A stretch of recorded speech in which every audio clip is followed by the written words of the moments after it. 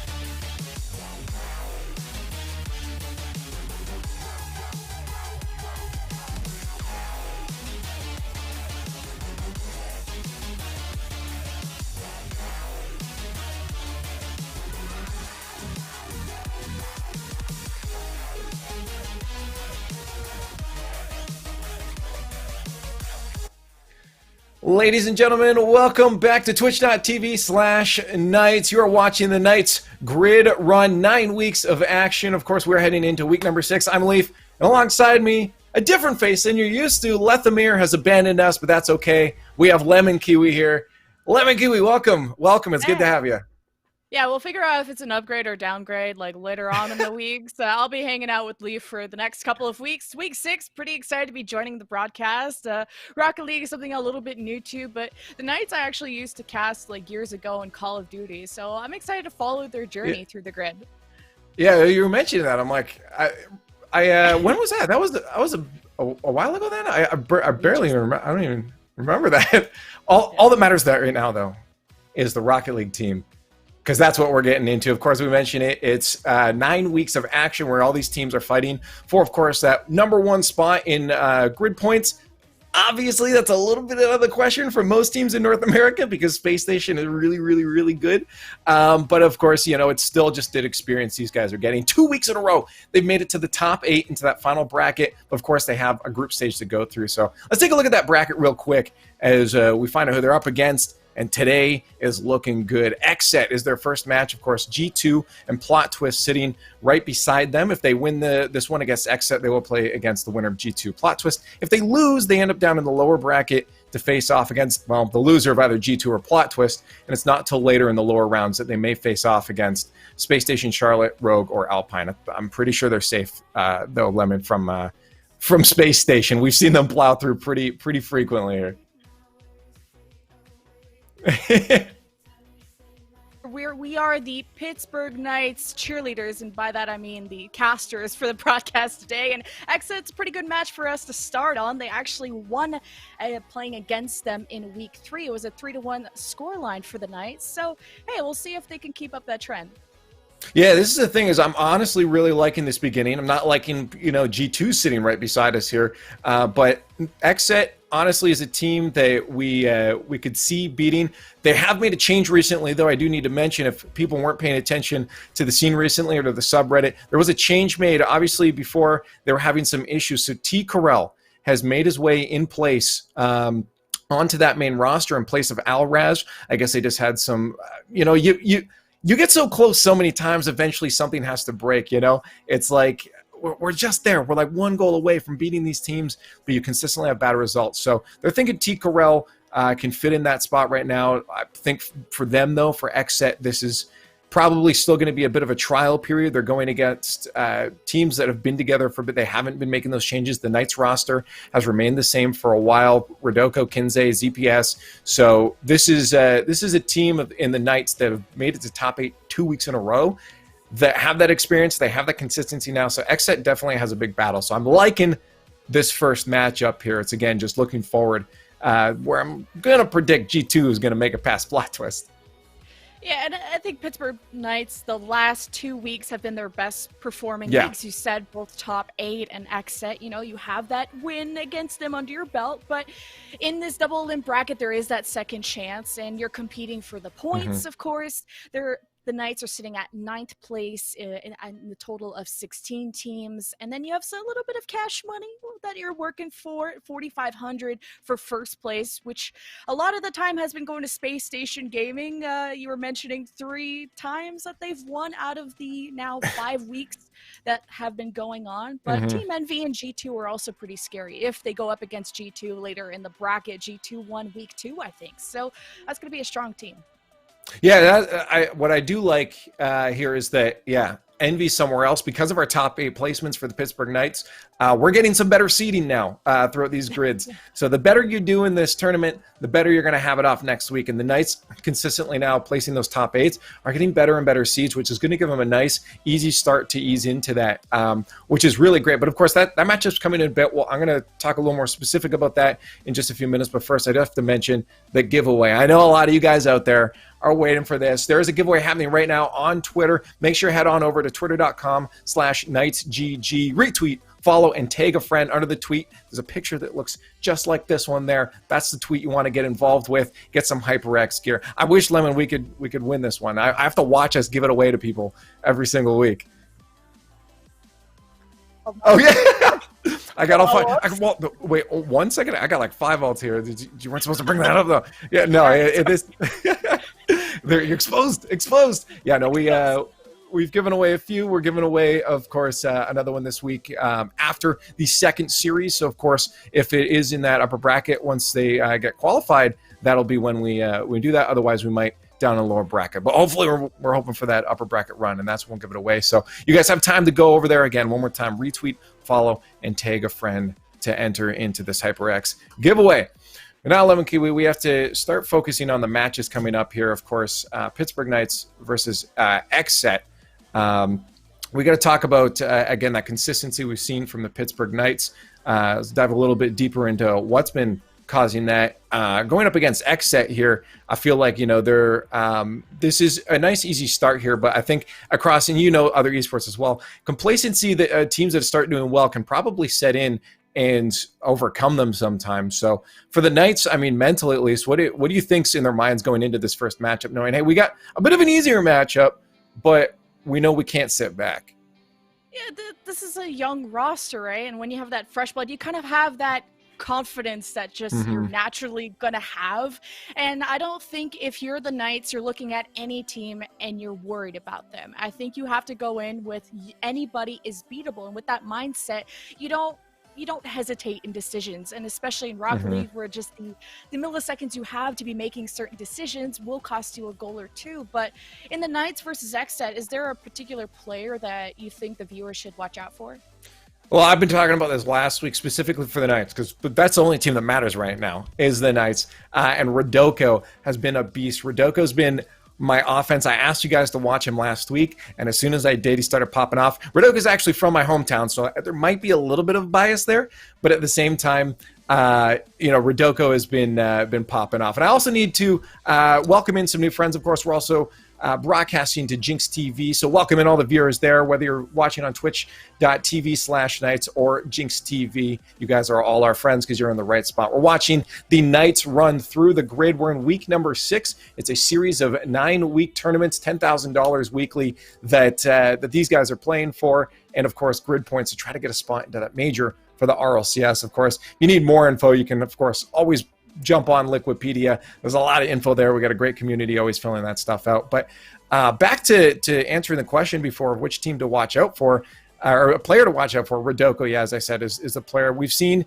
a ZPS just be a star player from time to time, doing really cool solo plays. Rodoko has just been an amazing goal scorer, though. You see him come from on his rotation out back to midfield. He'll be watching that ball. He's not just looking at getting boosts and supporting that midfield. He'll be watching for a goal-scoring opportunity. So keep an eye on Rodoko being able to score from any direction. And when you get blindsided by a shot like that, it's almost unsavable. And on the side of XSET, I'm definitely going to have to say keep an eye on T-Corral. I mean, this is his premiere now onto that main roster. T-Corral's getting a chance. I've seen T-Corral play in the past in smaller tournaments before.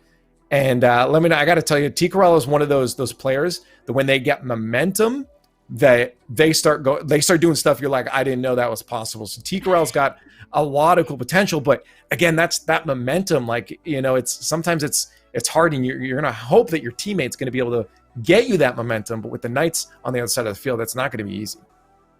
Yeah, with T-Corral joining XSET, this wasn't a player that XSET had in their previous matchup against Pittsburgh Knights, which I had already mentioned. It was 3-1 for the Knights a few weeks ago. So I'm excited to get into this match. If I had a player I want to keep my little eyeball on, it's definitely going to be Kinsey. I think he puts up a lot of stats in terms of his offensive play. So, and especially, I'm just looking at the stats, particularly in the match in XSET, and he would usually have the most amount of goals, most amount of shots, if not the goals. So he seems like a bit of a backbone for this team. But of course, in Rocket League 3v3, it's about working as a team, and you might have these solo plays like you mentioned here and there, but with how I would say they've been together the longest, right? This is a roster that came from Valence, but I think the few months that they do have together will be showing on the field today.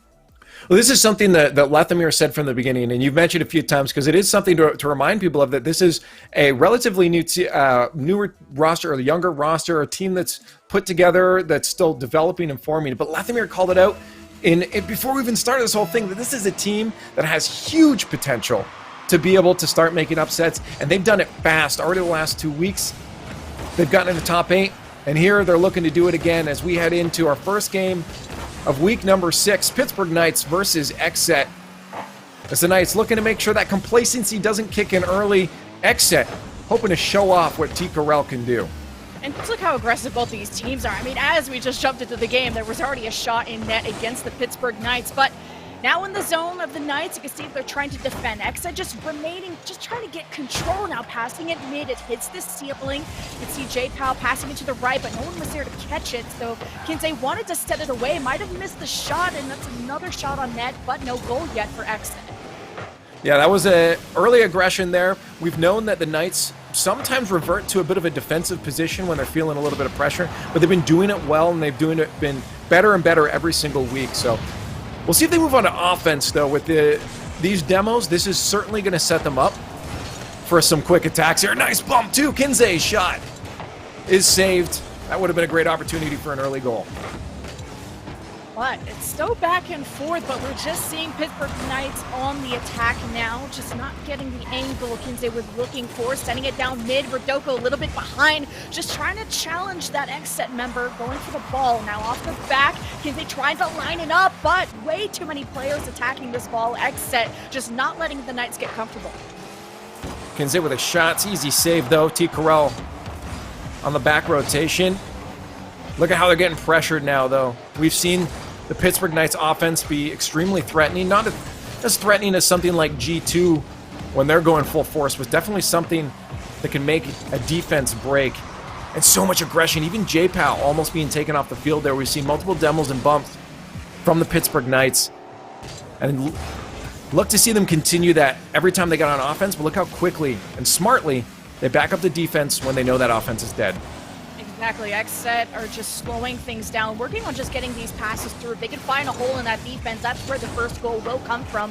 As it's been quite some time and we haven't seen a goal. A lot of shots, but no conversions yet. J-Pal, though, going to make something happen. He's got a member ahead of him he can pass to, but the defense just so incredible from the Knights. They're just shutting down every opportunity that XSET are throwing at them.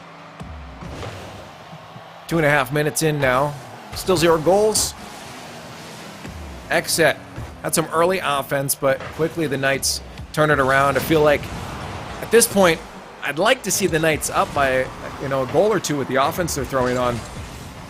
I don't like how much resistance they're allowing XSET to give back to them. So we'll see if they get a little bit more control. Something that they were a little weak on as the bracket went on last week was keeping the ball close, but they're doing a good job of that now. You see the pass out center and the shot. That's what you get from keeping the ball to yourself on defense. Keep that defensive passing. Don't just clear it down the field. So I'd like to see that control continue. As Liefx is leading the charge for the Knights, and T. Corral just being so patient just to block that. Make sure he keeps an eye on who he could be passing to. You don't want to leave your defense exposed. It's a quick transition down the field. This could be an opportunity for the Knights, but because of that demolition and right back forward, it really slowed the play down for both teams. But with a lot of boost for T. Corral, you can see maybe XSET, once they see Knights fully commit, they can try and transition this over, but no team are having really full control yet. A little bit awkward for XSET on defense right now. Midfield left by Rodoko. He backs up instead. They're going to give XSET a little bit of space, but they get possession as a result. Kinsey, the drop down, is just going to miss. That would have been a highlight reel. 1 minute remaining. Still no goals yet, but look at aggression still coming out from the Pittsburgh Knights. They just want that goal. They know they just can't wait for an opening. They need to force it. I'll say I am surprised at XSET's ability to recuperate even after all this aggression and these demolitions on offense. Yeah, it's just great defense, but you're How now wishing there was a bit of offense. 35 seconds and no goals left. At this point, the next and first goal of this game could be the nail in the coffin, but who will be the one to expose that mistake first? J-Pal and T. Corral moving on forward. It gets booped away as XSET try to regain control and getting it out of their own end, but Rodoko gets smashed in, and now XSET are up by 1 for a few seconds, but still no full commitment, and now there's 9 seconds left. We might be hitting overtime in game number 1. This is something that has been problematic for the Knights is their stamina. Last week it looks pretty good, but they still felt it when they hit that top 8. And going into overtimes in game number 1 is not the start you want into conserving your stamina. Playing as much Rocket League as possible is kind of the opposite when it comes to the strat there, but that's going to be an opening. Beautiful demo, kills the defense. Kinsey says, you know what, Leaf? You're right. We don't want an overtime. We just want to get the series done with. Let's end it now.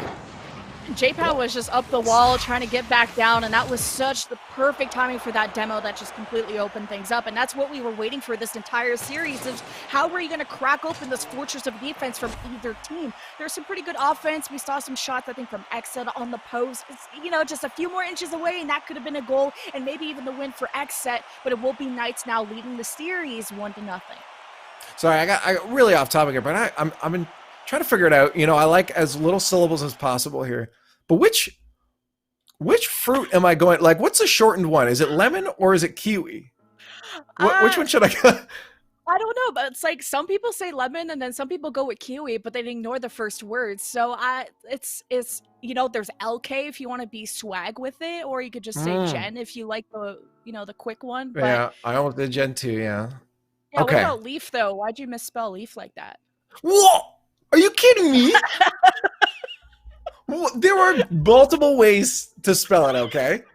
And this is fully acceptable. I got it from a book I read, so yell at the author. Now, okay. Why did this turn on me? What? Back to the Knights. Come on. Back to the Knights, yes. Game number 1 in the bag. We like to see it. This is a good start. Obviously, we want those early goals. They had to hustle right up to the end there. So if they could finish this one off a little bit earlier, I'd like to see that. Save that energy for likely G2, unless Plot Twist gets an upset there. But I'd really like to see this series ended quickly. At the same time, you feel for XSET because they have been obviously not getting the results they wanted to. But they can do that in the lower bracket. Good thing T. Corral was but CP chased him down. CPS. As a caster, I know that's named ZP, so I'll just say ZPs a lot. But hey, that's a great first goal. And you wanted that first goal, and they just listened to you like a coach. And hey, nailing that one in, Knights are up 1-0. I guess everyone knows too. ZPS, fun fact. What do you think it stands for? What? I don't know. Zipper? Plural? Not even close. It's. There's a reason it goes by ZPS now, but zombie poop shark. Okay. Yeah. Yeah, that's the Rocket League community for you.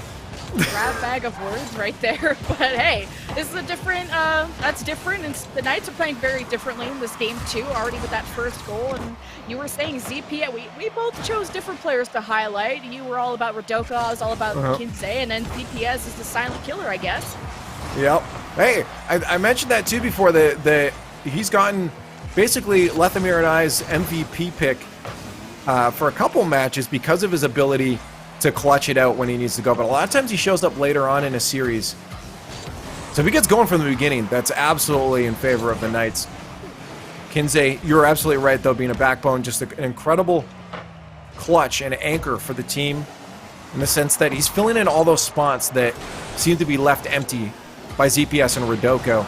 And that's been working so well for them as a team over the past couple weeks.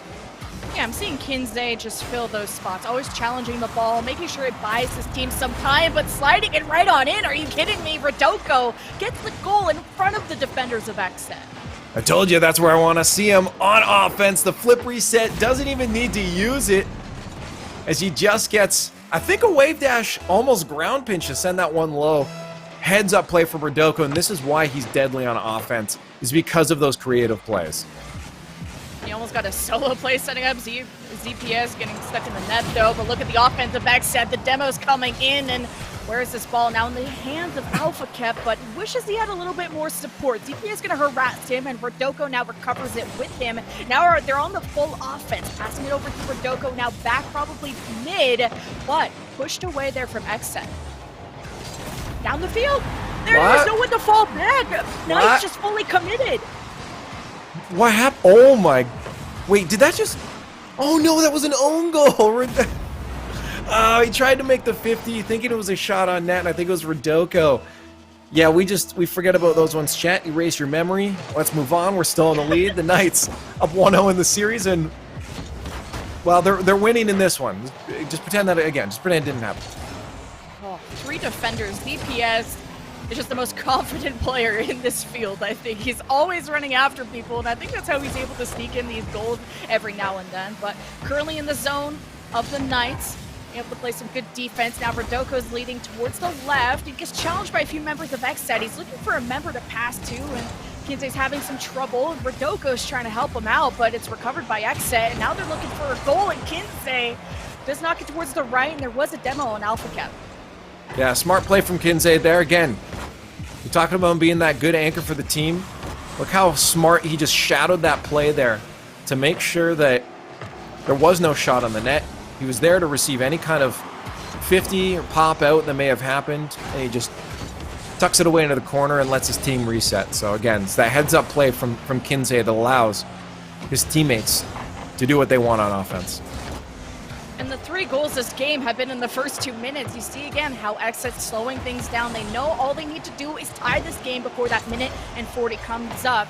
But then you also need to clutch overtime, and they're 0-1 on that so far, but it's keeping your head in the game. You don't want to let Pittsburgh Knights go up 2-0 in the series either, but they're just all over you. Kinsey's up the wall, but not able to keep control of it. ZPS recovery, but good defense from JPOW. So XSET denying opportunity after opportunity, but they also have to start making some of their own. Yeah, at this point with again, a minute left, you'll see them probably revert to a little bit more defense. The Knights started week number 1 with that super strong defense. They eventually learned and adapted their offense as they got more experience against some harder teams. Ooh, what? And they, well, I was talking because, again, I didn't think that'd be a goal, but I think a demo may have come out. Yeah, Kinsey Yeah, got there was a demoed spawn. at the start. Yeah. And that's just rough. That goes against what I was kind of talking about there, because I wanted them to be strong on the offense. They pushed a little bit too hard on offense, or defense, and they pushed too hard on offense. So that's what you get, Knights. You know what you need to do. Also, a lot of these transitions have been really quick. Like a few, I want to say 2 or 3 of the goals of this game alone have been because you just send it down the field and then there's no one as your kind of backup plan, your plan C, and that's usually Rodoko who's been acting as that backbone. But now XSET able to clear their zone quite well. Corral up into the air, bouncing above Rodoko, but now sending it over to Kinsey. So Knights should be able to make an offense out of this if they can get past these defenders. XSET falling back in 20 seconds. This goal could be who takes the series or this game.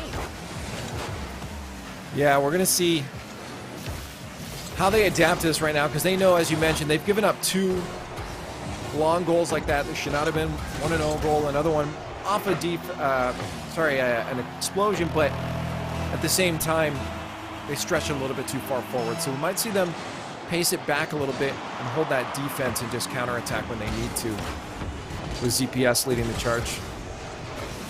The Knights looking to bring this to match point if they can get this in overtime. 2 overtimes in 2 games. The Knights clutched it. They're 1-0. Let's see if they can make it happen again, but she can't have stuff like that happen.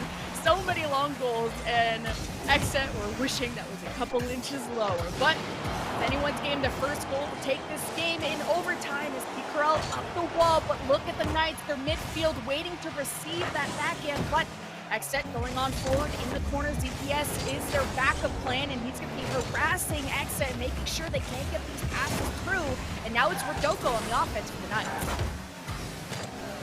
We might have a bit of offense here if they got the boost, the 50 in favor of the Knights. A good defensive rotation on XSET. They'll be able to clear this one back down to the blue end. The Knights looking to connect. That's going to be a bit awkward, but they got control of their own boost. An overcommit from T. Corral. Could be some midfield stronghold from the Knights. Backboard usage falls apart, though. And we extend past a minute into overtime as neither team can connect with it. Any real scoring chances. It's been a lot of back and forth as either team try to find that scoring lane. the Alpha Cap was able to tap it, so Knights are lost a little bit of control, but you're seeing ZPS just always being at the very back. They don't want XSET to just run away with a free goal because of a mistake that the offensive members of Knights are doing. So now with XSET maybe setting up an offense, Kinsey reads it like a book. Alpha Cap really reading this bounce well and trying to get it away from Kinsey, and it's just been so back and forth at this point. Any mistake can cost these teams, and Knights up in this series, they are comfortable, and you just can't say the same about XSET. It's been all over their zone this whole time. Shot a little high there, and I think if you haven't noticed, one thing they're starting to do now, the Knights, knowing that that fast-paced action wasn't working, that might be a shot on net though. Goal line save. Rodoko saw the double tap coming, and he keeps it out. This is that defense we talked about, so strong from the Knights. I like to see them holding that back, and again, as I was mentioning, you see them slowing it down on offense. Both ZPS and Kinsey both try to go for some slow plays to pace it down, control the pace over XSET, and make them think twice about what's happening. I bet you will see it ramp up quickly again after they've been conditioned. It was always DPS that was kind of playing at the back, and now he kind of switched out with Rodoko, obviously seeing that opportunity and wanting to play off of that. ZPS leading the way, but there just hasn't been any clear control from either team in overtime, and now you're getting to that 3-minute mark where you're maybe a little bit of panic is starting to set in, but bouncing off the wall, it could have almost been free, and XSET were there at the right time. Alpha Cap will take the game for XSET. Yeah, 3 minutes into overtime, you saw on the goal line Rodoko, he called out the slow shot. He knew that that wouldn't be a banger into the net. He tried to buy himself as much time as possible, but at the end of the day, Alpha Cap had too much of the net that he could score at. Rodoko couldn't cut the angle down enough, and that will find the back of the net. We tie it up at 1-1. Smart play still, though, on that defense from Rodoko. Just wasn't quite enough. And again, I talked about that slow play. I like to see right now that the Knights are very heads in this game. It's not just blindly playing Rocket League.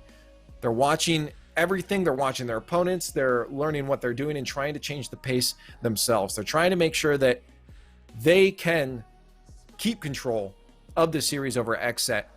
But as a result, they may have, missed out on how sometimes just you playing some ball chasing Rocket League can help. And these guys are really good at it. The Knights know how to get going fast. I wonder how we're going to see them react coming into game number 3. And you're seeing in the replays just how many long goals we saw just in game 2, where if you are just joining us and missed game 1, I mean, you kind of missed out on your nap. I mean, it was a 1-0 game in overtime that ended for the Knights, and Alpha Kip was a player that was kind of quiet to me for the whole series, and he got 2 goals, and the one that mattered the most in overtime. So we'll see how XSET are able to keep things up now that they don't have to play with so much pressure on their shoulders now they've tied the series. I'm not sure if the pressure's up yet for T-Corral, at least, as he joins the roster.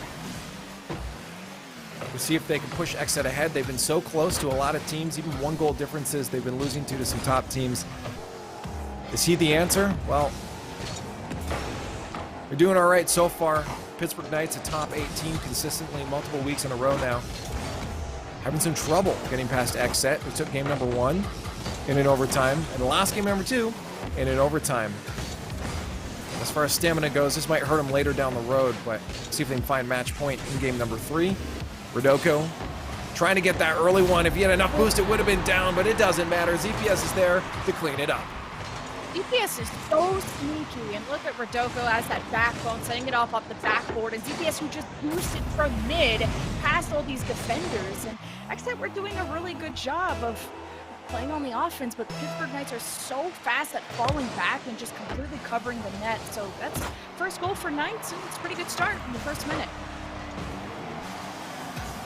What I wanted to see from the Knights, get those early goals, allow them to have more options.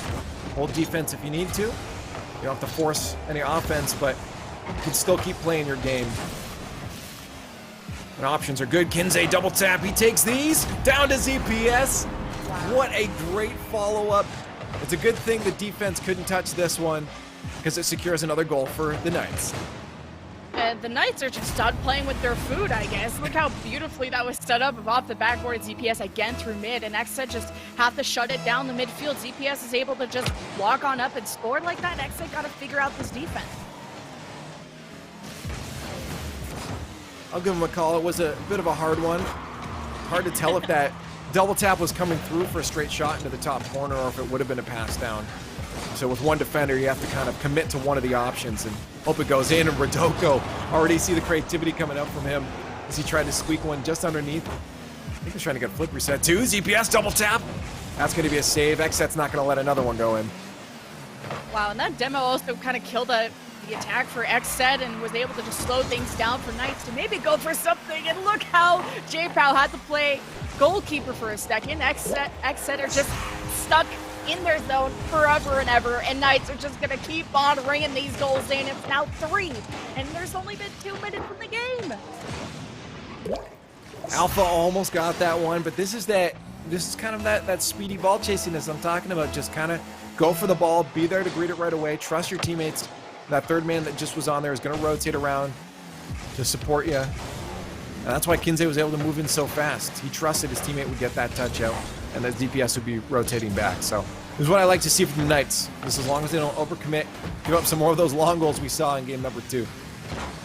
Yeah, I like the trust that we have. It is also nice to not trust your teammates fully, and then you're like, does he really got that? And then you kind of fall back, and then that's where his DPS is always at the right place at the right time. Either he fully commits, trusting you, or he falls back. And look at that, XSET changing things up and able to get on the board, because that was looking pretty sketchy if you're an XSET fan. That was just a solid pass. I mean, these cross box passes to that far side, you kind of get blindsided, especially with the Dominus.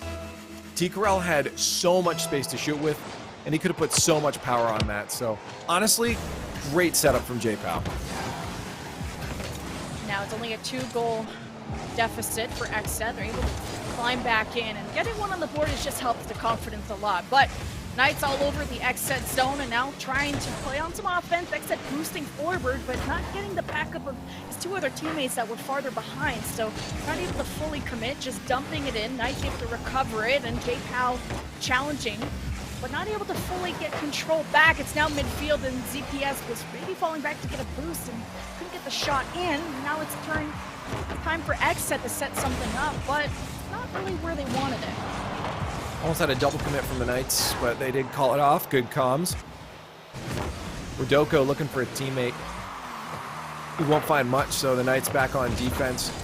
I have talked about the Knights and their defense being really strong in the first early weeks and figuring out their offense, but it feels like now that they've got that offense down pat, might be struggling a little bit on defense.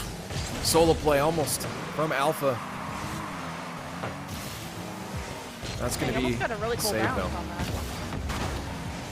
Yeah, you got to be careful again. Any of these guys, especially these bubble teams, I mean, like, most of these players are extremely mechanical players that are still just learning the positional part of the game. So any of these players have any real chance to do a solo pop-off, and that's what's scary about this new generation.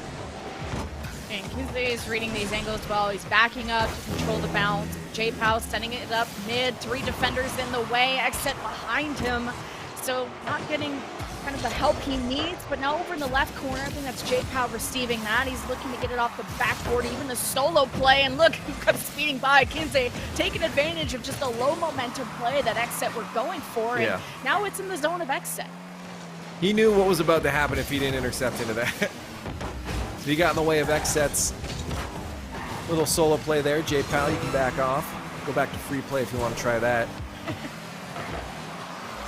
With a 2-goal lead with 30 seconds left, this is a good position for the Knights to find match point. Yeah, 20 seconds, do math, at least 2 goals per 10 seconds. Maybe XSET can make it happen, but the Knights, all they got to do, nothing's impossible. We'll see, but starts with defending the shots on net. Knights have just not let go of this hold onto the XSET. Now it's 1-1 in the series and a few more seconds left to go. XSET could just not make anything happen, but they did get on the board. Will be the Knights now leading the series 2-1. Yeah, XSET starting to look like they're getting a bit of momentum now, and that worries me for T-Corral. I've seen multiple opportunities for T-Corral to get some solo plays. And even J-Pow's been looking pretty solid too. So I'm honestly don't think it's quite in the bag yet. As convincing as that game looked for the Pittsburgh Knights, I'm watching that momentum increase, as I said, for XSET. Now the Knights as well, also looking pretty good, pretty fresh. They look warmed up since game number 1. But I do think XSET will put up a fight in this next game here. But the Knights at match point, and that's definitely going to be a confidence booster. Sometimes just knowing you have that a little bit of extra security blanket can really help your confidence in your gameplay, which removes hesitation and gives you a lot more speed a lot of times. So the Knights, you know, obviously have the advantage there, but XSET I wouldn't count out yet. It's a little bit of deja vu from the last series we saw these two teams play in week 3. It was the Knights that won 3-1, but XSET now, with the addition of T. Corral, you're seeing how much they still have to make adjustments around this player. And J. Powell, who has been stuck playing defense and maybe not able to play as confidently and as far forward as maybe the rest of the Knights are, but maybe that's where you expose that weakness in the Knights. If they're going to triple commit all the time, that's where you can get those long goal passes, transitions like they did in game 1. And look, it could be free right here, and J. Powell gets the first goal for XSET. Hold up, I gotta take a look at what happened here. Did he get a bump on him as well? Oh, did CPS get taken? It was just off camera there. I can't quite tell. I think CPS might have had the save, but I think he got taken out of the play there. And as the last defender, you're expecting that 50 to go favorably. Yeah, that was just a great solo play. I mean, I think it was J-Pal that got that one. He's feeling good about that one. And that's got to be a big confidence booster, you know, match point for the Knights. XSET starting off, I mean, I don't think this whole series XSET has started off with a goal. It's always been the Knights, unless you count game 1 where, you know, it went all the way to overtime. But either way, you're seeing the Knights get that confidence back up, and look how CPS just rams into XSET, sends the ball away, and as XSET are going for some kind of setup, Knights are just all over them. We have, again, defense I'm not the happiest about right now for the Knights. And I'm surprised that didn't go in. A demo came out for T. Corral as he crossed on his rotation back to midfield, and he cut hard. T. Corral is feeling it right now. This is why I said don't count them out. And Alpha Cap, great positioning as that third man to make sure they can stay on offense. Pressure is pretty good for XSET right now. The Knights are going to have to find some sort of control down the field. Just clearing the ball is not going to cut it. It feels like XSET are getting these really nice angles, but the Knights are able to read them so well. The pre-jump so well timed. They've been blocking everything that XSET is throwing at them. It's Alpha Cat versus Rodoko, and he lets the ball get too far ahead of him, so Rodoko sent it down the field. And it's only been a couple minutes though, so XSET, with only a 1-goal lead, you're not too comfortable with this. Maybe if you can make it 2, you can start to relax, play some defense, but they're still all over the Knights and vice versa. So need to see XSET get another one, but the Knights want to tie it up as well. Again, when they're on defense, I want to see that control, but when they're on offense, I got no complaints. Beautiful underside shot from ZPS. Just a banger of a pass off that backboard. Kinsey saw there's not a single XSET defender there. Let's use that backboard. Tie game. 3 minutes, match point for the Knights, and off the break.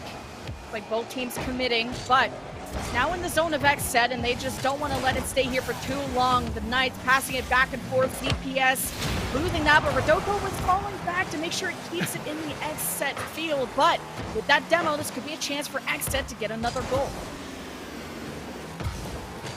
Yeah, all tied up at the 2.5 minute mark. XSET is starting to warm up. I told you, I didn't, I don't want to say a toe-to-so, but a toe-to-so. That XSET not to be counted out yet.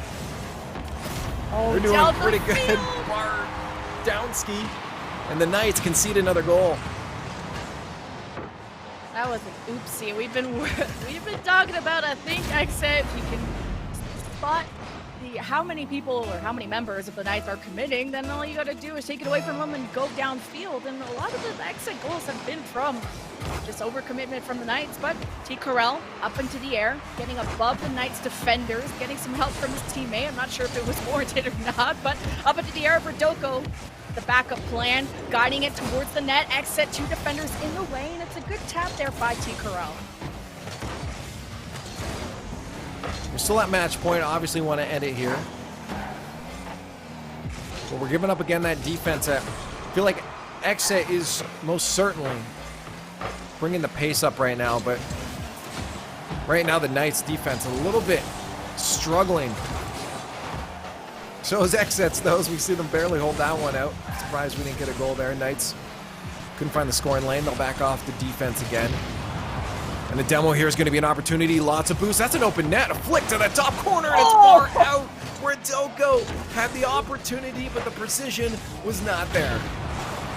That was a choke. I mean, yeah, I'm going to have to check with the council about that one, but that should have been free low. But still a minute 11 left for the Knights to tie things up, or else XSET could be sending us into a game 5. But we'll see how the Knights can switch up the pace. It will be J-Pow going towards the Knights net.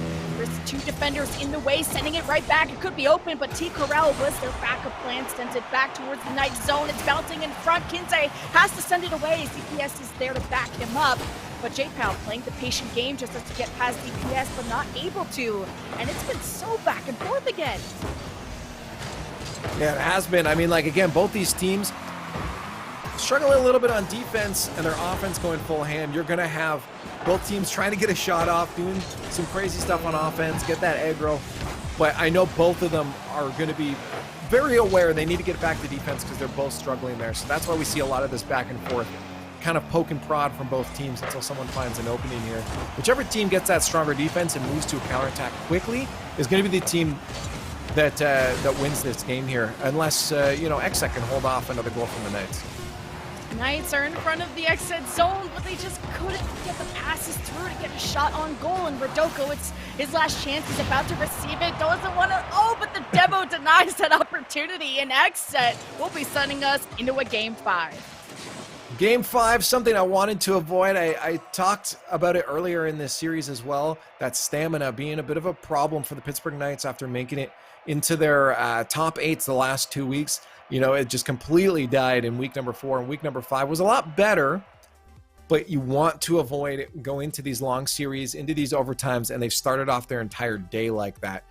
But it's partially their own fault, also partially to XSET.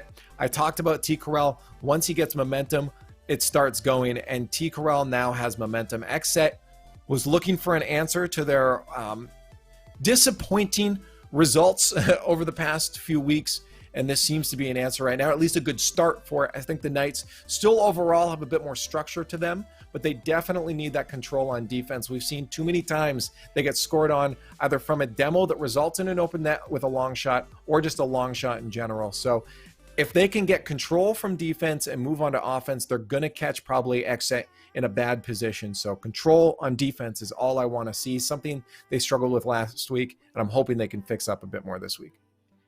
Speaking of fixing, we said that Rodoko goal, that when he had a free net and he missed a shot, that could have been the series right there. They could have been moving on, but I'm not going to wrap too much. I also want to give some props to XSET, who create a new player in game 5, so it looked pretty good.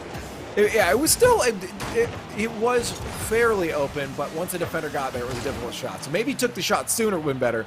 He put himself in a hard spot, is I guess the even way to put it. Yeah, we forgive him, we forget. But let's see, game 5, there's no more forgetting. There is a loser's bracket, so you can try and make up for it there, but this is not the Knights start that maybe they were expecting. At least you can still get a game 5 win here, but it was maybe harder than they were expecting. I told you not to count out XSET. This is exactly why, as they take game number 4 to bring us to a game 5. Giving you guys as much Rocket League as possible. The Knights have this under control. The script is still good. Don't worry, guys. The script? Oh, but Rodoko. Script, come on! What a block there from XSET. Holy cow, J-Pow is a god. Yeah, again, all these players, I talked about them having that individual mechanical prowess. And once they start connecting, we've seen XSET start connect with some passes as well. It gets scary for any team, not just the Knights. But the Knights also have that potential, and we've seen that week after week as well. Also, their malleability.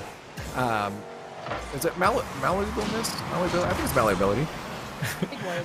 They are malleable, and they have been adjusting really well. So even from game to game within a series. So I think the Knights, again, still in favor here, but XSET still going to repeat what I said before game 4, not to be counted out. All right, good block there from CPS up, but it will be Alpha Kev that missed that charge, but it's okay. Demo takes out ZPS, so you have XSET with a few seconds of advantage, but you need to just get control of it, and T-Crow's having issues with that, especially with Kinsey in his behind, but now it's down mid, and XSET are able to get it away from their zone, and two defenders stand in their way, but J-Pow still finds an angle and gets the first goal for XSET again. Yeah, I think a hard clear from Kinsey coming across. He shouldn't have flipped into that. If it was a trap and a hole, it would have been better. I wonder if he thought Rodoko maybe was over there and he tried to connect with them, but maybe a bit of miscommunication there. Either that or just a missed call on what he should have done. No flip, probably would have trapped it and had control. So there's what I was talking about, control on defense. I need to see it from the Pittsburgh Knights. And Alpha Kev, I mean, he's up into the air, the defenders were on the ground, and now everyone lost control, lost sight of the ball, and ZPS, again, he's kind of sneaky. He just comes out of nowhere, hits it when no one had control, and the perfect opportunity to tie the game just as quick as XSET got their goal. Let's take it back to one step before that, though. Rodoko, the cheeky little bugger, just waiting for that to tap into his car. He just parks the bus, and the ball goes perfectly out to ZPS. Up into the air, though. Knights not really too threatened by what XSET were putting on the table, but needing to set something up, but immediately losing control of it. Kinzin has to fall all the way back. Two defenders for the Knights, and again, not really feeling too threatened by XSET, and maybe these demos is what's going to loosen up this defense a little bit. 1-1 now, 2.5 minutes left in the game. Tied up in game 5. Winner of this faces off against G2 Esports as G2 swept Plot Twist, so they're waiting there patiently. So the Knights obviously going to win this one. At least are warmed up now against G2, who we know has a really good aggro offense. And XSET's been a great warm-up match. We're looking forward to telling you all about other upsets going on in our bracket after this, but still 2 minutes left to go. And 2 goals on the board, but very much slowing things down. ZPS not letting XSET getting any sort of momentum, any sort of setup. It's up into the air. Kinsey, T-Corel3 jumping, able to easily tap that away. But you're waiting to see the Knights, how they can get past this XSET defense. As 3 members in the net, Rodoko can't make anything happen, but he will get a demo in. Final minute approaching. We have an opportunity for ZPS, but with no boost, he'll have to back off. I don't think they got control of any of those back boosts. Alpha Cap going for the delayed shot. Gets called out by the defense of the Knights. As that one rolls around, that's a chance for a hard clear, but both ZPS and Kinsey left that one. See if they get the control. 1 minute left. It's game 5. This is do or die. It's time to clutch up whoever you may be, the hero for your team, the Avengers, and it's gonna be T-Corel, the new member of XSET, getting potentially the series winning goal here. There's still 49 seconds left. Knights will have to do a lot to come back now. Oh, this one hurts me just a little bit. A miss off the wall in that demo. I'll give that one to XSET, but those 2 series of events and that one, it hurts the soul if you're a Knights fan for sure. Thought that demo was a save, and what that miss, it wasn't going on offense in the first place. Now XSET leading by 1 goal, 30 seconds left. The Knights can still bring this back. Yeah, just J-Pow leading it for XSET, but he's got 2 Knights members all over him. T-Corel thought he could read that one, and maybe if J-Pow was a little farther forward, he could knock that in from mid, but Knights doing a good job of getting this away from the offense of XSET. Now trying to send it back. They want to dump this in. They want to try and tie it here. 12 seconds left. I mean, Knights, game 5 could be going to the loser's bracket, but Alpha kept getting another one in, and that's unfortunately the nail in the coffin. 3-1 with 5 seconds left. What a turnaround that we've seen from XSET in this series so far. Well, you call it the nail in the coffin, but at least it's just lightly set in right now. We still have a potential. I will say that it's not likely, but you're right. XSET turning this one around. In all honesty, it's why I said after game 3 to not count them out. I saw that momentum shift, even though they lost that, and giving match point to the Knights. I had to mention it because I saw XSET doing some things that started to scare me on the field. While they weren't following through completely, they were getting to that point, and this is where we saw them give them 2 more games, and they end up getting to put that together. For XSET, this is incredibly huge, especially for T-Corel as well. I was talking to their coach Trey, who's been talking about just like, we're so close and we're not finishing it. We have to call it. We have to bring in T. Corral.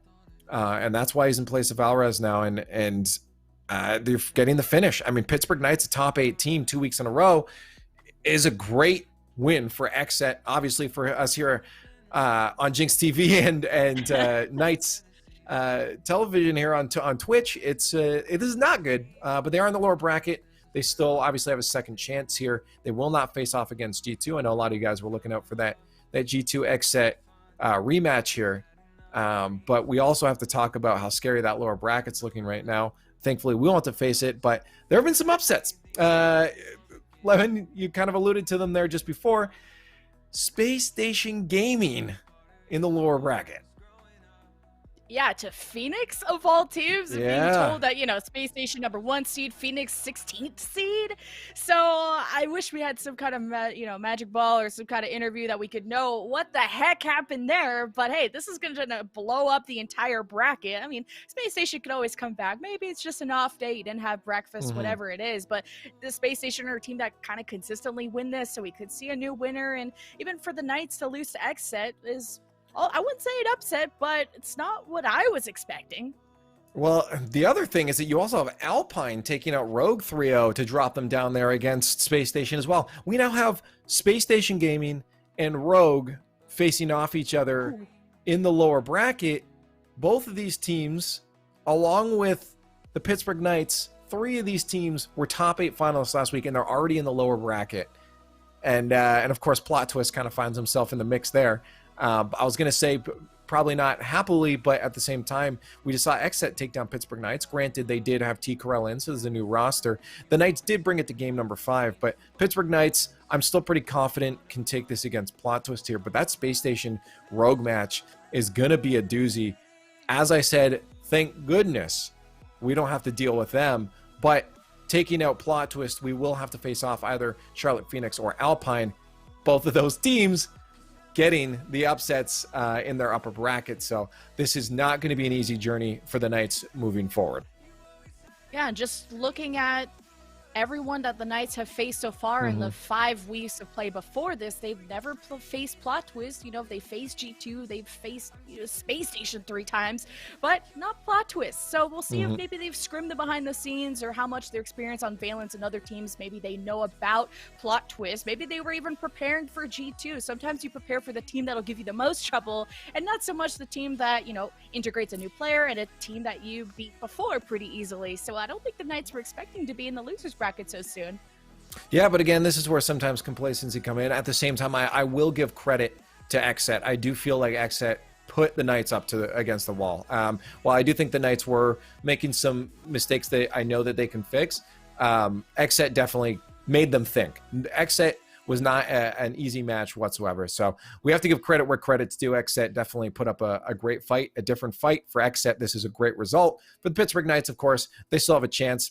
I think every single time they've made it through the lower bracket, so they're still in this. We have ZPS in the chat, the Twitch chat, saying bit of unluck there, a little unluck as they drop down. But of course, you don't want to rely on luck or anything. You want to make this take this into your own hands. So they'll be thinking about their next match, and that comes up soon. Before that, though, I want to mention, of course, we do have a giveaway going on over at twitter.com/KnightsGG. Make sure you guys get over there, find the tweet, retweet, follow, and tag a friend on that tweet to be able to be entered. We will be pulling a winner after this next match coming up. It's going to be Plot Twist versus the Knights, so you do not want to miss it. Don't go anymore. More Knights Rocket League coming your way. Want to see me in this way tomorrow is another day when I can let go of everything I've ever dreamed and follow my heart. Can't you see going round in circles? Oh, man, it seems forever lost 'cause you're a different person. You don't want to see me in this way. Tomorrow is another day. Tomorrow is another day.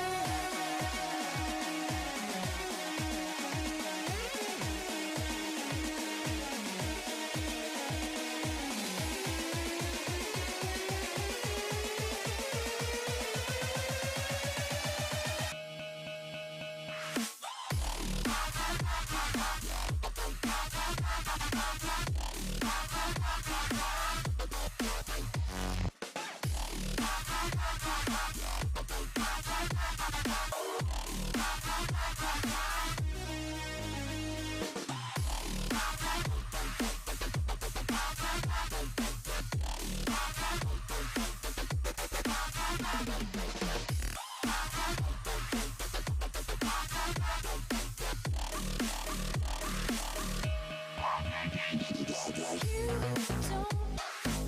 to see me in this way tomorrow is another day when I can let go of everything I've ever dreamed and fall below my heart.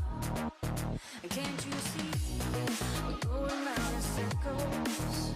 All that is forever lost. You're a different person. You don't want to see me in this way. Tomorrow is another day. Tomorrow is another day.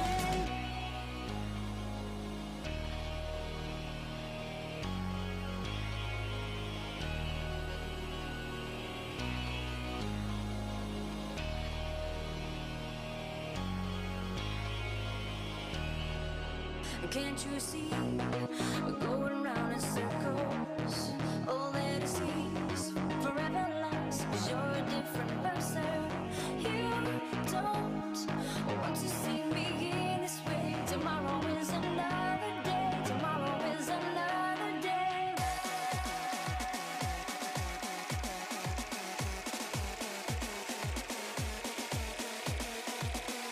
Ladies and gentlemen, welcome back to either Jinx TV or twitch.tv/Knights, where you are watching the Knights run in week number 6, a 9-week tournament of the grid as they fight for weekly $10,000 and, of course, their grid points and a lot of experience. I'm Leaf alongside me, Lemon Kiwi, to bring you guys the action. We just watched Lemon Kiwi, them losing in Game 5 against XSET. This was a hard-fought match. It looked like the Knights obviously had a bit of an upper hand at the beginning, but XSET warmed up hard by the end of it.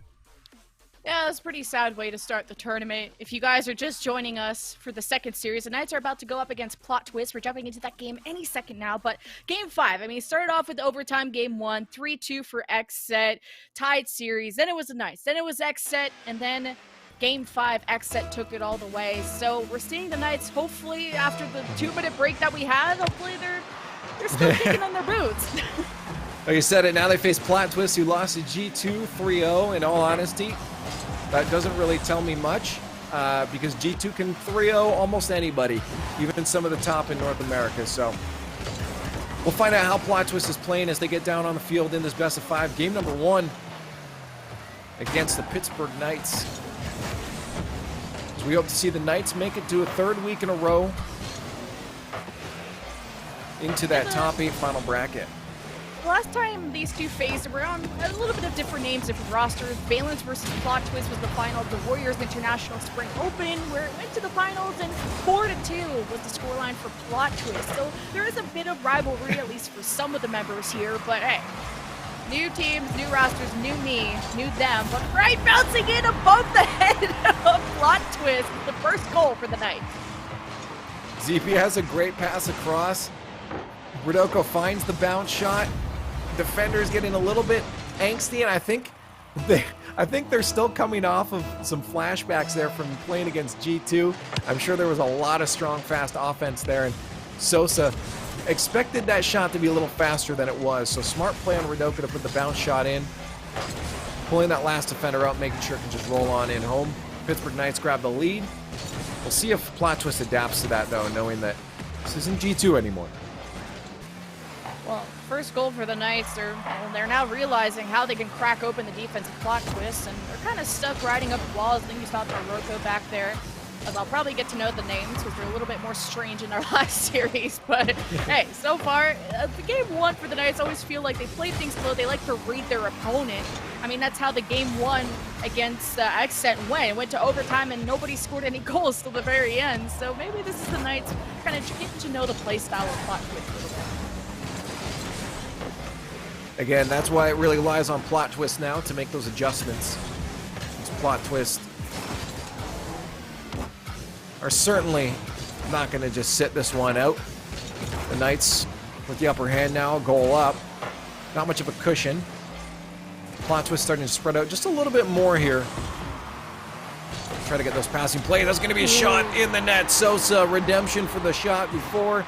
Finds a long pass as it 50s straight out center. super fortunate for Plot Twist, and they'll grab a goal themselves.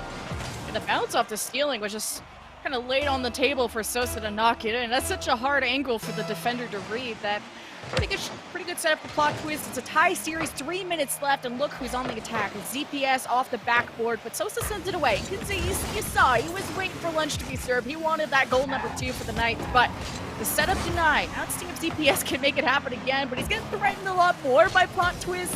But Tarako down mid, trying to get a weird bounce above Rodoko, but he reads that one well, and it's up to ZPS to just make sure that the that Plot Twists are uncomfortable once they do go on the offense. 2.5 minutes in, that's going to be a soft shot. Mektos is going to put this one away. Look at him get the underside as Tarako just beautifully sets that one center. Taroko to Mektos. And you can't complain about that if you're Plot Twist. What are you chuckling about over there? I'm just getting to know the names, and what you said sounded like gibberish. It turns out it's the team player's name. Taroko to Mektos, there's Sosa at the back. Yeah, that was the rap god right there. Down all the way past the field. It's the Knights in the Knight zone and trying to get it out, but Tarako keeps it in. Rodoko, there's a lot of vowels going on, but chasing the ball here. No clear control yet until Rodoko over to the left. Back the other way from Plot Twist. Kinsey is going to keep it in. Now you're looking to set it up mid. You can see Kinsey backing up. ZPS will be the one to receive it. Kinsey acting as a backup plan. Now getting above that one defender off the backboard. Sosa not getting the setup he was looking for, though. That lead holds on there. Kinsey is going to get credit for this one. Who was that on the offense? Did they just take them completely out of the field? Let me see this one again. Oh, no, he fakes him. He thought the shot was coming in. Mektos jumped for it. Beautiful fake. That's when he needs those new quick chats coming out in the next update. Just spam the faking. Pretty high-scoring game for our game one as well. It's 2-2, minute and a half left, and we're seeing a lot of defenders just boost past the side. Tarako gets past the defender. It's another goal. I mean, you're maybe needing... Well, what do you think these defenders have to do? We're seeing so many scores be converted into goals here. Or so many shots being converted into goals. Yeah, no, it's honestly it's just a bit of chaos. I'm giving a lot of credit right now to Taroko, as he's setting up a lot of creative plays for his teammates. The playmaker skills coming out hard. Almost reminds me of a Squishy Muffins as just a solid playmaker, and he's generating a lot of opportunities. He gets past not one, but 2 players himself. But we have one of those too, and it's Rodoko. So I'd like to see Rodoko start to fire up that offense a little bit more. We're not getting too much pressure defensively. It's just, again, those creative plays. So if they sit back, wait for those shots or passes to land right in their lap, they should be able to convert into offense pretty quickly with a counterattack.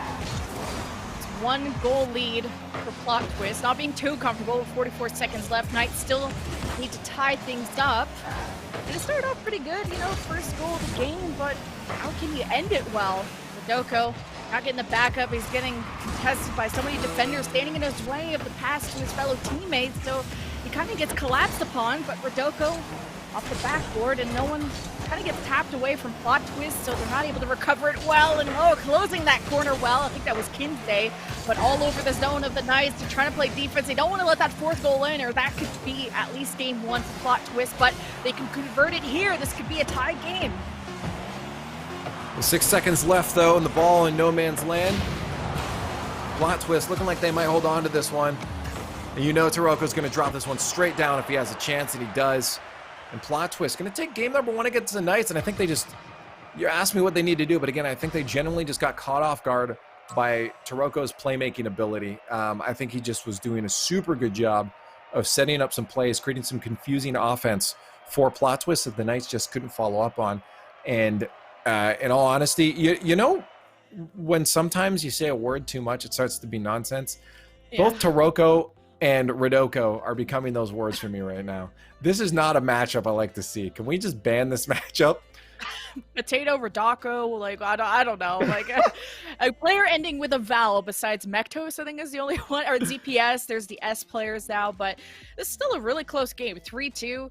But what I was worried about looking at the stats is that Plot Twist, like, doubled the shots of the Knights. I think it was, like, 11 to 4-ish, or just almost doubling. Plot Twist had so many opportunities and obviously able to convert as much as the Knights, but 3-2, I think the Knights can come back. Let's see how they do in game 2. The Knights looking to fight back and make sure they don't end up at match point against Plot Twist. As they are in the lower bracket, losing this would knock them out of week number 6. Flip reset there from Taroko. ZPS reading that one, 50s it to the side. Rodoko trying to get those plays I was talking about, but out of boost, he'll have to back off. ZPS just buying time. Meets Rodoko with the ball, but the follow-up from Kinsey was a little bit late. So Rodoko went instead, and they'll have to back up the defense here. See if they can find some offense, but they didn't get that boost control. Well, just getting past Mektos there was a little sketchy. I think thankfully you have plan B and plan C, a Plot Twist in the net to block that one. But man, this has been scary for both teams. I'm surprised we haven't seen a goal yet. There's been a lot of open nets, and then these defenders boosting from cross map. But see, in the night zone, trying to get it away, but Mektos off the backboard, and not a teammate there to receive it. So we see Knights converting that to the other side, but keeping a Plot Twist able to keep it in. Now it's Mektos challenging the right, and good block again from the Knights. They're just denying every shot. At the same time, though, they're being denied some of their boost, and that's why we're going to see a goal from Sosa. Not going to lie, I saw that one coming a mile away. Again, look at how good these rotations out are for Plot Twist right now. They're just destroying the Knights on boost, and it's putting the Knights in a very precarious spot. They're having to position themselves a little more timidly, sitting in the goal line, giving a lot of space for Plot Twist to take these shots. That was a beautiful shot from Sosa, to be real, but at the same time, it didn't help that the Knights were struggling on defense. The series 1-0. Game 2, 1-0 for Plot Twist. As again, not really much threat in the zone of Plot Twist. We said this game 1 that Plot Twist were doubling the shots of the Knights. And although the overall score was very close, you're seeing maybe that stamina difference that you were talking about the Knights being a little bit drained from their game 5. Who knows how their confidence is like going up against Plot Twist, a team they haven't seen in quite some time, and another shot, but no conversion. The Knights missing out on these chances. It'd be really funny. Plot Twist is like, you know what? Let's just save our stamina, head down to the lower bracket, make the run through there. We're not taking out G2. It's got 3-0'd. Those are the easy strats right there. Yeah. Likely Get the not. easier team. But wait, Space Station Gaming's apparently a loser, Yeah, so no, wait, I don't know about one that. of the good teams in the lower bracket now. I don't even know what's going on. Week 6 is a wild one, that's for sure. But still a wild game. I mean, game 1, 3-2. You haven't seen a lot of action, a lot of goal scoring in the past few minutes, but see Pittsburgh Knights over to that right side. You can see the double come in, now falling back as Taroko's comes speeding in. It takes his time to maybe go up the wall, but with the 2 defenders up his back, he's just not even going to bother with it. Knights able to easily clear their zone. With that 2 minutes left, that means there's a lot of time. Knights obviously need to get a goal here, otherwise they will be sitting a match point for Plot Twist, and there's that goal to tie it up. Just gonna find the angle there. We take it. Yeah, that was just out of reach. I don't think he had enough boost. He tripped on his shoelace a little bit. It looked like he was gonna jump really high, and then he just didn't. Yeah. That's it. But tie game. Knights in this, and especially when the series is the other way. You want to tie things up here and now. Taroko on the offense decides to have a tea party with Kinsey in the net, so the ball is going to be quite far away from them for the moment. Sosa off the backboard, not really there to receive it. Already falling back, but Taroko thinks there's an opportunity to put it in, and there it is. The goal for him and Plot Twist to take the lead in game 2. Yeah, they answer that goal from the Knights pretty quickly there. Look at this offense. What is going on? You have Taroko on his way out trying to take out ZPS to make sure he gets bumped. And you also have that shot that went in regardless of a bump or not. But that is just, that is some super aggro offense. If ZPS got away with that ball, that likely would have been a goal for the Knights. So risk, pain, reward here for Plot Twist. We even saw in the last series how a lot of the goals against the Knights were because they just went a little too aggro and then kind of converted over on the other side of the field and getting away from them, and it's bouncing right in front of the Plot Twist net. I'm so surprised Knights could just not find an angle to tap that one in. It was just sitting right there, the tie game, but with 1 minute, let's see if that one will cost them. Up into the air, you can see Plot Twist defending quite well, sending it now into the Knights zone, and this could be a chance for a third goal, but it's getting denied. I gotta be real again. It's something, just going back a couple seconds, you saw ZPS had a chance there to slow that play down, get a dribble downfield, but he flicks it immediately as he got baited out by Sosa's little fake attack there and challenge. And they need to be a little bit less antsy to get rid of the ball like that. They need to take control. 30 seconds left. If Plot Twist get away with this, they'll be on match series point. Knights, this is not how they wanted to start week 6. It's not how they want to end week 6. And that demo will get Knights on the board and tie the series with 16 seconds left. Look at this from Kinsey. What a touch. Just the soft left wheel to put that one out. If he had front flipped into that, it was a 50 going the other way. Beautiful pass from Kinsey to send that out. That was a heads up play. The reaction time to set up his teammates for success. Oh my god, ZPS almost gave me a heart attack. I'm not wearing my diaper for this one. 2 for 2. And it barely gets tapped away in the last 5 seconds. That could have been it. But as the ball lands on the ground, we will be entering overtime. And the Knights are no stranger to this. But I think they're 1-1 in overtime on our broadcast so far. So we'll see how the luck pans out here. Well, Chad, I hope you got your diapers on. We're heading into overtime. Match point for Plot Twist. It's not over for the Knights, but certainly they want as few games as possible to conserve that stamina for future matches. This is not the way to start it here. Plot Twist putting up a fight. Any mistake will cost this team, especially the Knights. Again, you do not want Plot Twist to go to match or series point. It's too scary for your stamina, for your mental, for everything inside your head. But right in front of the Knights goal, good patience there, sending it away. Now Sosa passing it to the other team. You don't want that. But off the backboard, you can see Kinsey needs some help in that corner, and Plot Twist trying to clear the zone. ZPS keeping it in, and Tarako answering right back. The Knights underestimating the speed of Plot Twist there. They went for a couple plays that would have gotten some other teams, but Plot Twist is eager for a win right now. They are going full ball chase, and it's working out for them. So the Knights have to be aware that some of these passing plays aren't going to connect. Oh man, these blocks, man, are so clutch, but bouncing right in front, it hits the post, and PS wants it bad, and Pittsburgh Knights are all over it, but it's not over yet. Plot Twist haven't cleared yet the point. The goal that the Knights need to tie the series is right there, but now it's Plot Twist's chance to answer back. Here's Mektos in the corner, setting it mid, but not having anyone boosting mid. There's no one playing as aggro as Mektos now, as Sosa gives up the challenge, and now the Knights with the solo play, see if they can make it happen. A lot of offense there, back and forth. You see the pace of the game increasing up, but the Knights doing a good job of recognizing when they need to back off the defense. These are the changes I was talking about earlier, and these are the changes I like to see. They need to keep it up and not underestimate again the speed from Plot Twist.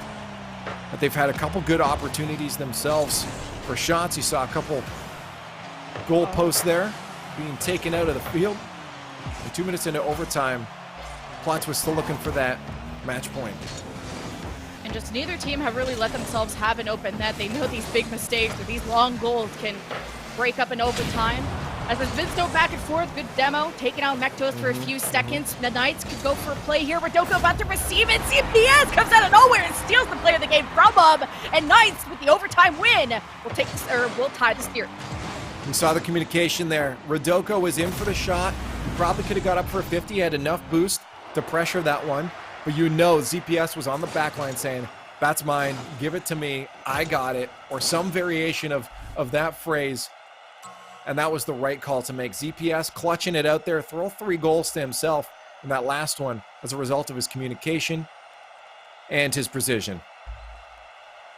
Little deja vu, 3-2 for Plot Twist in game 1, 3-2 for the Knights in game 2. So it was a And in little overtime, too. bit in overtime, which now the Knights are 2-1. So knowing how to kind of keep their composure and not fully commit like they did in their series against XSET, they were able to deny a lot of these long goal shots from Plot Twist, and Plot Twist doing the same thing. But about to jump into game 3 to see who's going to get a lead.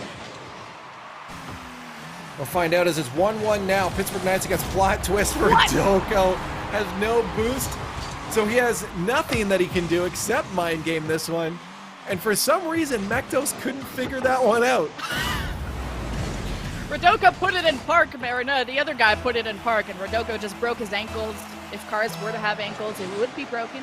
But 5 minutes in, first couple seconds, Knights get a goal, and that's going to help a lot with the confidence and just the way you're going to be able to play as the minutes go by. Thank you for Mektos' slow decision making. We have a goal now for the Pittsburgh Knights, 50-50 beautifully into the net. Let's see if they can pull it back. Or if the Knights are going to be able to hold off. What? Great demo here. That's going to be an opportunity. Back up from Kinsey. Taroko couldn't get the first shot, but Mektos plows through with a 50. Banger of shot to the net. The pre-flip. I gotta say, Mektos, you redeemed yourself. A beautiful pre-flip. I know it's against the Knights, but I'm always excited to see a good play. Yeah, I was talking about broken ankles, and Mektos just did the same thing back. He got his ankles broken and then redeemed himself, like you said. Man, this is a much higher scoring game, or series in general, that we saw against XSET. You know that the Knights have made adjustments of having to play fast, having to play furious. Don't mean the pun there. And the demos are helping just create these opportunities. And now they've cleared it, going towards the zone of Plot Twist, but 2 defenders in the way. DPSs want to go for it. Only a minute in now. Both teams have a goal. Just erase that first minute of gameplay. This best of 5, we're tied up still 1-1. And the Knights moving to offense. There's the boost still. Verdoka's probably going to go for some physical play on the goal line. Misses out on that, but at least they got the boost. This will be some sustained offense. Now past the DPS, he backs off. Verdoko tries to get another touch. At least they grab the mid. And again, boost control in favor of the Knights, but Mektos with a hard clear is going to buy Plot Twist some offense. Holy cow, the layered defense, too, of the Knights, of how they're just blocking every angle. I mean, Plot Twists are bouncing between each other, and Knights are still able to defend it. Usually you get your ankles broken. We saw that in the first couple of minutes, but tie game, both teams slowing things down. But once they do get control, you see the full-on boost from Plot Twist just going, I want to say balls deep, but I don't mean it in that way. But Knights, we'll see. It happens a lot in Rocket League, don't worry about it. Okay, I'm glad I could make that reference. But the Knights, now they have a chance. They're in the zone of Plot Twist, but I mean, Plot Twist were able to keep the ball and they'll get away with it. At halfway mark, approaching for game number 3. If neither team finding that leading goal, Taroko's trying to set it up, but with that ball getting out of his reach, possession go to the Knights as they clear one down to midfield, and there. A beautiful 50-50 for Kinsey. His DPS tries to get some offense started, but he's alone, so he'll have to back off, back to the orange side where the Knights reside. A shot on net, saved by Verdoko. We'll keep him at a tie game. Wow, both teams, they're just blocking every shot. A demo. Plot Twist gives them the upper hand for a few seconds, and Sosa just yoinks it! Just yoinks it from them and scores while all the defenders just watched. Big yoinks in the house right now from Sosa. The man with the best posture in all of video games just bangs one home as he gets a beautiful 50-50. And Plot Twist sets himself into the lead. The Knights obviously still not out with 2 minutes left. And Kinsey tries to get the play started up. He goes for the bump play, but he misses out on that, so his teammates back off. And now the Knights back on defense. They'll look for a counterattack. Lead so far. Knights still have to clear, and you can see Verdoko going on forward, waiting for the pass. The ZPs is playing catch by himself, and he's going to get demoed for it. So Plot Twist definitely feeling confident to go for those. DPS now off the back and wanted someone mid to catch that, but it just fell in the hands of Plot Twist. And look at that momentum. They're able to shift forward, but losing immediate control at the corner. So it's flipped right back in the hands of Knights, but now needing to clear their zone. So a lot of back and forth, and just from kind of both teams playing really fast, but not much control. Final minute approaching here. Plot Twist sitting comfortably for match point. A banger of a shot comes out from Kinsey as he dunks that one home. But it's not going to go to the net. That last defender somehow in the right spot for that. Pittsburgh Knights looking for that answer back now. Demos across the field. Taroko and Sosa taking off. Mektos knows he's got a lot of space and pressures that one hard, and that's going to be the death of any kind of offense that the Knights would have generated there off those double demos. The Plot Twist doing a good job of leading towards the zone of the Knights, but immediately not able to convert it into a goal. But now in front of the Plot Twist net, Rodoko up into the air with a looked like a freeish net, but ZP is there as the backup and tying the game at 24 seconds. Now what happens here is Rodoko had a defender, Taroko, to get past. He had this flip still as he came off the ceiling, but he had to kind of bait out that last defender to take the shot. So he decided to take it high, knowing the defender was covering low. Hits the crossbar, and thankfully it turned into a cleanup anyways. But still hard to shot to take when there is a defender there, as a lot of defenders know how to block those ceiling shots. Good thing Plot Twists always have someone in net in times like this, because there's a few sneaky shots that Knights were able to get through, and another one just like that. Kinsey sneaks it at the corner of the net. I'm pretty sure he just threw his car at the mess here. And oh, okay. It did go up. The defender, I'm not sure why that defender wasn't out to meet that ball a little sooner. That's why it caught me off guard there. I'm not sure how the Knights got that one away, but as the saying goes, we take those. Sometimes your controller disconnects at the most crucial part of the game, and with the last goal happening at the last 6 seconds, Knights stealing that one away 3-2 in game 3, so now taking the lead in the series 2-1. Well, there it is. Match point now for the Pittsburgh Knights, as the Pittsburgh Knights looking to move on in the lower bracket, as that lower bracket is very difficult. And an update here, Charlotte PHEONIX will be who the winner of this series plays. We know they took down Space Station, but they lost to Alpine 3-0. And the Knights barely being able to get past Plot Twist so far, falling to XSET, are having a bit of a weaker week than they've had in the past. So especially against, knowing that the Knights can go up against some of these better teams. So it is curious, the results we've seen so far from the Knights. And you saw a glimpse of the stats, but just want to point out that Knights had, 15 shots to the maybe 6 shots, if I could do math in 3 seconds, for Plot Twist. Okay, I did get a I'm surprised you did that. Honestly, producer.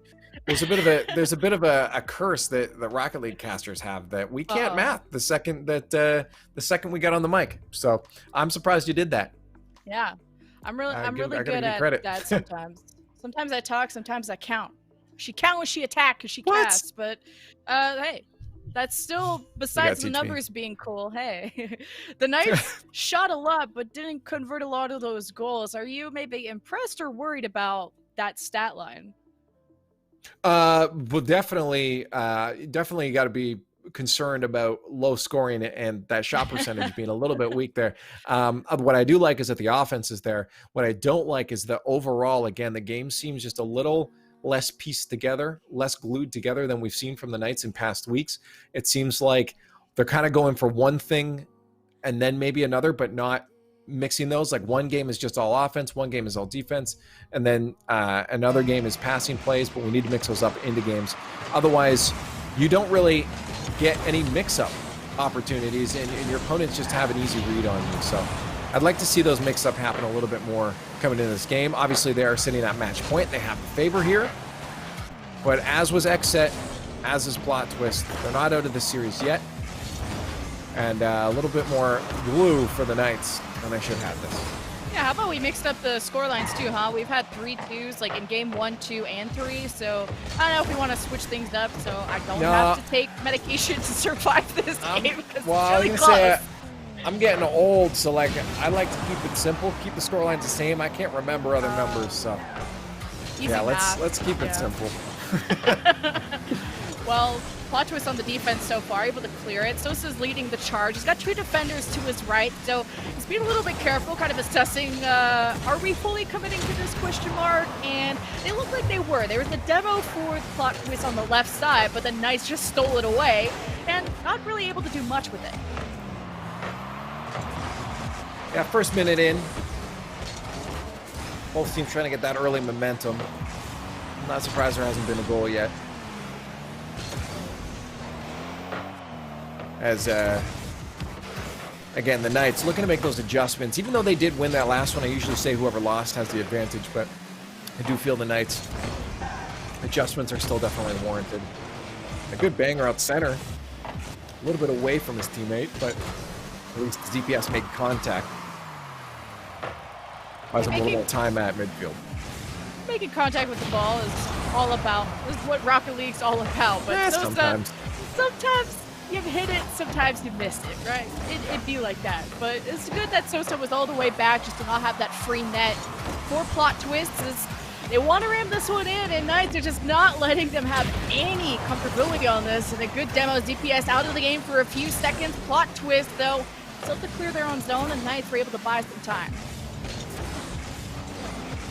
GPS backing off the play. At least he's got his teammates back. Kinsey with the hard clear. Gets him back on offense. I wonder if they got the boost for it, though. GPS couldn't recover in time. That's going to leave Rodoko by himself because he just gets the save. A hard counterattack from Plot Twist. That was actually extremely scary.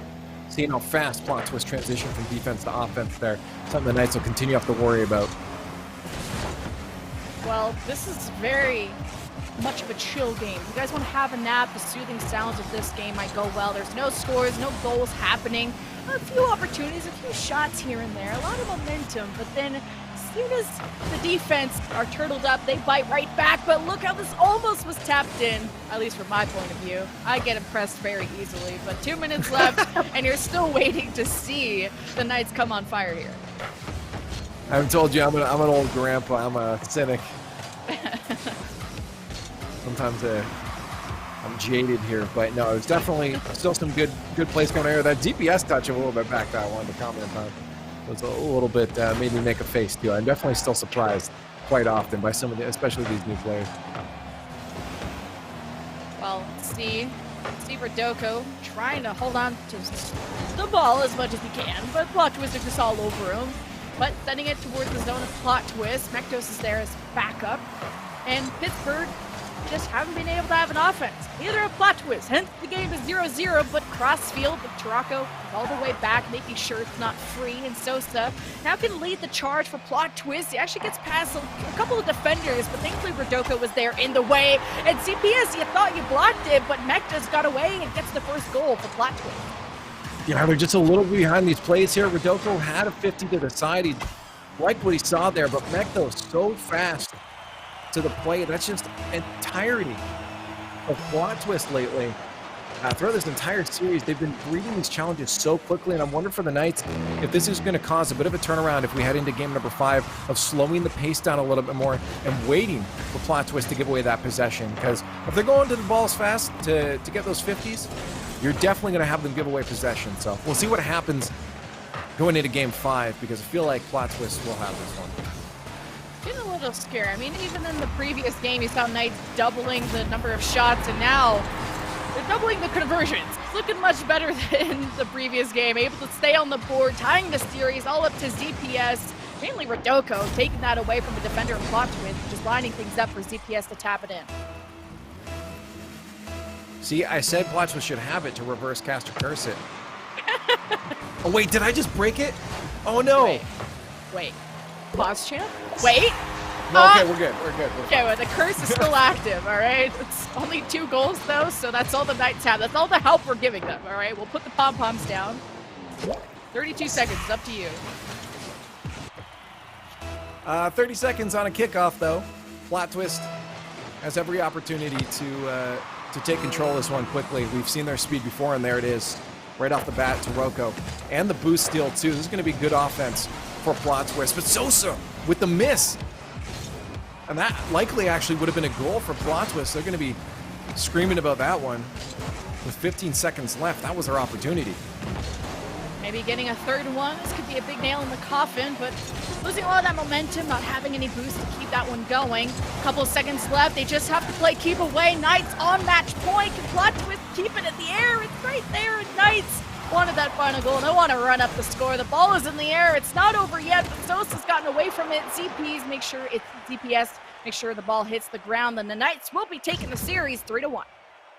Yeah, but that was a scrappy battle. I gotta say that was not the cleanest I've seen the Knights play there, and I think it was as a result of Plot Twist. They had to play scrappy to Plot Twist.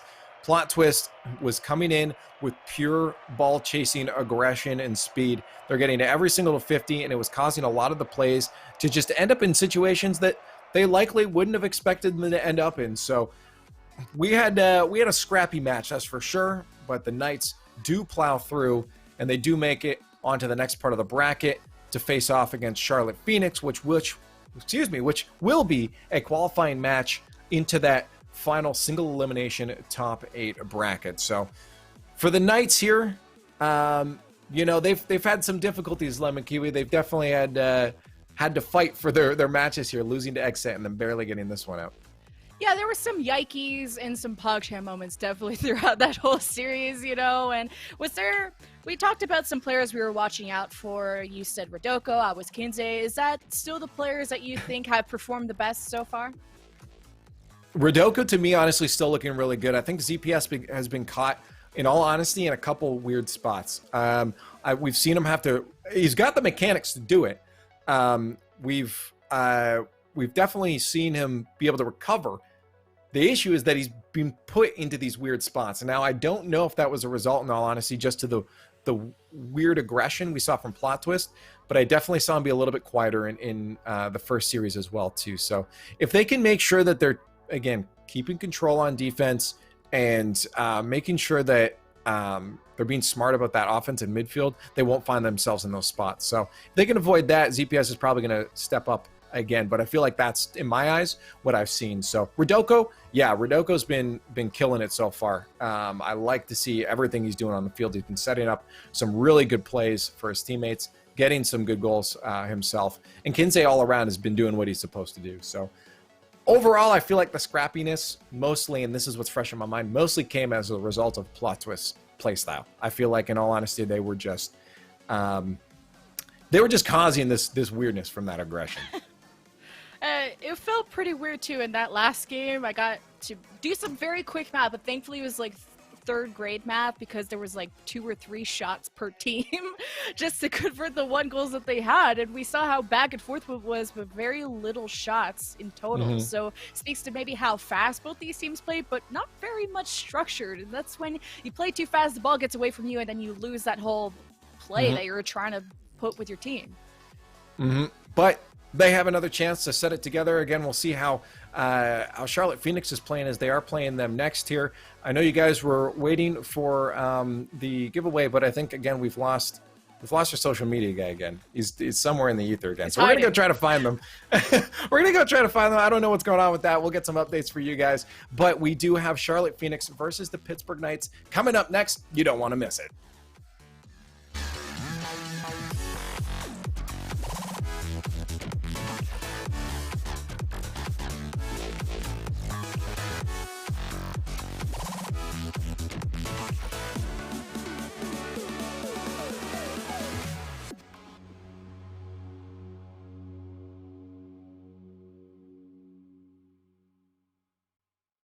All my time I was going to eat in. So now I'm here.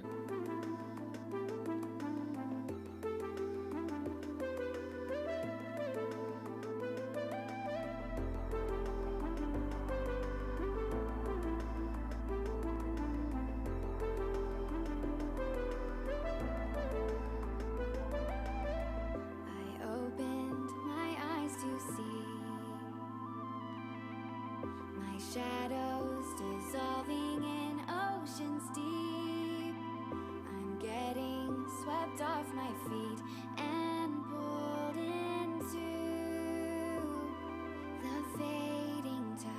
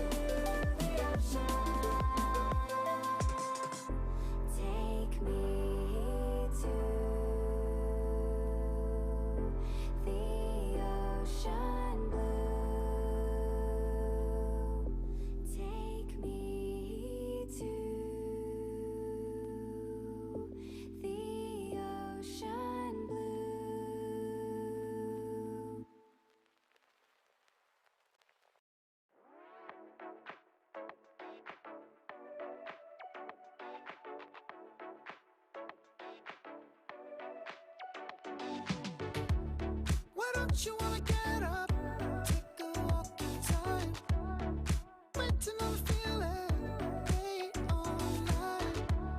Why don't you wanna get down, take a hit with me, reach your hands out, let's go now. Just fade from the world that we once knew, and break down these walls that once stood still. And all we can say, now everyone's gone, let's hide away, let's hide away.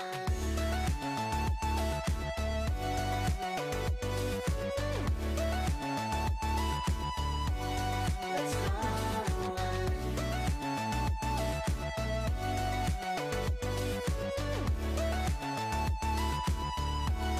Let's hide away. Let's hide away.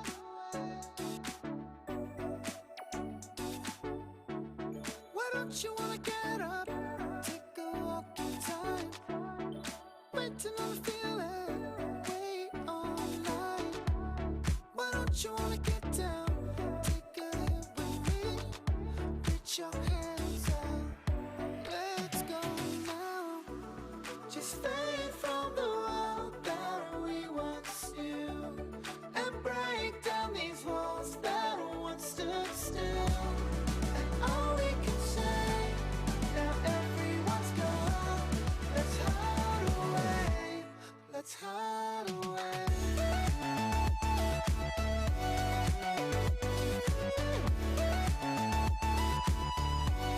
Let's hide away.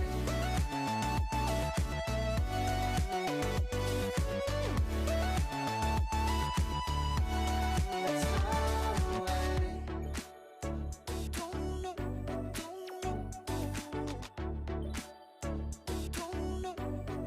know.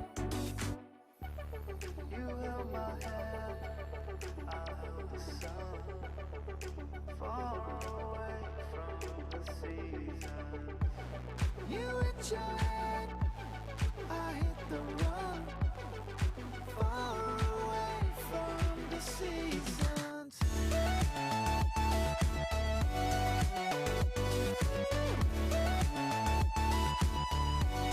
Let's hide away.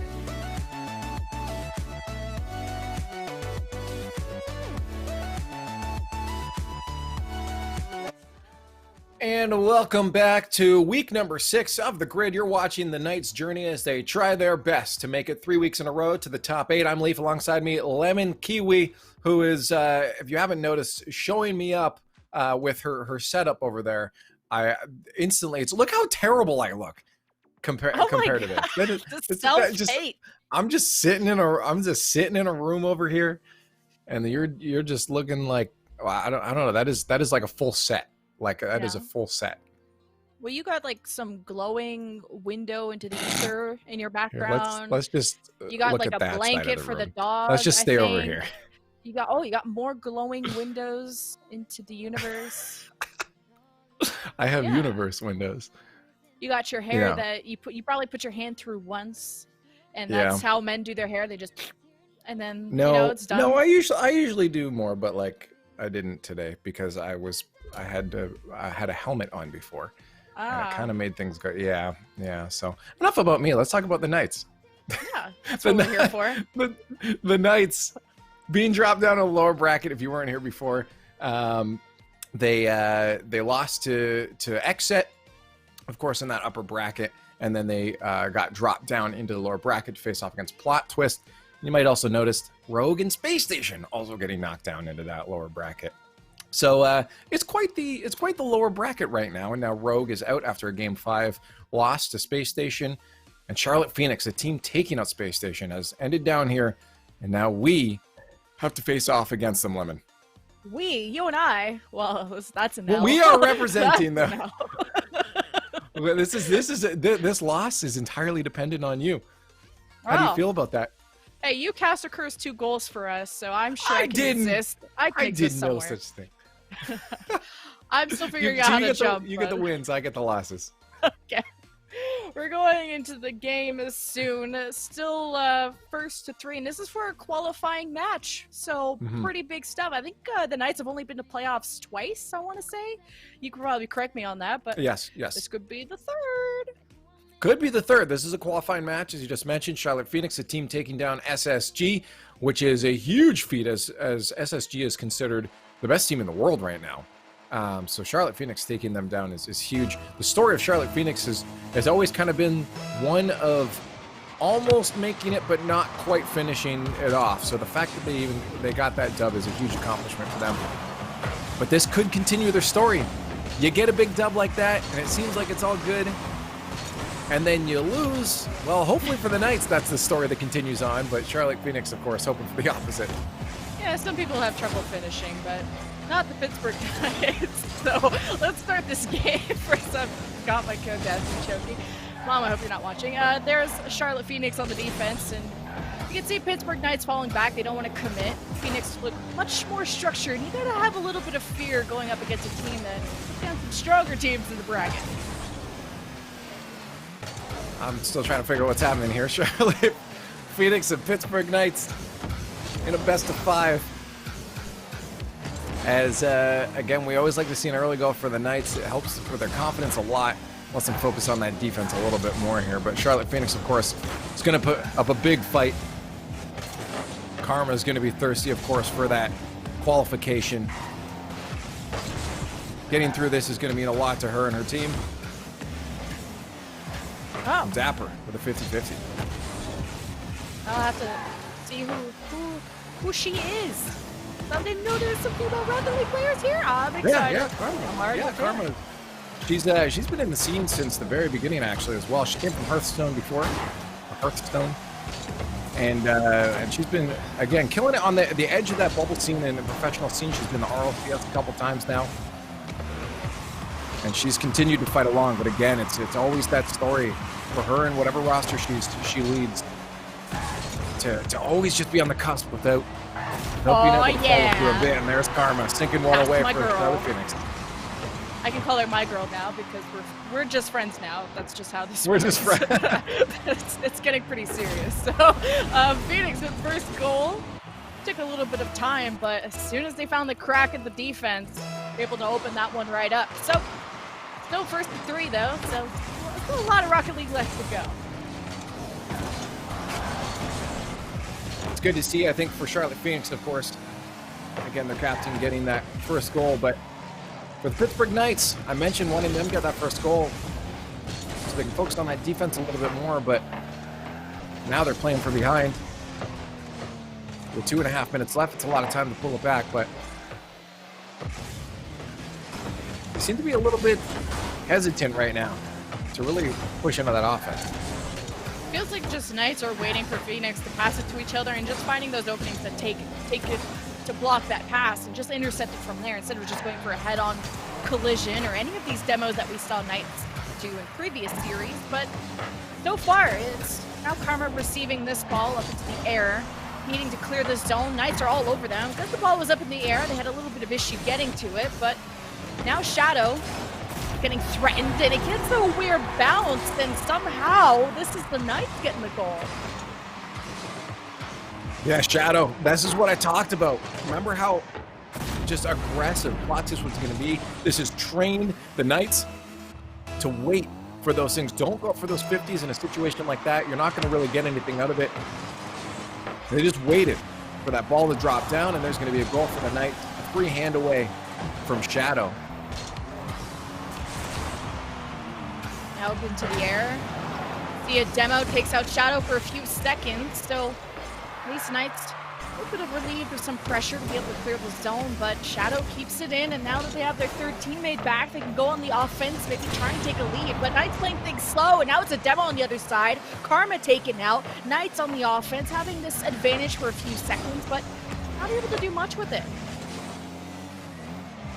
With that tied up, that final minute approaching, you see a little more hustle usually come out from teams if they're down, but being tied up, most teams continue to play their game, so At this pace, I wouldn't be surprised with an overtime, but there's some offense starting to creep out here. ZPS finds the corner somehow. Shadow keeps that one out. A double commit on defense might set Charlotte into a bit of a scramble here. It's not over yet. Kinsey tries to create that hole, and that shot, not strong enough, is going to kill off that sustained attack there for the Knights, and Charlotte PHEONIX finally catching a breath. Yeah, PHEONIX, at least some of the members of PHEONIX need some boost, so kind of slowing down the momentum here, just playing some defense as the Knights. This could be an opportunity now that you have some boost to, you know, truck it. I mean, you got 50 seconds. You need to take a lead here. You're going to overtime, and you're 2-1 in overtime, so it's not the worst, not the best.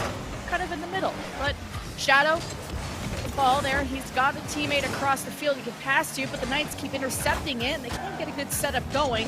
But maybe Karma can lead the charge. DPS just yoinks that one away, getting past some defenders. It's 2-1 and just glides that one right in for Knights to take a lead. There it is, the lead in the final 30 seconds. I talked about a team going to start pushing a lot of offense. That'll be Charlotte PHEONIX now. It's the Knights grab themselves a lead to take game number 1 if they can hold off for the next 30 seconds. And they've been doing it forcibly as well. You've seen the aggression, the demos coming out from mid to defense for the Pittsburgh Knights. They're doing everything they can to make sure that this series goes in their favor. And you know that they want it to not be a long series. Having played almost all 10 of the possible matches from the last 2 series, they've definitely started to feel the drain by now. But at least they have the momentum for plot twist in their favor coming off that last series. And they're going to take game number 1 against Charlotte PHEONIX. Very close, though. They had to do it in the last minute of gameplay. So let's see, quick math, 3 shots to Quick 9. maths. Yeah, 9 shots for the Knights. Again, all over them, really quick. And also that when they did have a lead, when it did get to 2-1, you saw that they didn't really have to play offense. They played midfield and just denied the passes of PHEONIX. And as soon, the more time they wasted of PHEONIX, the less chances they had to get anything done. And the only goal that PHEONIX had was, I think, the first minute or 2 from Karma. So you need someone else to clutch up for PHEONIX too.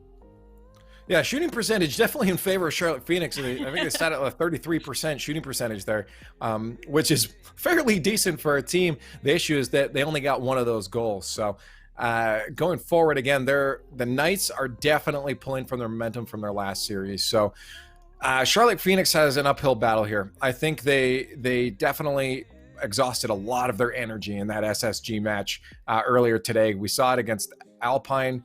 It seems a little bit, they had some difficulties, and then coming against these guys now, they're finding that the Knights have that momentum from that last series. And just only a few more qualifying spots left, and Knights looking to gun that one down. And meanwhile, on the other side of the losers bracket, you have XSET versus Space Station Gaming, which you might think that could be a toss game, as in, like, SSG are supposed to crush them, but XSET, you know, took G2 to game 5. They beat the Knights. XSET are maybe a team you want to watch out for in this bracket as well. But Knights, the journey is not done yet. They still have to qualify and then run all the way through the playoffs, where from their history of playoffs, they've never gotten past the first match. Well, just got it in from production that we're going to a quick break here. So we'll find out what that is for you guys in just a second. But we'll be back in just a few for more Knights action. The king's horses and men can mend what is left of my broken heart. And now I finally realize it's what keeps me in line. No, I don't mind. No, I don't mind.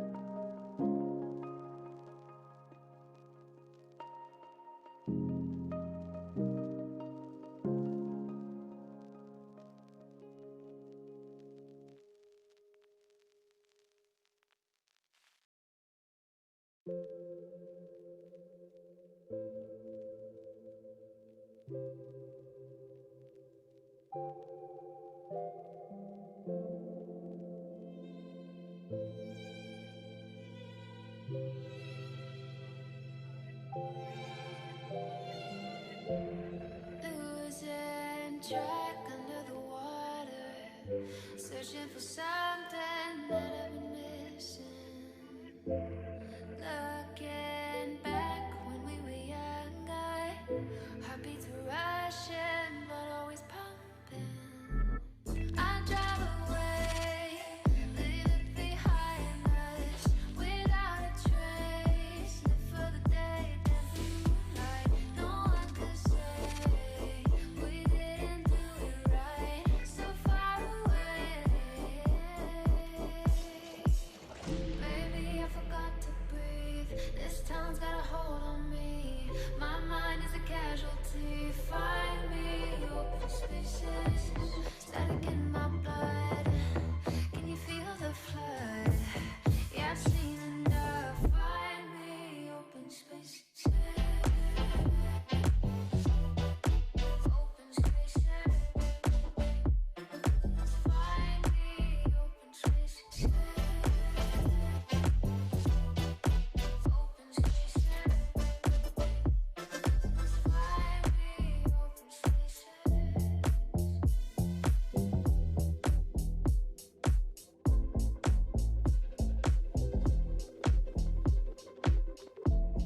Feel the weight under the weather, counting the thunder, keeping me under. And if we break out from the tethers, fade into each other, into each other. I drive away, leave it behind us, without a trace. Live for the day, dance in the moonlight. No one could say we didn't do it right. So far away, baby, I forgot to breathe. This town's got a hold on me. My mind is a casualty. Find me open spaces, static in my blood. Can you feel the flood? Yeah, I've seen enough. Find me. And welcome back, whether you're watching on twitch.tv/Knights or Jinx TV. You're watching the Knights journey through week number 6 of the grid. I'm Leaf, alongside me, Lemon Kiwi, as we are partway into our series against Charlotte Phoenix. Game number 1 has completed in favor of the Knights, but one of the players on the field did have some internet issues, so we just had to take some time to make sure that got sorted there. Of course, we want to make sure all 6 of these players, are able to play on the field. But in the meantime, while we are waiting to make sure that that match is all ready to go, we did have a winner selected. So I guess through a bunch of stuff, we didn't have it on Twitter this week. So a winner for this HyperX giveaway was chosen randomly through an active chatter in the chat here. So we need drum rolls. Lemon Kiwi, if you don't know this done, we need drum rolls. Give me your. How about some clapping? Because I don't think my mic will pick up. That works for me. And according to the inside information, it is King Creeb that wins. King Creeb, I guess if you're in the chat, You dropped this, King. Yeah, it's a Creeb. You dropped it. And I don't know. And so congratulations on the winner there. I guess you'll be reached out to by the social peeps at the Knights there. So GG's, Creeb, get in contact, get your stuff, get your goods. Yeah. Hey, get your stuff. You're done. But also, speaking of peeps, they did just beat NRG to take that qualifying spot. You like that transition? A lot of meme teams are kind of winning right now, and I mean that by the name. Hopefully they're capable players. And OMELETTE beat Envy, so they're also qualified for playoffs. So kind of a toss-up bracket, huh? Yeah, well, the Alpine making it through, not a surprise to me. G2, of course, not a surprise to me. The Peeps, honestly, not a surprise to me, but NRG being in that lower bracket, if they lose there, will be a surprise to me. NRG, though, I can fully see taking out the Sonics, already up 2-0 right now on that other side. So the Peeps, the Peeps is actually quite the I guess it is a meme, but it is another rule of Rocket League that we've seen. The Peeps is a brand that's been around for a very long time for teams that are unsigned, but it is generally a lineage of roster that is followed. And for the longest time, it was don't sleep on the Peeps. And that original Peeps roster was what became the Pittsburgh Knights roster. And then that eventually split up. Valence was picked up, and then that team went back to the Peeps branding. So the branding, or the whole slogan of "Don't sleep on the Peeps" has always been a thing, and they've actually been given a lot of trouble to other teams like Space Station Gaming. Space Station actually themselves saying that the Peeps are basically their kryptonite. So the Peeps being in that, not a super surprise, but it's good for them to see they can carry that consistency. But we have different things to set our sights on right now. Charlotte PHEONIX. We took one game against them in this best of 5. Taking 2 more will set us qualified into that top 8 bracket to join Omelette Peeps, G2, and Alpine. So far, it seems pretty much in favor, at least on the offense side, Lemon. We had a lot of shots in game number 1. Question is, can they keep up that offense in game number 2? Yeah, go easy on my brain here. I'm not too good at the math, and I guess Leaf isn't either. Okay, you did it. You did it fine before. I guesstimated a little bit, but that's how I got through college. So, 5 minutes and a first demo already taken out ZPS, getting in the heads of their opponent because it's not getting too much value, but easy blocks there from PHEONIX. Just trying to figure out the play style of the Knights. It's game 2, and after that long extended break, Shadow fixed his internet. Sometimes you need to unplug mentally and then replug, and you're back in. Well, we're going to find out Charlotte PHEONIX, if that little bit of a break, let them reset here. If the Pittsburgh Knights are going to be able to carry their momentum that they had from plot twist into game number 1. It's looking like the speed's still there right now, but they're still giving the ball away and putting it out of their reach just a little bit too much. So they need to make sure they keep that ball close, work with each other, get those passing plays, and they'll be able to start to secure some goals here as they do sit on offense quite often. So 3-man commit from PHEONIX. The demo takes out one of them, but Dapper still gets it done. It's the first goal for PHEONIX after the first minute of the game. Yeah, just heads up play. Karma calling out the jump from that defender, takes the demo, opens the net for Dapper, and he has to just give her a little tap-a-doo, and in she goes. Off the break, though. Pittsburgh Knights are no stranger to starting the series down, and a lot of demos kind of hitting the Knights, though. We've seen a few of those. Not too much answer back from that, but see Knights not fully committing to this, and now leading the charge is Kinsey. Having someone mid, Rodoko kind of misses that tap, and now deciding to go and challenge that. Shadow clears the zone, but Knights do keep it in, so there is a chance to maybe tap this one in, but PHEONIX, it's just their defense is really strong this game. Yeah. Again, both these teams coming through some pretty good matches before. You know, Charlotte PHEONIX, again, had quite the lineup in their upper bracket, so I'm not surprised that they're holding off pretty well here with the Knights. Again, one of their strong suits, that defense. Dapper with an incredible save on the goal line. I thought for sure that one would have been in, and that would have tied the Knights up. Charlotte PHEONIX, hold on. Again, in front of the net of the Knights, 2 blockers in the way. Dapper, kind of the hero for PHEONIX so far, has been the one trying to set things up, and Karma mid, chasing that one down. They're still trying to find the right angle, and another demo. This time it's Rodoko. Knights have been hit with these, really weakening their defense, but only a 1 goal has slipped in for PHEONIX in the time that we've spent together. 2.5 minutes of more bonding, though, and Dapper finally gets a demo right back, and that's how they got to keep trading that. Maybe as soon as you weaken the other team, you go on full offense. Karma up into the air, maybe bouncing above that one defender, but needs some backup, and Dapper misses it.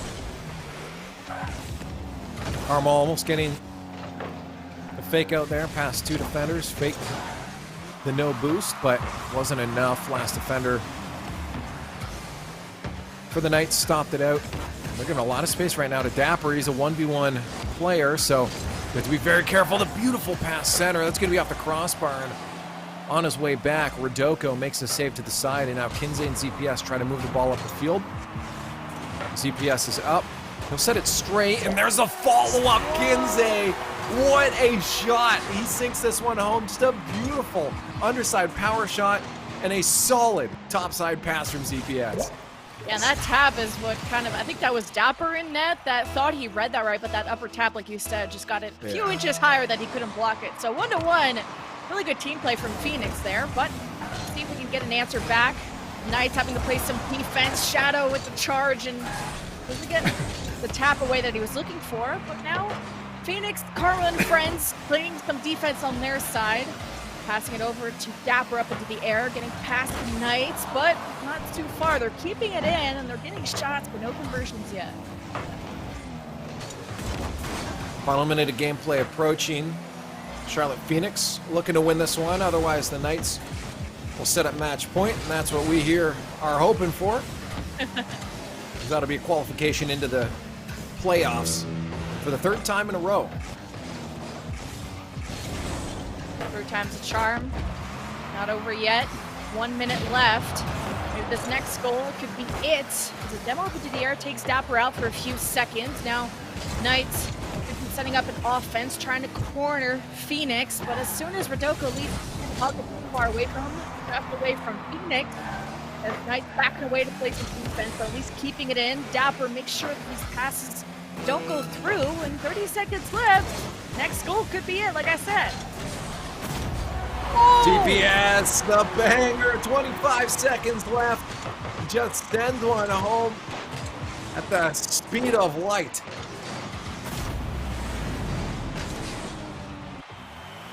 That's ZPS always not sneaks easy to up on save. everyone. Yeah, like, he just comes out of nowhere. You think he left, but psych! He just comes boosting down mid all the time and gets these goals. That's how he snuck up on XSET so many times, but 17 seconds, you can still get an answer from PHEONIX, and it's Dapper who's just trying to maintain control up into the air. 2 defenders in the way. You see one jumping up, it's pass to Karma. Shadow keeps it in. There's got to be someone mid to get this one in, but Knights playing a beautiful defense, not allowing this one to go through. One last chance for PHEONIX. The ball's still in the air, and that will be it. Knights taking this game and now go to series point. You just said it. Match point right now for Pittsburgh Knights, as they're looking to qualify with one more. They took game 1, now game 2. That's how the tournaments work in a best of 5. True. And here they find themselves. Yeah, no, but still a close series. I mean, Charlotte PHEONIX is holding up pretty strong here. The Knights just playing a paced game, but they're being met with aggression. You saw it there, even that demo from Karma, Dapper to follow through. So it's definitely a game that's making the Pittsburgh Knights keep their heads up, even though it's potentially a 3-0 sweep. It's a close one for sure. Yeah, you just saw in the replay how structured that goal was. I think I misspoke and even said that was cool from PHEONIX. It was actually cool from the Knights. I'm here with my pom-poms for the Knights. Yeah. I was gonna say, it's cool to play for a little bit. We gotta pull back. We gotta hope the Knights get through it. We are very obvious with our bias. We are on the Knights channel, by the way. But hey, Karma in front of the net. 2 defenders, blocks that one away. Dapper keeps it in, now up into the air. ZPS misses that challenge, and Rodoko does send it away, and ZPS is just passing back and forth with his teammate, making sure PHEONIX don't keep it in the zone, but it's up to Shadow now. I mean, Knights just dumped it in, and then weren't able to get any sort of attack going, but now the Knights have to play defense again. A lot of space given here. Dapper's going to be baited in. ZPS pushes it through. He gets the boost steal as well. Let's see what he sets up. Rodoko backs out, but Kinsey a little bit far behind. I thought maybe he was getting called off, but looked like more of a I expect you to be here situation than anything. Pretty high expectations no back pass. sometimes. Yeah. Why aren't you there? I don't know. Why weren't you there? But hey. Oh, bouncing above the defenders. Oh, my God. I don't know if I'm easily impressed or if that was actually cool. No, that was, but yeah. The That was close. Man, clutch. I thought for sure that was a goal, but that goal line save, that was as close as it gets. Okay, now a little bit of defense again, but Rodoko just going literally quite above those attackers of PHEONIX, and a demo in midair takes out Karma for a few seconds. Knights kind of giving up easily, although they had the demo. They weren't playing as aggressive as they could have, maybe missing out on some boost, and Rodoko has the free net, but gets demoed from the other side. Now a bunch of touches off the corners, almost a follow-up from Shadow. Dapper's going to finish that one off. The goal lead now going to Charlotte PHEONIX. 2 minutes past, and the first one goes to blue as the defenders of Pittsburgh Knights just struggle to keep that one from rebounding out. Yeah, that was what we call a crisscross applesauce. I know you're pretty technical with your ones, but I like yoink and crisscross. That's what happened. It just came from different angles and got past it. You know what? You're going to love that there's an actual technical term called doink. Oh! Well, it was only one letter off, but so I think a couple demos, a couple saves. 3 minutes left. PHEONIX in the lead, and look, Rodoko take it out. I mean, PHEONIX are really good at these demos, but not really taking advantage of chances that they have, the few seconds they have up a man. Halfway mark approached here. The Knights still not answering that first goal, but there it is, as I say, it's ZPS. Bangs one home. You saw Kinsey coming in for the bumps as well. The aggression for the Knights, full force in this match. Yeah, ZPS, man, the one player we weren't hyping up. I mean, not that we weren't hyping up, but he's there. He exists, and he's the silent threat, and he always likes to boost down random parts of the map and get these in while everyone thinks that Knights are falling back. ZPS comes charging. And he's got a goal last game. He's the one that got it here again, tying this game. Karma breaking the ankles of everybody on the field, but not getting the angle she would have wanted into the net, and ZPS does clear the zone. So I talked about before, as long as he finds himself in the spot he needs to be, away from those no-man land spots, ZPS tends to be a force to be reckoned with, as he almost gets taken out of the field, though. Shadow hunted him down. Makes it back to his own end without much of a threat from the Pittsburgh Knights. Well, that's what you get for scoring a goal as DPS. You get demoed. PHEONIX just chasing him down for that. But hey, back just as quick as he left. Shadow just playing this patient. He has the boost to just break everyone's angles around him. And he's getting above the one defender in almost the second. DPS there to tap it. But up into the air. It's still anyone's ball. And it looks like Knights going to push that one on in. Shadow blocks it from going into the net. Will be Dapper that recovers it, trying to lead the charge. At least just get it away from their end. But ZPS is not making this easy. No, that's for sure. The Knights are definitely looking pretty strong right now. I've seen a lot of times where Charlotte PHEONIX is kind of stuck on the defensive with like almost no boost to deal with their shot off the post. Shadow almost snuck that one past the Knights' defense. The Knights will recuperate, but a close one for sure in that final minute of gameplay, all tied up. One goal for the Knights will get them qualification for the third week in a row into the playoffs, where Charlotte PHEONIX will start that reverse sweep. Dapper down the field, but they play Rodoko. Had backed up a little bit to receive that, just so PHEONIX doesn't get breakaway in that sense. But Rodoko maybe trying to read this ball. He looks like a two-person from Knights just challenged that and missed it. But at least now falling back for some defense. Karma gets a good shot, but a little bit too high, as Dapper seems to could set something up, but ZPS now knows it's time to move forward for the Knights. With 22 seconds left or less, its goal could be the game. Gonna be close there. ZPS on the goal line save. We'll see if that turns into a counter. Kinsey is there to support Rodoko, but Rodoko wants the solo play. Of course, Dapper's gonna shut that one down. 5 seconds left. We may be hitting overtime for a qualification spot here. And that will almost drop. Karma keeps it up. Dapper tries to follow. Rodoko brings it the other end of the field. And there's still a chance there, but it touches the ground. Overtime we have. Golden goal for the Pittsburgh Knights to get in playoffs for the third time. Charlotte PHEONIX definitely feeling the pressure. In overtime, the next goal will define, is it playoffs or is it another game?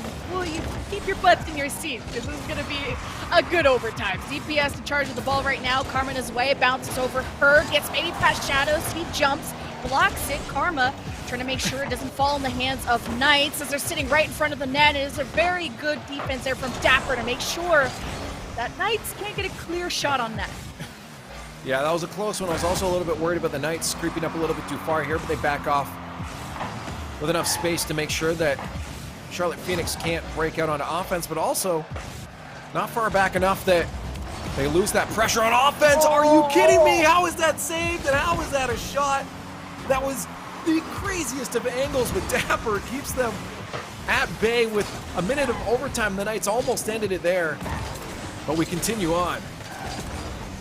Shadow had a good chance, and then he lost control of the ball right back towards the Knights, and then right back in the hands of PHEONIX. This is incredibly back and forth. It's only been a minute. Closing that corner just barely. The Knights block it as the demo takes out Shadow for a few seconds. An opportunity is created from the Knights, but Karma up into the air blocks that pass, blocks the opportunity. PHEONIX back on the defense. See Shadow and net. Karma reading the ball to see where ZPS wants to send it to. Has to get away from Shadow. Bounces above. And man, this is so close. How was that saved again? Another one. Karma just barely keeps that one out. The Knights have been so close, threading the needle here, but not getting it through the eye as they can't find that goal secure. 2 minutes of overtime approaching. They've played so much overtime today. The Knights, again, I talked about their stamina going into the playoffs. They're making this journey hard for them, and Charlotte PHEONIX putting up an incredible fight defensively as well to keep them at bay. But this offense still on for the Knights. We'll see if they can turn us around. No, they're going to lose that midfield. Rodoko boosted up, though. We'll take control. Okay, the challenge takes it away. ZPS has backup. Shadow has been demoed, I believe. So a little bit of an offense kill for PHEONIX for a few seconds. They're still going to maybe keep the space, keep the real estate they've been working towards. And Pittsburgh fighting over it, over to the right. ZPS up into the air, passes it to Rodoko, I think it is, but a little to the left. Will be PHEONIX receiving that, and now it's time for the offense. Karma versus ZPS, and not able to get that one in. Another half of a game played so far in this overtime. Offense for the Knights. I punched my mic, got a little excited there. Offense for the Knights is looking pretty strong right now. I'm not sure how a lot of these didn't go in. Charlotte PHEONIX just barely holding on. Their offense a little bit weak here, so the Knights have a lot of space to move that ball down the field. We'll see if the Knights can keep it close. Look for a passing play center off the backboard. No one defended that. The Shadow's going to be able to clear it hard as DPS and Rodoko had backed off to defense. 50 in favor of the Knights here, but that back pass there, that's going to be a shot on net. Just on the goal line, and Rodoko keeps it away. He just flicks it to the side, but it's not over yet. The boost still from Karma as she sets up a play here. The pass dropped wide. The Knights hold off somehow. Charlotte PHEONIX almost sneaking a goal away. That's what that crisscross applesauce play that PHEONIX are doing. One to the left, one to the right, and just breaking the ankles of Knights. That's all I gotta say. But missing out on a lot of boost speeds at Knights. As soon as they got the ball, they couldn't really flip that momentum in their favor. But now that they do, you can see they're pushing down the field in front of the net, just barely tapped at the goal line. PHEONIX, I don't even know how they're living through this overtime. It's been 4 minutes, and another demo takes out Dapper. PHEONIX defense weakened for the moment, but they are back at full force. Knights racing. It is ZPS leading the way. Shadow in the net. Needs to tap that one away. And a shot from ZPS as he recovers it. Will take the game and the series and qualify the Knights.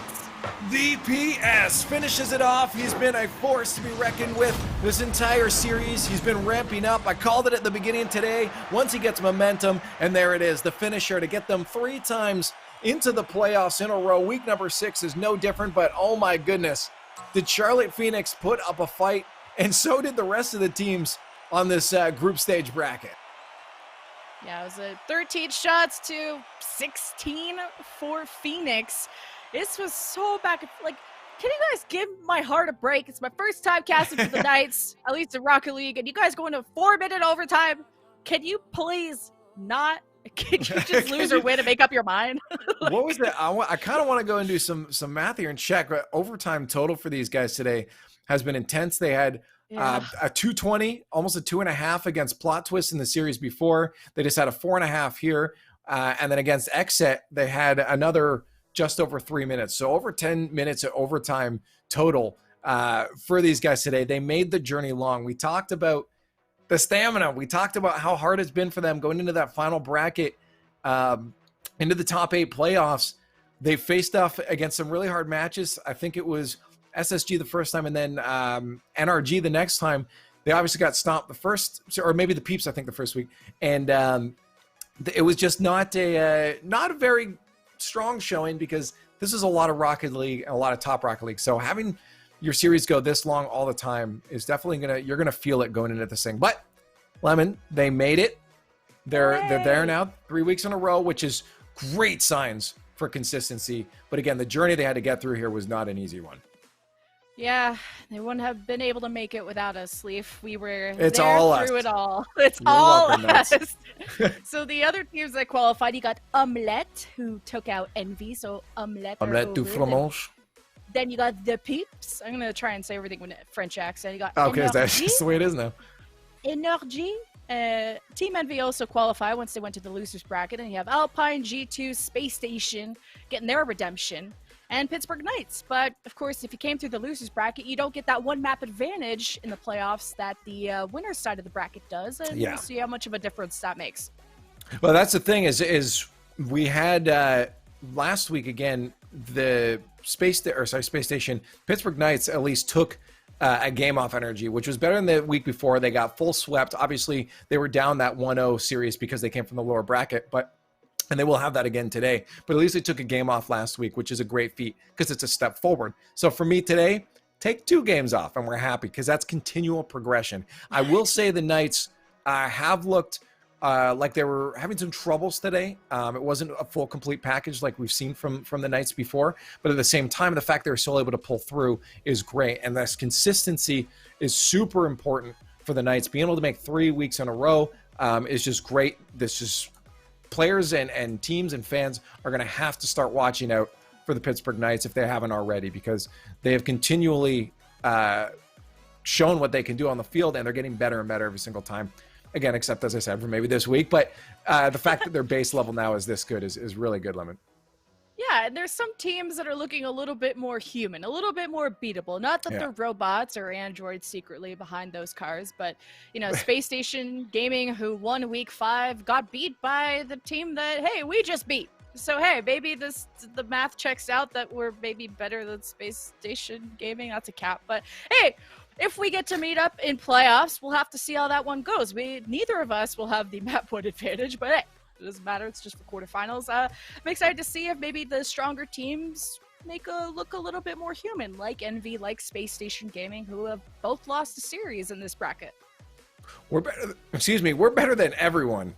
And we're going to prove that coming up in the playoffs because we have those, single elim playoffs, best of 7s coming up. Of course, we're sitting down 1-0 in the series as we get to that, but we will get to that in a few. That final bracket is being made, so in the meantime, you need to go get some snacks, get some water, and make sure you come back refreshed and ready for some more nice action.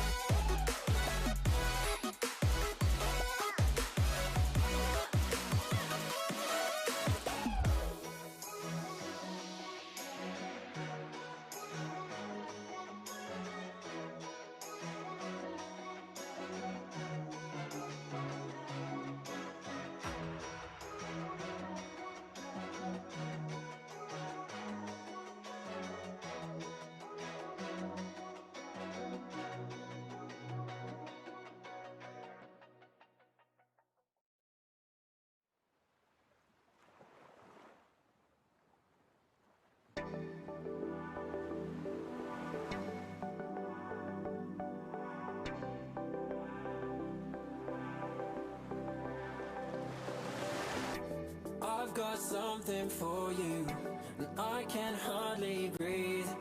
Something draws me to you, it's taking over me. Don't know where you came from, but you're cutting deep. When the music's over, will you come with me? Tell me you can feel it, though we're oceans apart. I've got love for you, I've got love for you, and I know this magic sparks inside who we are. I've got love for you.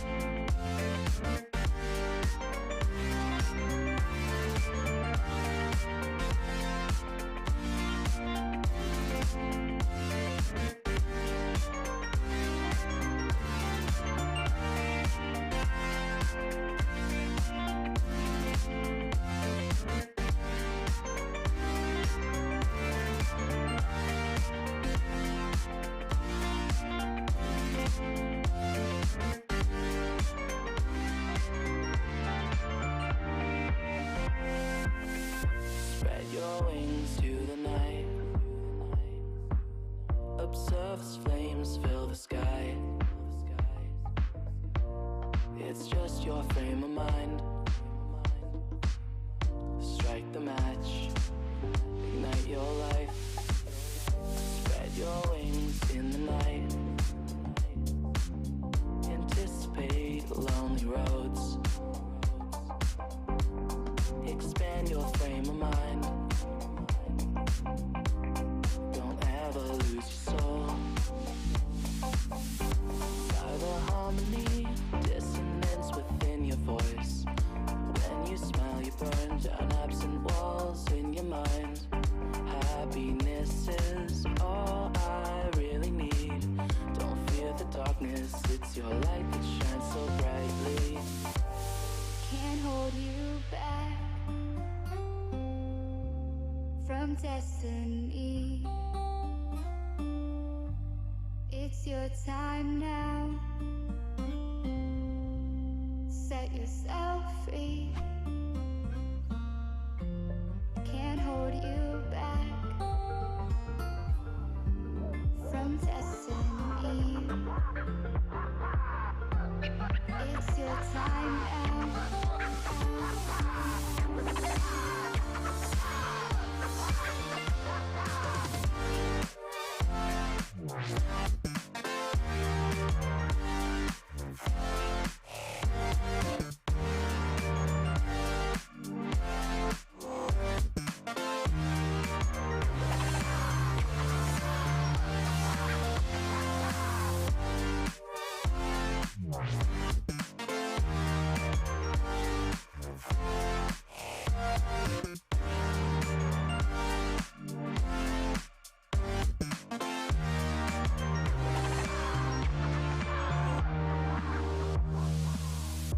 Take us up above the clouds. Shelter me under your wing. And it's more simple than you thought, and reflects your company. The storm's approaching and I see the dark within your eyes. Then you shine a smile and whisper, it's alright. Happiness is all I really need to keep my soul full and wear my heart up on my sleeve. Can't escape it, I can't outpace it. Get straight off of the path you've flown so far. Instead of your last dance, take a second chance. Rebirth is waiting for you. Ignite your life. Can't hold you back from destiny. It's your time now. Set yourself free. Can't hold you back from destiny. It's your time now.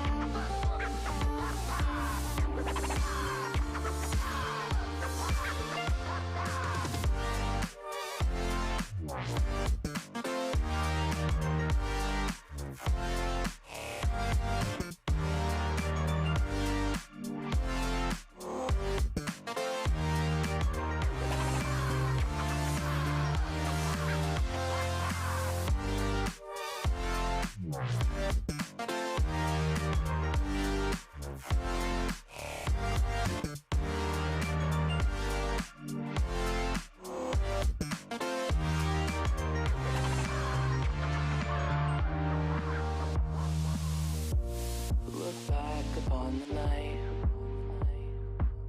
It's always dark before the dawn. So simple, now you see. Strike the match to set you free.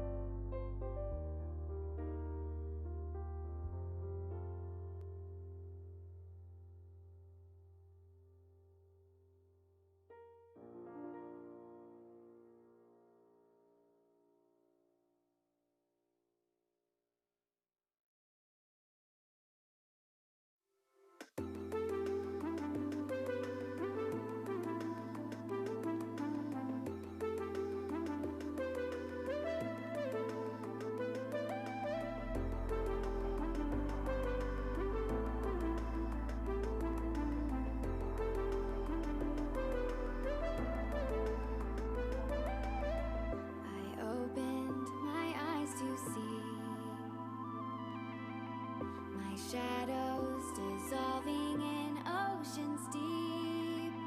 I'm getting swept off my feet and pulled into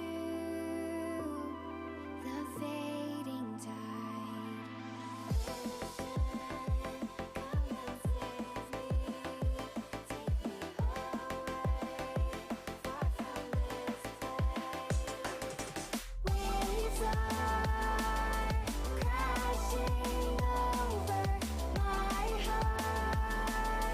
I can't stop this feeling. I will be recovered before the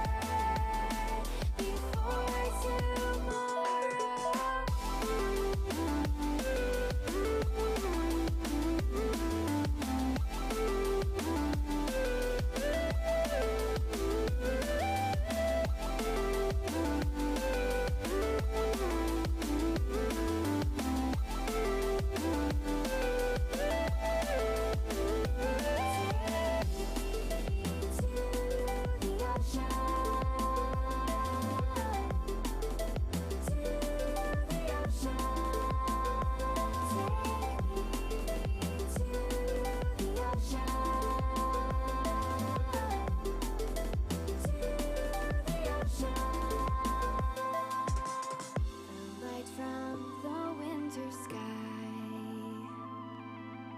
The moon is beginning to bring the tide, and all this. And welcome back to the Knights Journey, week number 6 of the grid. I'm Leaf, alongside me Lemon at Kiwi. We've been watching for the 3rd time now the Knights make it into the playoffs. So let's talk about those playoffs, Lemon. Let's take a look at the bracket here and see what teams made it in. Alpine, NRG, Omelette playing against Pittsburgh Knights, G2, NV, Peeps, Space Station. We got Alpine and NRG on our side if we can make it past. Our first time into the playoffs, Lemon, was a 4-0 for our opponents. The week after that was a 4-1, so a little bit of progression. So even a 4-2 here would be great, but of course, we want the dub. But we are down 1-0. Yeah, omelette. I love saying with the French accent. I'm like, omelette. It just sounds so American when I say it. But omelette, I mean, they're looking like a pretty strong team. Omelette. They took out Envy, or well, send them to the losers bracket in game 5. And so, omelette look really strong. And I wonder if I don't think we've faced them before in the past couple weeks. So this is a new challenger. Yeah, no, definitely a new mix-up here. Of course, on Omelette, you have Luke Freshness and a Lion Blaze. Luke and Freshness been around for a while. Lion Blaze made a bit of a name for himself in the 1v1 scene. And of course, they have super sub. I don't know. It's probably the coach. He's probably actually the main starter as well. He's just giving people a chance. But we got Spoot on that team too, so he gives them a bit of power.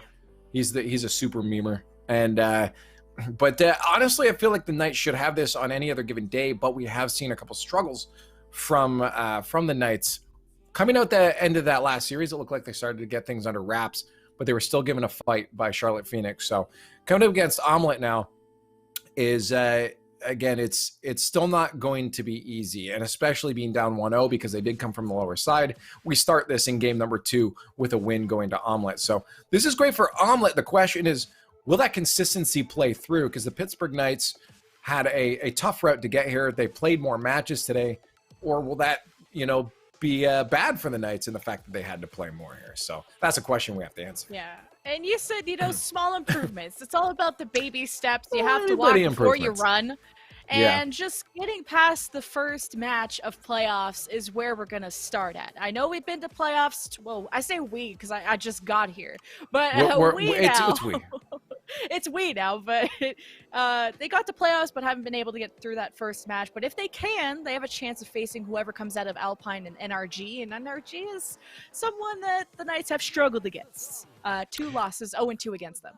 Yeah, well, again, NRG at least, though, was the team that we took a game off last week. So NRG at least is a little bit breakable. The question is, can we get there first in the first place? But Alpine, again, came from the upper bracket. So they've been crushing it pretty good right now. NRG, of course, got swept by the Peeps. The Peeps are looking really good right now. But then NRG went and swept the Sonics. So I feel like NRG is still in good form right now, and a team that is not really one that you want to trifle with too much. So the Knights, they have to look at this match first. They've already been, again, having struggles against teams that we thought they should have taken down no problem, like XSET. Even though XSET did bring in T. Corral, I do believe that was still a matchup that the Knights probably should have taken, but they were being kind of forced onto that backside, and then that defense was struggling. Pittsburgh Knights has sort of figured that out as they went on. The defense looking a little bit stronger now. We have ZPS, who's all warmed up. I talked about him at the beginning. When he gets that momentum, he's going to be good, but it sometimes takes a bit of time for that to happen. Rudoka's already been killing it, and Kinsey, as you mentioned earlier, has just been a solid all-around player that is kind of watching and making sure that that team isn't leaving too many holes in their structure. Yeah, ZPS really stood out to me especially in the game against Charlotte PHEONIX. And as we are jumping into the quarterfinals of playoffs, just a reminder, this is now best of 7 or first to 4. The map 1 advantage going to OMELETTE to start off our game 1, or I guess technically game 2, whatever you want to call it. Or game 2, yeah. I guess technically game 2, game 1 played, but hey. It is confusing. But it is certainly confusing. We're going in to our break off. We're going we're going to break again, guys. See ya. We're going to break. Bye. But anyway, 5 minutes. OMELETTE versus Pittsburgh Knights. Let's see how we start. Well, a double tap almost starts it off. Freshness. Got to watch out for him. Jen, this is a player that you give a backboard clear. Fresh is going to hit it, but a double. Okay, that's...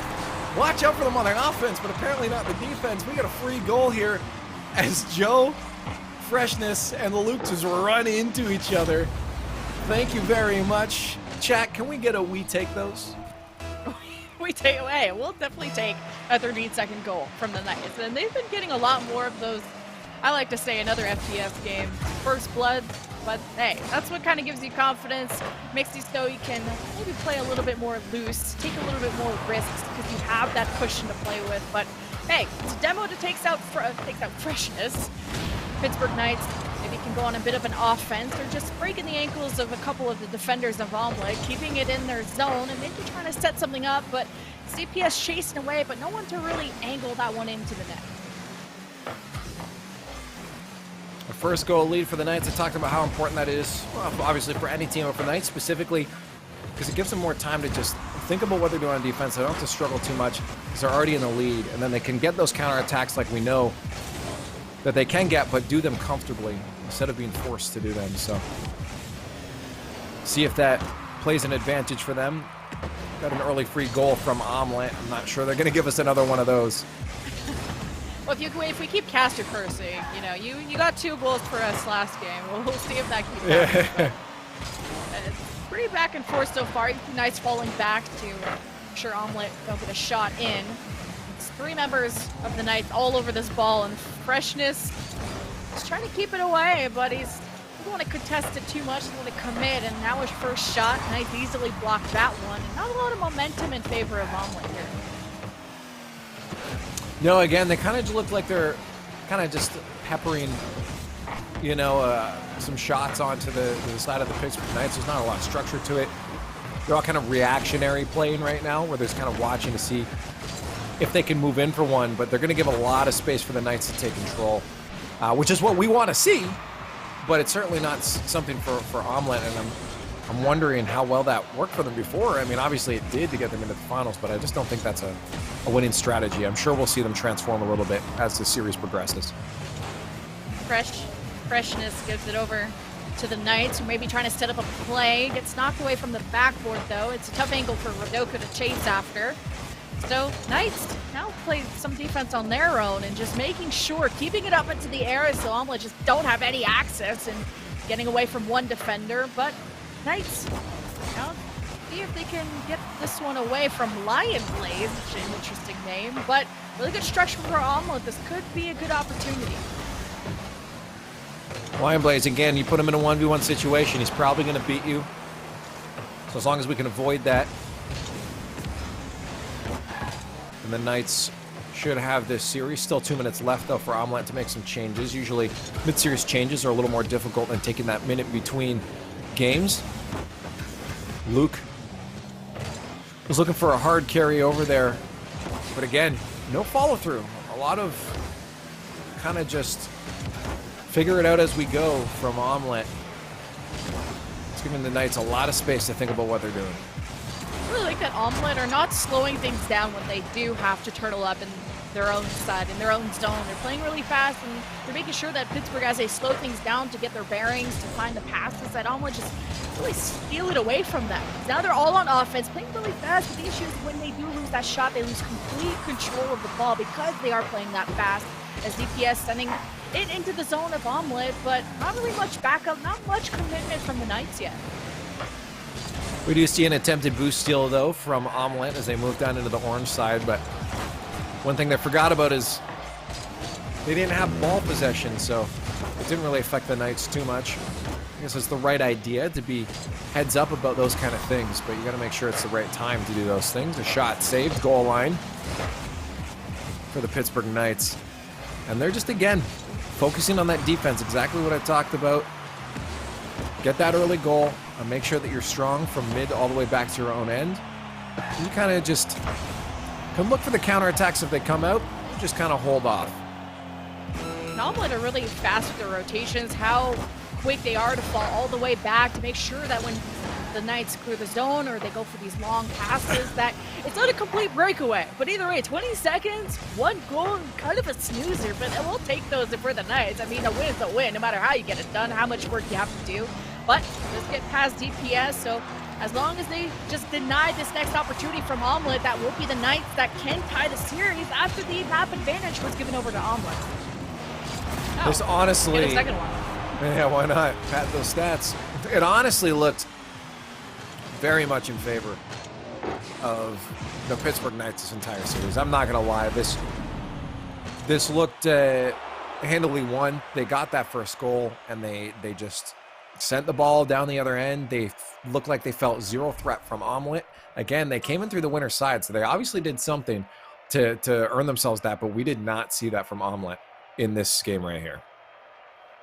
But talk about kind of a nap time. We know we got a goal, was it within the first 13 seconds, and then we just played catch for the next 4 minutes after that. But then the last goal, I mean, was cool. I think maybe Omelette just gave up at that point once they lost possession, but still pretty impressive from Knights to just adjust their play style for to own it. You know, they'll play fast against someone like Plot Twist, but then they'll slow things down for someone like Omelette, and it just maybe proves how much research they've done behind the scenes or their experience from playing these people in the past. So pretty good start for Knights.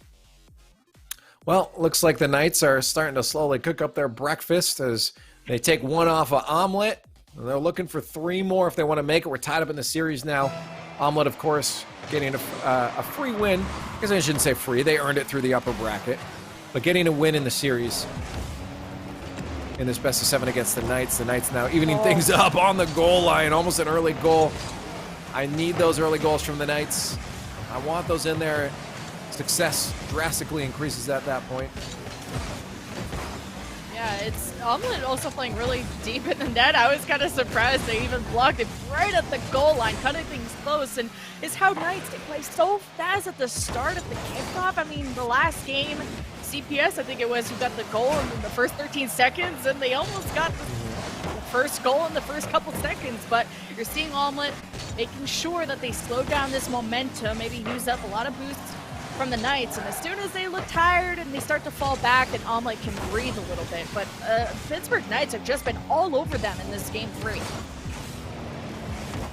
Double tap chance there, a dunk actually for ZPS. Follow up from Kinsey. Redoka. Weakening the defense of Omelette so far as Pittsburgh Knights falling back. Sees Luke's passes it over into the corner, but can't follow up with it. Redoka reads it, gets it past them, but they can take this away from Omelette, and their setup is a little bit unstructured. And look how Knights just kind of break away with it. Luke had to be the one who yoinks it away, and Omelette are struggling. They're pretty good on defense, but I'm worried about Omelette and if they're able to get a goal from these. Oh, the minute 30 left. We'll see if they can, but again, Knights doing a pretty good job of holding on to the lead once they get it in their series so far against Omelette.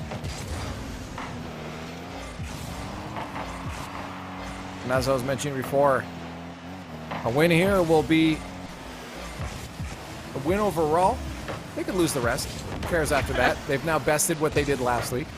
All about the high score, baby. But Exactly. hey, Just corner. one up yourself every week. You just gotta be the better you from yesterday. Your only competition is yourself. And hey, a lot of the times, okay, that almost got away from there. Thankfully, there's like 2 other defenders sitting in the net. So great defense again from Omelette. But I've mentioned this, that really good at defense. I mean, Knights must have 1,000,000 shots on goal, but Omelette have. Now there's 30 seconds left, and they're still in the lead. Freshness doesn't get in the way of that. 7 seconds left. Omelette, I mean, the goal, it could be right there. He knocks it off the backboard. A lot of boost. Freshness to the left. Luke tries to close the angle, but the Knights are just all over it. And Lion wants to land this one down, and there it is. The Knights will now take a series lead, 2-1. Yeah, there it is. This is what I was just mentioning. This is progression. This is all we wanted to see. That's all we needed. We have the best the Knights have ever done. Week number 1, they got swept. Week number 2, they took a game. Week number 3, they've now taken 2. But I have a feeling, Jen, that they can keep taking more games right now. They look in full control. And in all honesty, I got to call it the teams that lost to Omelette here, because, like, I just don't see why.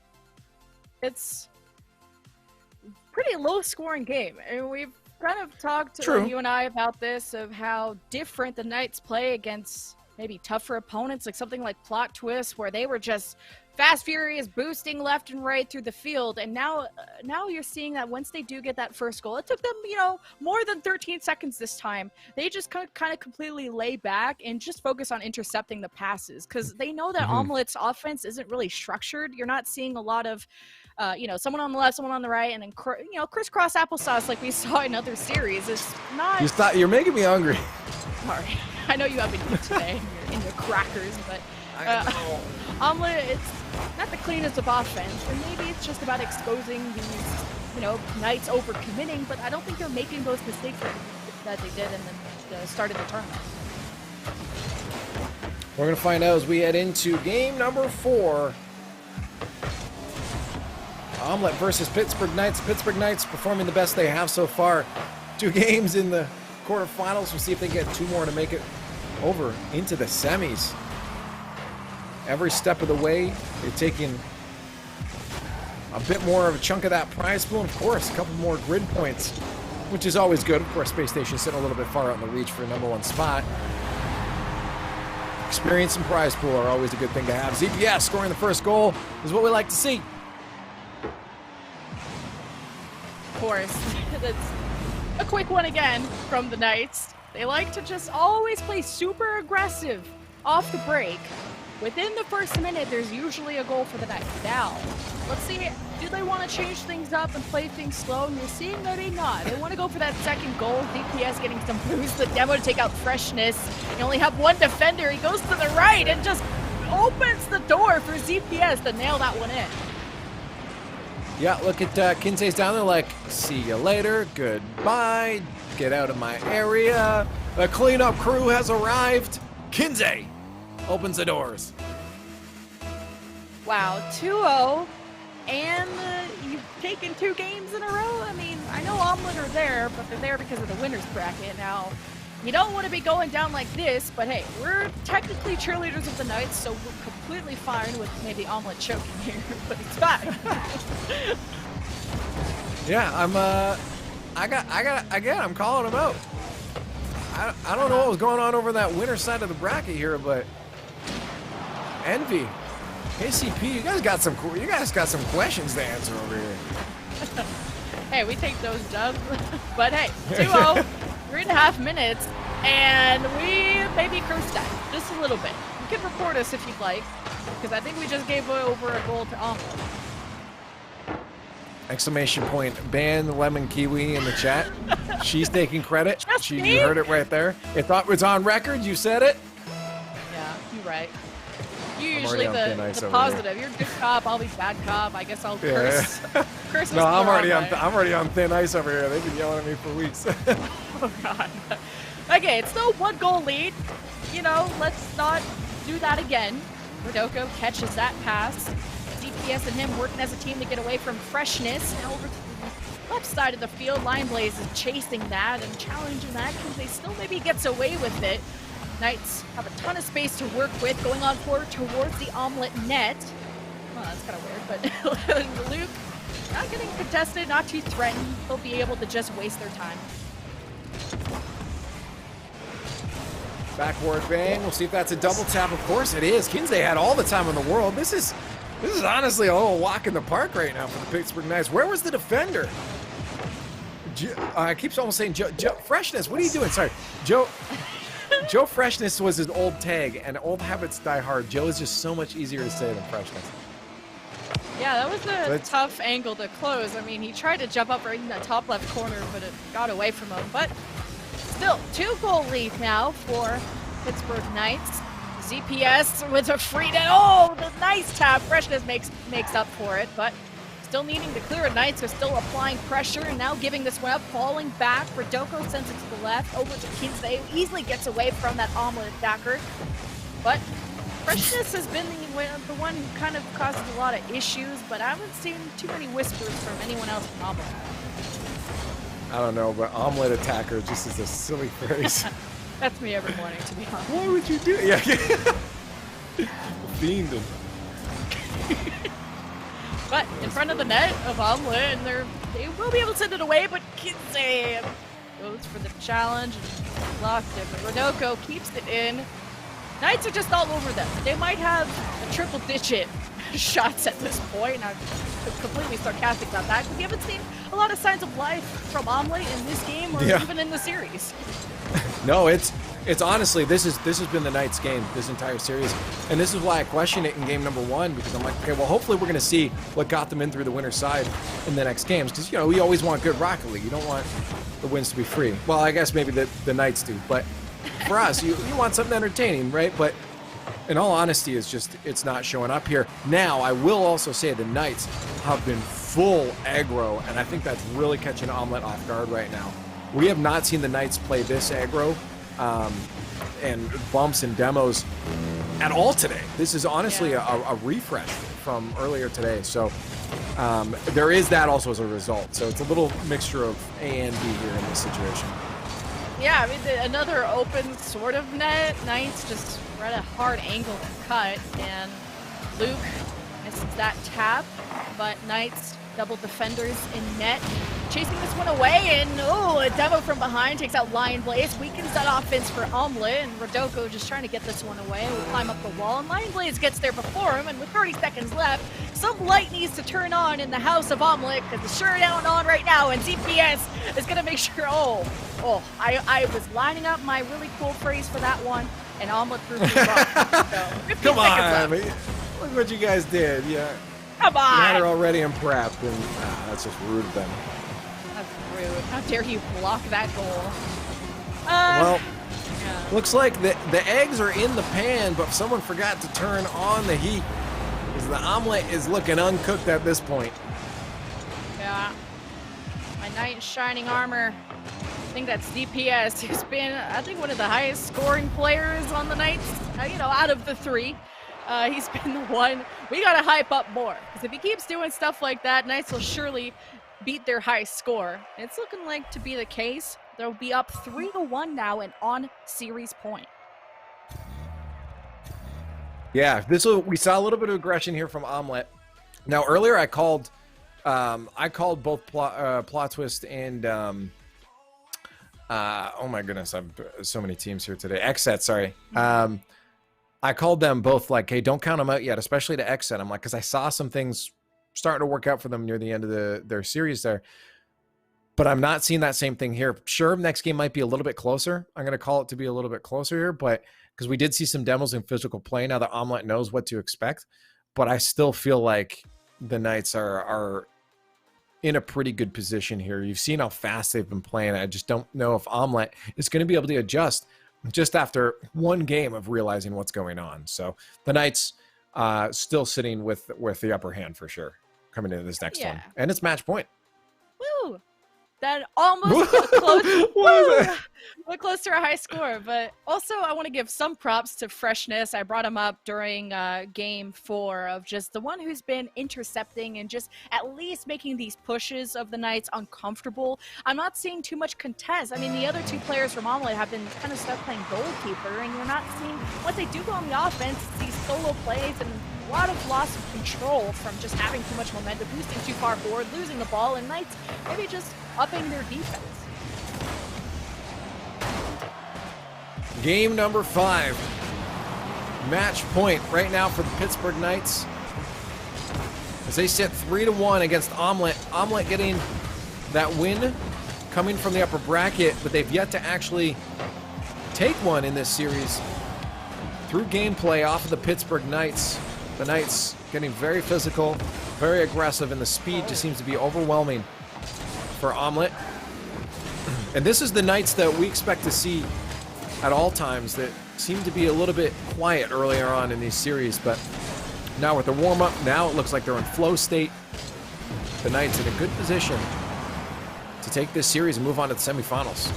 Yeah, a lot of demos hitting Omelette. Mainly, I'm not seeing Luke ever play the game because every time he goes near the ball, he gets demoed, and Knights is continuously breaking ankles. I'm seeing Kinsey go for really cool mechanical plays, getting past defenders, making their job easier. Now about to bounce in for free.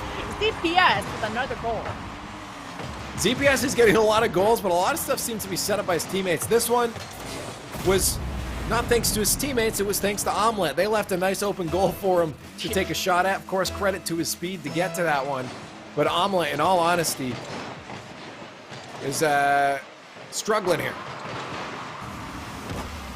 Yeah, and now in front of the net of Omelette, Knights kind of missing that. It looked like Kinsey went for a shot, and someone, they thought they could come in, they thought they could move forward. They weren't expecting the rebound.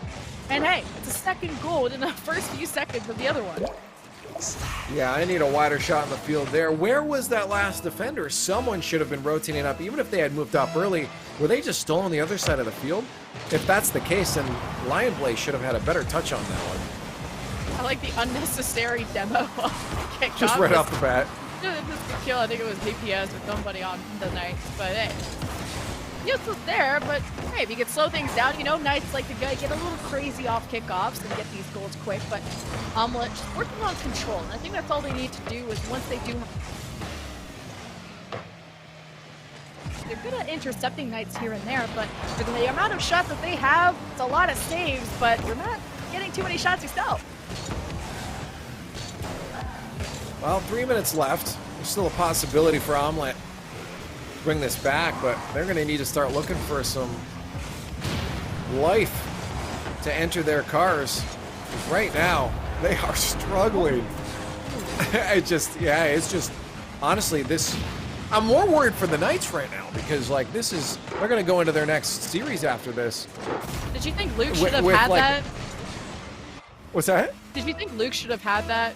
I don't want to rag on people before I confirm with the expert. Yeah, well, yeah, he accidentally side flipped off the wall instead of landing first. He should have just gone straight. He was out of boost. It wasn't an easy save, but it could have been saved. True. But hey, maybe getting close. Pittsburgh Knights net in sight. But look, complete control, and look how Knights are just surrounding the ball. They make it so no one can really threaten them and get in their way. Besides, maybe you bump them a little bit, but it's really no signs of life there. Over to the other side, Luke getting past the defender off the backboard. There is someone mid, but not really much momentum to just slam that one into the goal. Although I gotta say, that was a beautiful flick from Luke. In all honesty, the fact that was saved was even crazier. So I know Omelette is hurting after that. They were hoping to at least get one on the board. That pop was insane, by the way. Yeah. Yeah. Yeah. just so you know. I'm taking note of what Liefx thinks is cool. Pillows, and we'll talk about that later. But anyway, 2 minutes. Hey. They are. Okay. But Knights, series point. 4-0, 2 minutes left. It's not impossible, but Omelette just needs to change something up. Scrambled, sunny side up, whatever, how you like your eggs, you need to change them up because this is not fitting right now. DPS easily blocking that one away. Freshness keeping it in. Maybe setting something up for Luke. And that was cool for Tuesday to not let that happen. CPS was waiting for another one out there. They're trying to pad stats. A minute 30 left. Pittsburgh Knights still looking like they have a lot of opportunities. None of them are being shut down by Omelette. I see a lot of holes in the defense still. And if the Pittsburgh Knights can carry this momentum to the next series, oh boy, whoever's waiting for them is going to have a heck of a time. Where are these defenders? Omelette. Lion Blaze is able to chase after that one, regain control, only a minute. As soon as they go forward, the ball comes right back. So a lot of momentum being used by Omelette, but just no possession whatsoever. So Pittsburgh Knights, Kinsey to the right, passing it mid, will be sent forward off the top post, but it's like Knights, I mean, firm control of this game. They don't even have to play offense. I don't even know if AFK at this point. Omelette will be able to get a goal, but let's see if they can. Yeah. Yeah. I'm going to go with no. Yeah, I'm going with no. 30 seconds left. Pittsburgh Knights. Honestly, a curse. I was wrong. You cursed it. I knew it would Leaf. happen too. Oh, yeah. I You knew said it would no. happen. I did. Sorry. Yeah. That's Rocket League okay. gods said cap on that. But hey. It's 21 seconds left. So we're not fine yet. Aha. That's the what I did second there? goal that Omelette has scored in the 6 games that we've been here. No, 5 games. Oh yeah. Yeah, 5 games. So that's a fun fact. I dropped the stats, That's a dropped really- the analysis. Yeah, that's really close to a perfect sweep. Almost. Oh, let's go for number 2. perfect sweep. Psych. JK, And- Omelette, you're done. Get out of here. Bye. Bye. See ya. Bye. We beat our high score. New We high did score! it. Yeah, Woo! can we get a new high score in chat? Let's go. Let's Let's go. Yeah, no, that was definitely something. I am legitimately surprised, and I'm wondering if what happened to the Pittsburgh Knights in the previous weeks just happened to Omelette, where they use all their stamina, use everything up in their first series. Because I want to go back and watch their series against like Team Envy. Yeah. And find out, because like the fact that Envy was still able to beat United 3-1 is like, yeah, I want to go back and watch that, because I have a feeling that Omelette just did what the Knights did last 2 weeks, and they ran out of steam, man. I feel like they came up against a little bit of aggression, but this is such a good sign for Pittsburgh Knights. They were in full flow straight. All 3 players were just, sights straight down the barrel. They knew where they were shooting and knew what they had to do, because every single second of that series that they were on the field, they were doing something useful. There wasn't someone that was just kind of waiting for something to happen. Someone was getting a demo, someone was getting a bump, someone was scoring a goal, someone was getting a pass out there. Something was always happening for the Pittsburgh Knights in that last game, and it showed for sure. So I feel like Omelette just kind of went up against a team in flow state. Their energy dropped, where the Knights, they absorbed it from them, and they looked good going into the semifinals here, where they play either the winner of Energy or Alpine. Yeah, their energy just went over 9,000. They'll be moving on to the semifinals, and even despite the map advantage that Omelette had, you would think that would give them kind of a cushion that they can play a little bit more risky. But Omelette, you pointed out right. We need to go watch the series against Envy, because this is maybe not the team that beat Envy, And speaking of Envy, they're currently in a game 6 against G2, 3-2 for Envy right now. Space Station beat the Peeps, so they're in the semis, and we're still waiting for NRG versus Alpine Esports to finish, but NRG are in a comfortable lead right now. Well, it's what I've heard from the Knights account over here on Twitch themselves, is that NRG is looking angry. So we're going to find out how the Knights are going to go up against an angry NRG if they do plow past Alpine. We'll find out who that's going to be in just a few moments.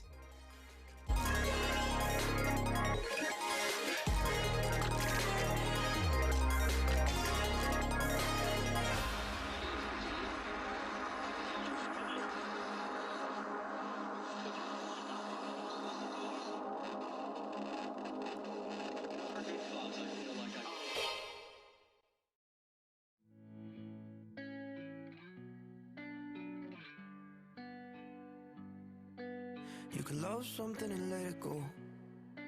It's hard to see it in the moment, but the best things always hurt the most. Yeah. If I could, I'd never let you go. But my heart's fighting my conscience, and you don't deserve the fallout, being pulled down in my undertow. You can want something so bad that it doesn't want you. Yeah, I wanted it so bad that somewhere I lost you. Yeah, this is the end, but it's not over. We've never been closer. Someday I will see you again. Yeah, this is the end, but it's not over. We've never been closer. Someday I will see you again. Oh, I will see you again.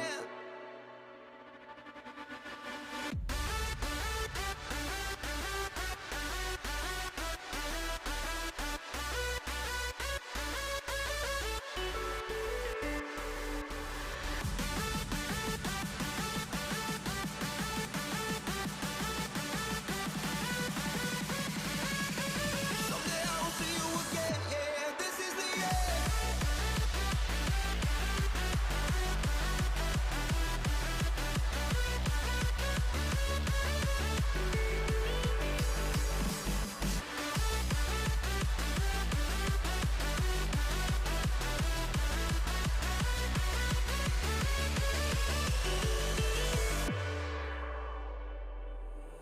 I was 15 and I lost myself, but then I finally found you, and the things I felt that changed my life. Yeah. Now it's hard to go without you, but I know that if I doubt myself, I won't give up this feeling that I needed to change something inside myself. You can want something so bad that it doesn't want you. Yeah, I wanted it so bad that somewhere I lost you. Yeah, this is the end, but it's not over. We've never been closer. Someday I will see you again. Yeah, this is the end, but it's not over. We've never been closer. Someday I will see you again. Oh, I will see you again.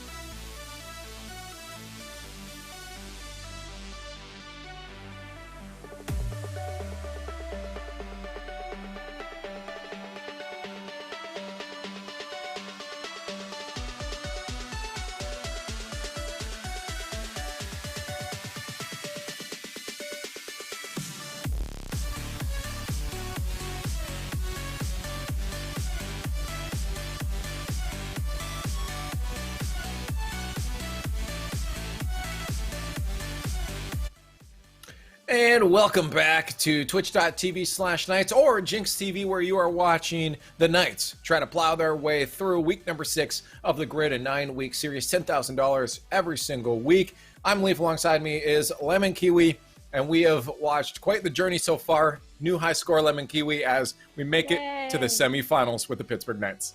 And now you guys have to keep me. There's some kind of lucky charm going on there. Yeah, we're keeping you. You're here. Yeah, Liefx exists. He's there for the jokes sometimes. Kind of the story of my life. But hey, we're in playoffs, and not only are we in playoffs, we're going to the semifinals against NRG. And from our experience against NRG before, we're 0-2 against them. Week 2, at least we went Game 5 against them, but choked. And then in Week 5, we went to playoffs against them in the first game, and we lost 4-1. And that one game we took, or that one map we took, went into overtime. So this is going to be a tough opponent for us, I think. Hey, you know what, though? Last time we went against NRG, they had a 1-game advantage by coming through that upper bracket, whereas we did not. So I swear, given they didn't have that, it would have only been 3-1 at that point, and we would have turned it around and gotten a reverse sweep. I swear. And that's going to happen today. Not the reverse sweep. We're going to 4-0. We're going to crush them. Grand finals. Yeah. As Naruto likes to say, you got to believe it.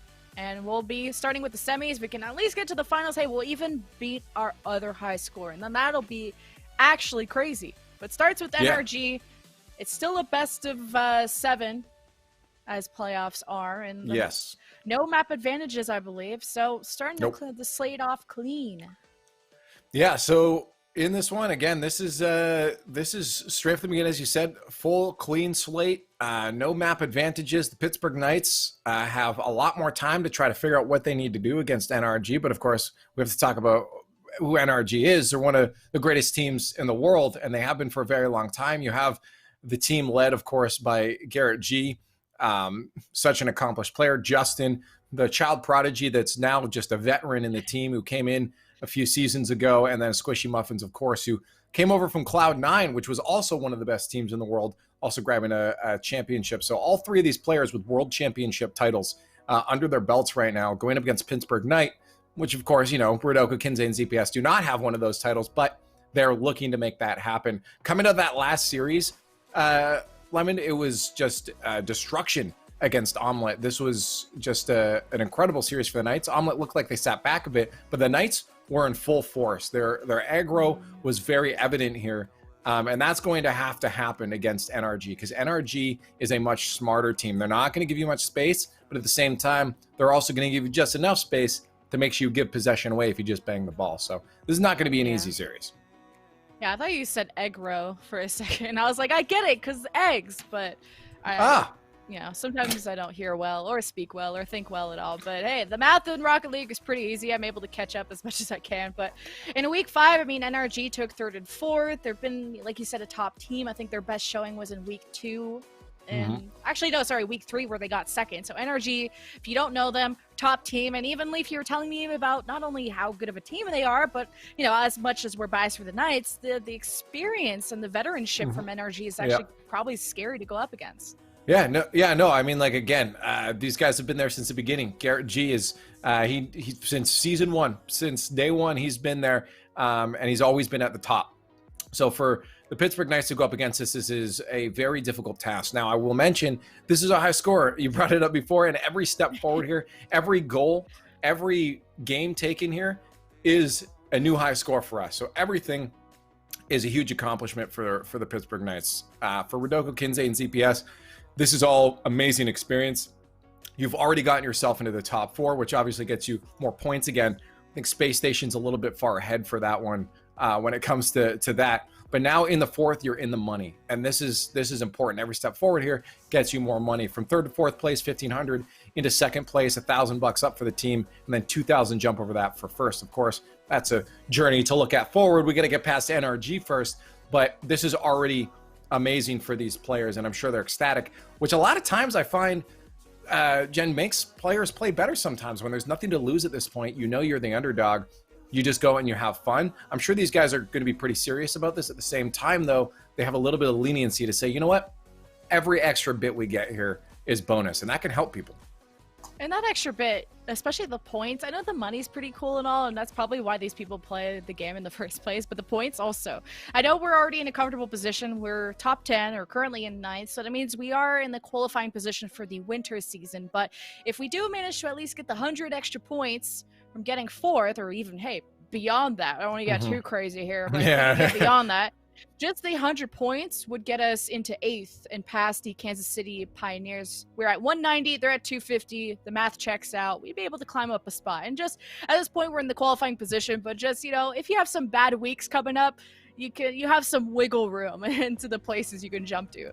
I'm just gonna trust you on the math. Usually I let Gibbs do my math. So you're my Gibbs today. So I'm trusting that math. But NRG, Pittsburgh Knights. It will be the next matchup. Of course, they have to face off against the winner of G2 or Space Station, which is another behemoth match as G2 takes down Envy. So either one of those teams waiting on the other side of the field, but in this best of 7, it's NRG versus Pittsburgh Knights. I welcome everyone from Jinx TV and twitch.tv/Knights to give your energy, not to energy, but to the Knights as we face off against the behemoth. Yeah, NRG fans, go away, like he said. But you get out of here. Completely kidding. Yeah, get out. You don't get. But hey, we welcome all audiences here, but especially the Knights. And almost knocking that one in, Kinsey, with the first shot. And Knights again off the break. They love to play fast, and they're just all over NRG right now. And 30 seconds in, ZPS gonna bang one home. I talked about that early goal for the Pittsburgh Knights. This is what we like to see. Yeah, perfect. And ZPS is always the one you gotta watch out for. He's the silent killer. When I'm kind of like farts, but like a nice fart. But you'll have to get that. Did you just call ZPS a fart? Yeah, the silent killer, you know. But well, that honestly kind of fits with his name. I'm not gonna lie. That was an apt description, I suppose. Zombie fart, whatever, but Knights up 1, and just barely tying this one. NRG get blocked away. They get demoed though, so the defense a little bit weakened, or at least now they're on the offense. Knights falling back, 1 in net, 1 in the corner. And Justin with the incredibly hard name to read for me, I'll just call him just incredible. But Justin, that's just me for now. You'll have to prove the incredible part. Yeah, so we probably got to give you some history. Justin likes to change his name a lot. It's just Justin, but he will add things depending on his feeling. Sometimes it's why people are happy. Sometimes it's just incredible. Sometimes it's Justin, I'm in a slump.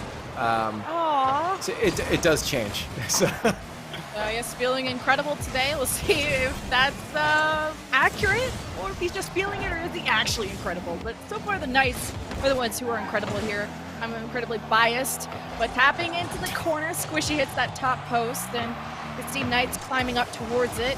Maybe Justin could get a shot here. Nope, got blocked away. Not incredible yet. Yeah, almost a goal there for NRG. You can be sure that they're going to be having a lot more opportunities to do this in the future. They most certainly will get those chances, and they will not let it be easy. They will punish. But so far, that momentum looks like it's carrying over from that last series for the Pittsburgh Knights, and this is exactly what we like to see. We see physical play, we see fast defense, fast offense, and it's making NRG think. I didn't have to think too hard about that block for Doko at the bottom. Thrown right at him, but now in the zone of NRG, Pittsburgh Knights on the offense, but not too far up the air. You're not seeing a full commitment, but bounced right back. At least having someone midfield, making sure it stays in the zone, but you're not seeing any real push from the Knights yet. So NRG, it's their turn to shine.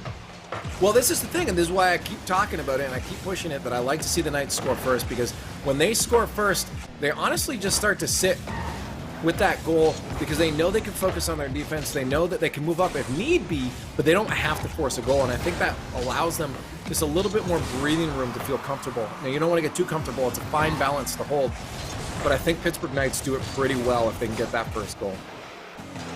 Oh, pretty deep in the Knights zone. At least someone was in net. That's for Doko with the block.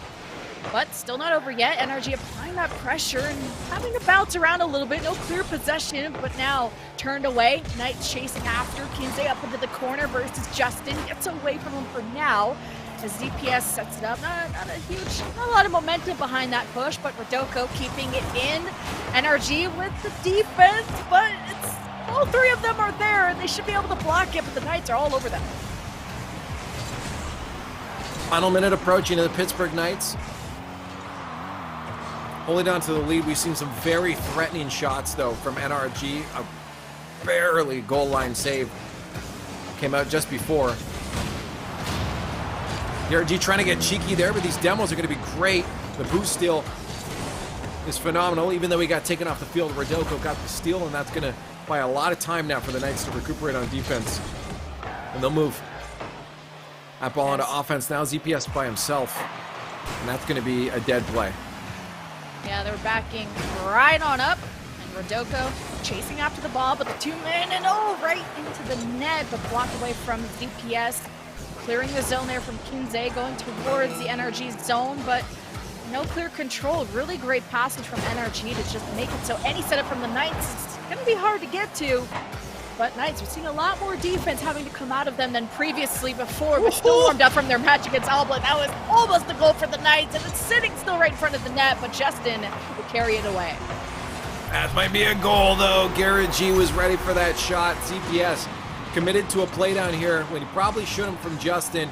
He could have shadowed that one a bit better, and that forced Rodoko into an awkward save attempt there. Garrett had all the space in the world to put that shot. With 10 seconds left, Garrett, the experienced player, is going to finish that shot off. And this is the cleanest opponent we've seen the Knights go up against, and a great pass from Justin as the goal could be right there to take a lead, and oof, now it's mid, making sure the ball is on the ground as the Knights are trying to carry it. Garrett gets it away from them, up into the corner. This next goal could be big, and the ball is still into the air, but it will just maybe touch the ground, and we are entering overtime. The Pittsburgh Knights have done this multiple times. Jen, if history serves any truth here, we're in for about a 3-minute overtime. Well, you cursed it. It's probably going to be like 2 seconds now as it's right in front of the net of the Knights. Not the quick one we wanted, at least not for that team. But hey, ZPS getting past Squishy there, who's chasing him away, maybe having more boost than him, and he's having a hard time getting aggressive, not having the momentum on his side. So NRG will be forcing the Knights away as Rodoko maybe breaks his ankle temporarily and gets away from him at the post, and ZPS is there for the backup, and Knights in overtime will take the game. Rodoko is amazing. That goal's so good, it destroyed the party. It's over. Just end the series. Give us the series. Pittsburgh Knights, man, that Rodoko is a beast, and I hope you guys never forget it. Rodoko is, look at that 50-50. He recognized he was going to lose the next challenge at the very end there. We'll see it in a few seconds on the replays, but it was just, that was just exactly what I want out of Rodoko. Just brilliantly forward-thinking offense. He knew that 50 was not going to be in favor, so he pre-flipped sideways a bit to get that dunk over top. It went in such a perfect spot that ZPS was able to turn and finish that one off. And this is why ZPS is able to score so many goals, is because he's got such amazing support from someone like Rodoko. And then he's got the peace of mind that Kinsey is behind him there. What an incredibly close series, though. I am scared, though. NRG had a couple very, very threatening goals there that were so close to going in. Goal line saves for the Pittsburgh Knights. They're counting their lucky stars on that one. They had great offense themselves, but they're also lucky that NRG's precision was maybe a little bit off in that game number one. So coming into game number two, they have to hope that they can shut down those shots before they even happen. Knights were playing so aggressive. I think there was one player on the Knights, the stats got away from me before I could count fast enough, but there was one player on the Knights that had 8 shots to his own name. And look, you got a demo off the bat, you take out Squishy, and you're already getting close to a net, thankfully. And that's what exactly Knights have to do. We can't let NRG have any sort of comfortable possession because they're really good and really clean at passing and just getting away from defenders. So Knights, the more they play aggressive, the more it's paying off, but they can't be exposing themselves like they did against XSET, where they're just full committing, and then you got these long goals across the field. First minute almost already gone by. You see some physical play coming up from NRG. They try to fight back. Kinsey taken off the field, but enough time bought at midfield from ZPS. Should let both Rodoko and Kinsey set up some defense here, but it's getting threatening again. There's going to be a shot. Maybe. No, Justin left it. The communication from NRG they've been considered to have some of the best comms of any Rocket League team, and you look at how he backs off. Garrett G calls him off, says, I have the shot. Let that defender think you're taking it. I'll come in for the clean. Just beautiful, beautiful play from NRG. You got to give credit where it's due. They'll take the goal number 1 in game number 2. The Knights still in this, though. They're able to score 2 last time. They can score 2 this time. And that's where the experience really shows. That level of communication in such a hectic game like this, especially in playoffs. That's when the mental and the comms especially are the first things that are going to be breaking down. But the Knights, especially with a series lead, they are still comfortable and maybe getting almost a shot. It's a little bit wide. And NRG, Garrett passing it over to Justin right in front of the net. And here comes barging in is a Pittsburgh Knights defender. Couldn't even get the name there. But hey, I don't know who you are, Superman, but you clutched up. Justin going for some flip reset shot there. This is why he's incredible. He can usually do whatever he wants with the ball when he's in the air. We fell a little short just on that one. Now a turnaround here. The Knights looking for some offense. A 50 straight down. Watch out. There's going to be NRG. Justin is going to squeeze that one by. He had no other space to put that than exactly there for that to go in. The precision is just nuts. I don't even know who came flying in. Oh, there he is. He's just so fast. That's such a hard angle to cut. And NRG, too, much more woken up than in game 1. And that still was really close. Pittsburgh have a lot of time to work with, but when you have Justin all over, you just got a goal. He's feeling confident, but drops the ball quite literally. Now it's over on the other side of the field. The Knights, you got to see them go after it. Just revive yourself from what you just went through. 2-goal lead for NRG at the halfway mark of game number 2. We've already beat our highest score in the playoffs.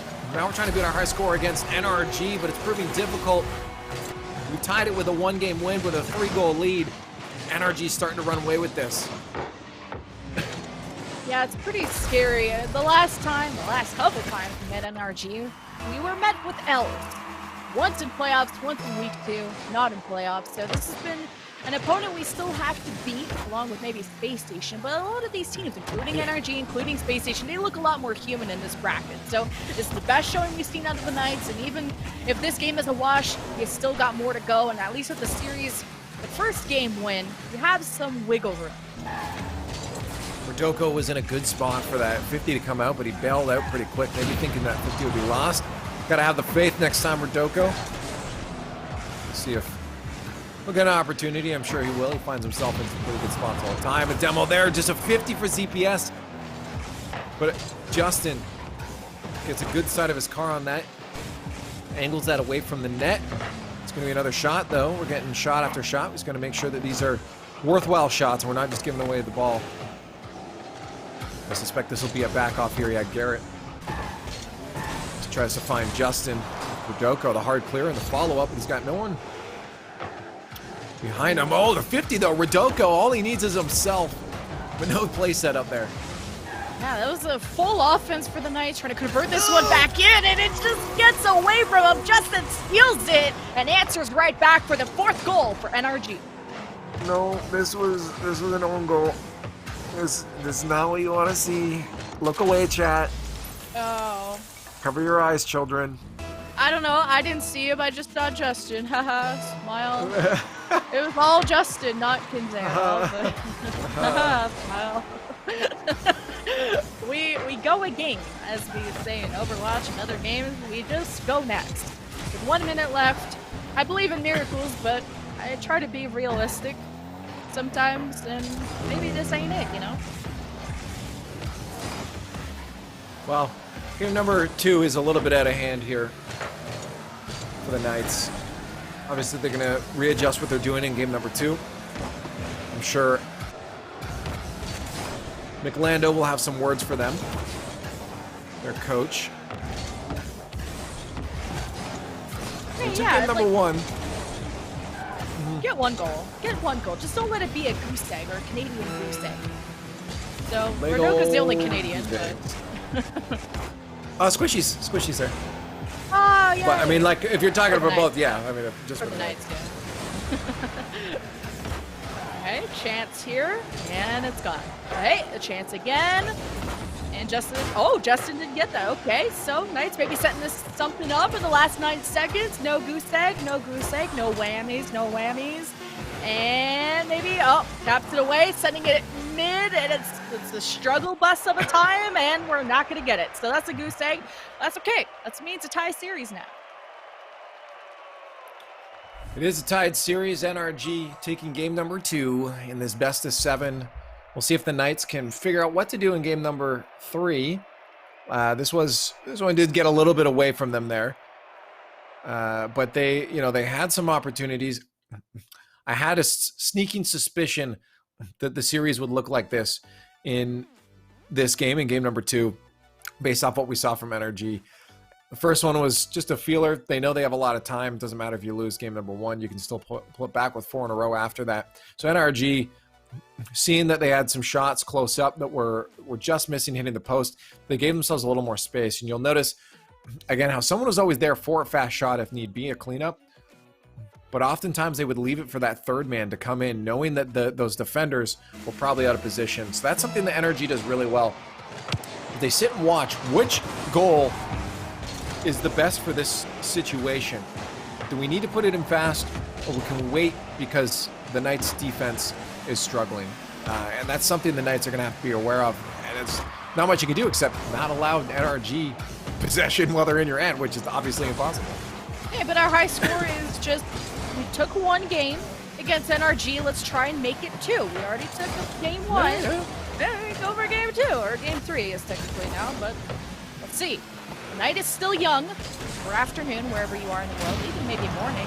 But off the wall, Garrett just trying to get away from the Knights. Demo kind of slowing things down as Justin leading the way. He's got two Knights in his way. He's not having too good of a time. And now the ball is up into the air. Garrett's going to receive it.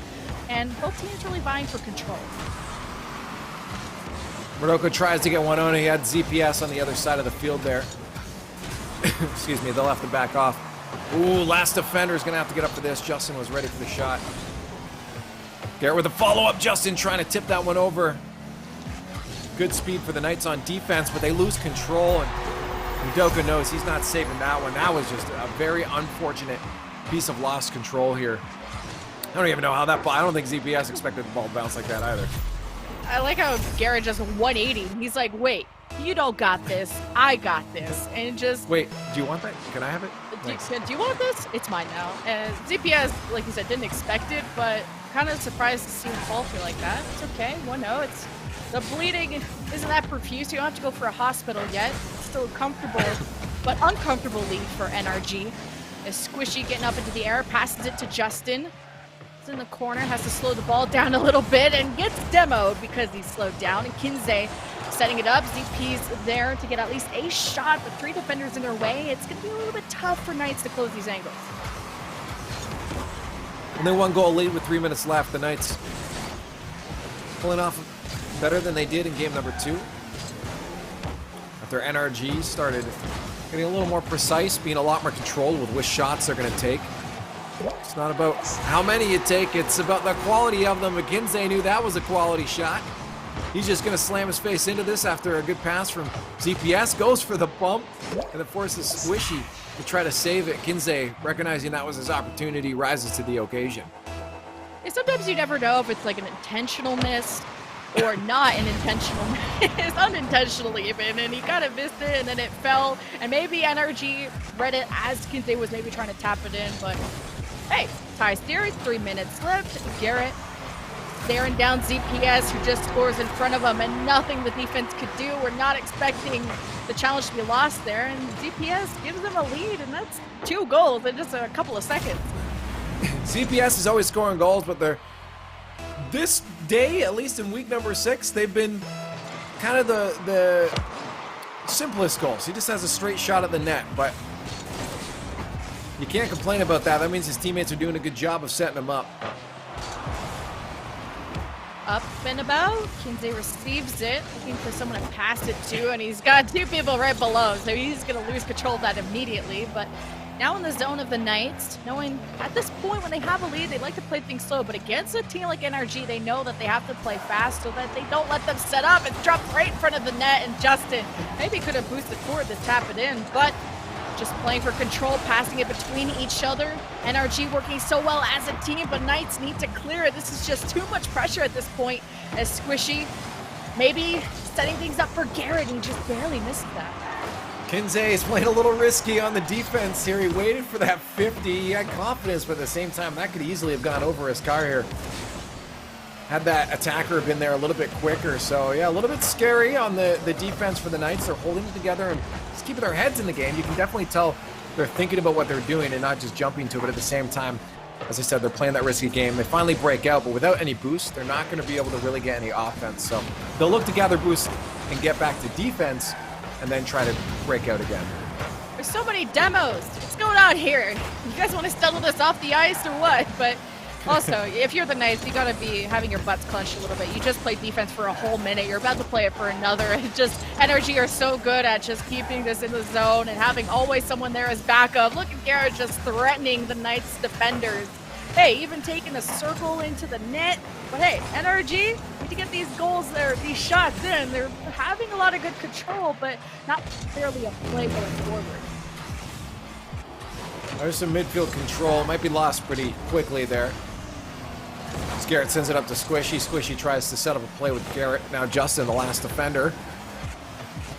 Verdoko tried to psych him out and just let that ball roll in front of the net. Justin's not going to fall for that one, so he'll bring it back by himself. And you see some bullying coming up from NRG, which means they're starting to get a little desperate, and they have to be. Last 40 seconds, and they're down by a goal.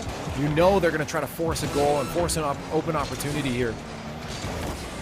Yeah, this is the opposite of chill. If you're a fan of the Pittsburgh Knights, if you're a Knights player, you're only up by one goal, and anything can happen during these next 20 seconds. As Verdoko gets away, it's over to the left corner, but not a full commit from the Knights, so NRG be able to take possession, think about how this next offense will go, because it'll be the most important one of this game.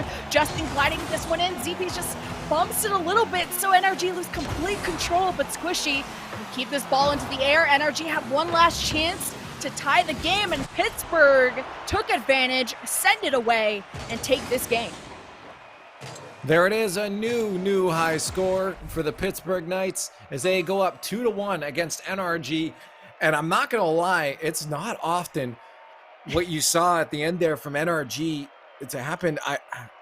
A lot of times when you watch this a lot, teams and overall they get a personality in their play style. And what I saw there from NRG at the end was scary, but at the same time, interesting to see that the Knights were able to pull it out. It was the franticness. It was desperateness. It wasn't, just blind chasing franticness. It was a calculated and structured frantic, but it was them looking for demos, them putting themselves a little bit forward out of position to try to force some holes in the defense of the Pittsburgh Knights. And that was something very interesting to see for the Knights on their side, because that means they're holding NRG at the back, like on their back foot, and they're making NRG scared, which is really good to see. Damn, Thanos just hit the clap and just made everyone disappear all of a sudden. We'll get back in the game in a second. It's still first to 4, Knights up 2-1 after that win just now, and these wins aren't, the most, how do I say this? The most dominant wins, right? They're just barely squeaking by in OT or just by one goal. So the Knights, you take these dubs, but you're not feeling like the better you're not convinced you're the better team quite yet. I disagree with that at this point, because you're not going to have large wins against these teams. In all honesty, being able to get even wins off of NRG right now is a phenomenal accomplishment at this point. So I would say you'd be surprised that most top level play is going to be very, very close in scoreline. Some games might get away, like you did see there, that 4-0 before. But at the same time, I think you're right that I still think NRG at the end of the day likely has a bit more potential, achieved potential, but the Knights are showing that they have also that potential, and they're starting to hit that. And the Knights, I really believe at this point, are a team that needs to start being reckoned as one of the top teams overall in North America. Not top, but they're hitting that mid stride right now, especially with this consistency, and they're proving it today against NRG. So I think this is a sign that it's this close, that maybe they are one of those teams in contention to be talked about a little bit more in North America.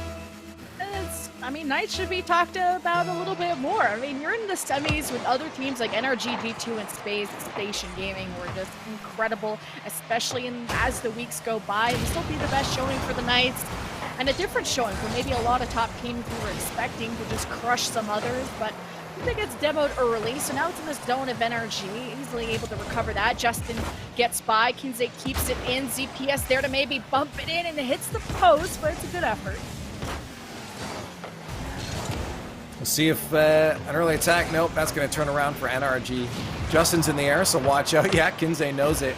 They're starting to read. They know what NRG's doing, but these demos are going to be just a little bit too much for the Pittsburgh Knights. Look at how this is how they finished actually that last game. They're starting this game with some incredibly deep drives on that aggression. Justin got the demo. He didn't rotate back.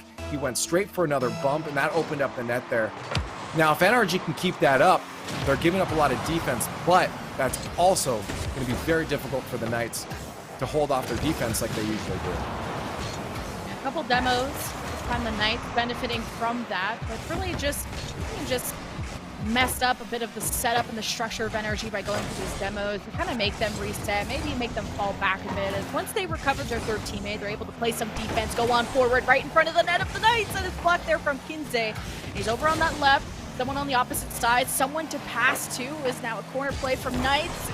Rodoko keeps it in, and Squishy is just not making this easy for them. No, now I think this is the point where you start to see the actual scariness of NRG and what they're able to do on the field, and why they are, again, you know, they are overall a better team. It's undeniable in what they've accomplished. And this is exactly why. So if the Knights can keep up to this, I'll be thoroughly impressed. But this is going to start getting very overwhelming very quickly for the Knights. This is where we're going to start to see why NRG is a better team, what you mentioned before. That shot from Garrett, though. Oh, that was beautiful. What placement? I'm sorry, I'm just geeking out over a great Rocket League goal. See, I call that, with my 1 IQ, a taparoo. Getting it above. A little taparoo. Little taparoo, but hey, 2-0, it's not the worst. Just don't make it a 4-0 like game 2. You know, that really sucked. That hurt. And you know, when I said stop the bleeding, this is where you do it. A ZP, really great effort. Get a shot. I think he's the one who's been keeping this Knights team alive, and he's just continuously applying that pressure. Kinsey's that backbone. Rodoko there as well. They're all over them, keeping these shots, but it's so hard when so many members of NRG are just in this net. Great passing plays from NRG out at the mid there. What a 50 from Squishy. He pops it high, but look how fast the Knights were there to greet that one. Off the backboard, straight down. That's going to be Justin called off in favor of Squishy. Garrett looking for that offense is what I'm saying. Look at the adjustment NRG has made. Now I will agree with you that playstyle-wise, it is evident that the Knights have some catching up to do. So now in this game, it is starting to very much get apparent. NRG's complete adjustment to how they're playing is just phenomenally hard to do for any team in the middle of a series. They just, NRG have these layers of, they really trust someone to lead the charge with the ball, and then if they see someone coming, they have that second person who's already boosting forward. And look, Garrett has been nailing these one in, and Pittsburgh Knights are now down 3, and this kind of is reminiscent to game 2 where we were down 4-0 and we just went back to sleep, you know? Wake me up when September ends type of stuff. At least we're partway through already. It's not going to be a long sleep, but Squishy's 50s right now have just been absolutely phenomenal. And that's been setting up his team for a lot of success. The Knights starting to feel the drain a little bit. I wonder if they're going to be able to pace up. Even if NRG wins this one, there's still a lot of Rocket League ahead, a minimum of 2 more games for these teams to play. So there's a good chance Pittsburgh Knights will be able to pace back up again and get themselves up to where NRG is. But that is not going to be an easy task, and oh boy, is it going to be draining. There's a shot, though. EPS. Oh, good backup there from Justin. Not trying to get it out, but Rodoko's waiting up on the wall like Spider-Man, and it's getting tough for Knights to maintain control and just getting one on the board. Again, just avoid the goose egg, the Canadian one. We don't like those. Just getting one is how you at least start the start of something good. The song, maybe, but Knights, they're just kind of getting dangled around by NRG. Yeah, it's NRG causing the Knights to play catch up here, most certainly. This is this is the result of that, though. I hadn't seen this. I was gonna mention it, but I hadn't seen it yet. But when you put that much into offense, that much into your aggression, you will give up defense. That's just inherently what happens when you have only 3 players on the field. Eventually, you're gonna have a hole open up, and the fact that the Knights, through all of this, still had a presence of mind in ZPS to be able to see that hole open up and take advantage of it is pretty incredible. Oh man, the Squishy could taste that angle. At least somebody was there as backup, man. Like I said, the layered offense, the layered defense of NRG. If someone drops the ball, someone's there to pick it up, quite literally, and even just help. You know, Knight's kind of tapping this one in too. But hey, 35 seconds, we got on the board. That's all that matters. Yeah, that was hard for the Knights. You expect those shots to be on target, so when NRG puts them off the post like that for another player to be able to pick up, you have to commit someone because you think it's just going to be on target. Oh, it's right in front of the net. Knights are scrambling to get this one away, and not the omelet scramble that they wish this game would have been like. It's been their toughest opponent yet, and we already beat the high score, and we already got a goal, so we could maybe just call this game a wash, and at least it wasn't as bad as game 2. Or Rocket League around the corner, Squishy squeaks one by, 5-1 for NRG. Yeah, 3 seconds left. This one's absolutely done at this point. Everyone just skip the replay. Let's get her on. Yeah, go next. Yeah, it's over at this point, and this will put it at a tied series for NRG and Pittsburgh Knights in this best of 7, which means both teams will look for 2 more wins. Whoever wins this next game will be sitting at match point. And in all honesty, this is going to be some serious thinking for the Knights right now, what they need to do. They're not terribly far behind, but they most certainly are behind when it comes to speed that NRG is showing. Like, holy sheets for our sponsor there. You're welcome. I'll accept PayPal. But 14 plus 3 is 17 shots. Easy math for NRG. Like, that is the most amount of shots we've seen in our whole broadcast that I've been here for a couple hours now. That's quite a score that Pittsburgh Knights have to beat next game. Yeah, no, I think they can keep this one close, but right now, again, you're seeing that extreme aggro from NRG. You saw them give up a goal as a result of it.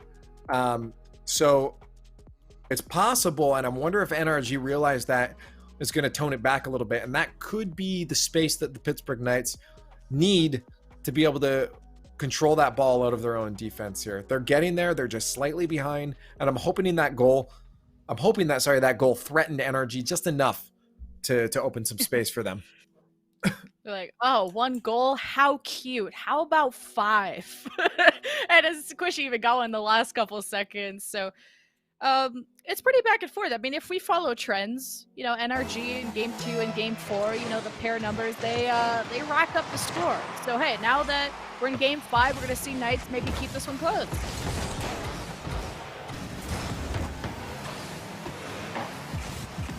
Pittsburgh Knights with control off the kickoff. They're going to see what they can do with it, but they lost possession pretty quickly thereafter. Udoko, no follow-up. He needs boost. He's going to get it. Let's see if they can make the hard clear here. He controls it. That's what I like to see. But what a great 50 from Justin. Squishy already on the offense. Look at these boost steals coming out already. This is where things get threatening. But a hard clear. Is that in the net? Just fine. We needed that, but the punish. No, what a save from Squishy on the goal line. I told you those cracks would be there, but so unfortunate that it was just wide. That was so clutch from Squishy, and he clutched a little bit, and he made it work. Kinsey now sends it over, make it mid, make it a pass, and make it blocked. NRG with both bodies right there at the right time. Now it's Justin's turn to pop off, pops it over, backboard. No one there mid, a bit of a contest from the Knights. Make sure that's not too easy to get at. Garrett gonna go for that. It's blocked away from the Knights, and now it's their turn to party. Yeah, we'll see if they can get possession, though. That's going to be the first step. Some good pressure there to start it up, though, off the backboard. No follow-up. They need a little more pressure, too. Maybe take a page out of what NRG's doing right now. Nab yourself a goal. There's going to be a demo. That's going to be a net that's open, but not enough. On his way back, what a save, though. Yeah, ZPS was there. Switched off the Fennec now. He's over to the Octane. Going full Nitro. I mean, that's what Knights got kind of punished in earlier series of going way too aggro and then these long goals, but getting there just in time. I'll let it go. Lots of boost for the Knights. Squishy trying to steal this one away from 3 people, and that's just not going to work, but at least he contested so that Garrett can get his hands on it, and right in front, CPS was a little bit too far in the net, but still missed shot from Garrett. Now getting away from NRG. 2.5 minutes. No goal scored right now. Garrett with the pop and the boost control. That'll give him some mid. See if the Knights can get possession. They can't. Yet again, they have a lot of difficulties getting a hold of this ball. Good infield passing from NRG. This is something they talked about wanting a lot of with this new roster of Squishy. NRG but it doesn't connect also to a goal. Turnaround, sorry, ZPS is going to have no one home. I wonder why he had so much space to deal with there. I just can't see anyone home right now. I don't know where they were.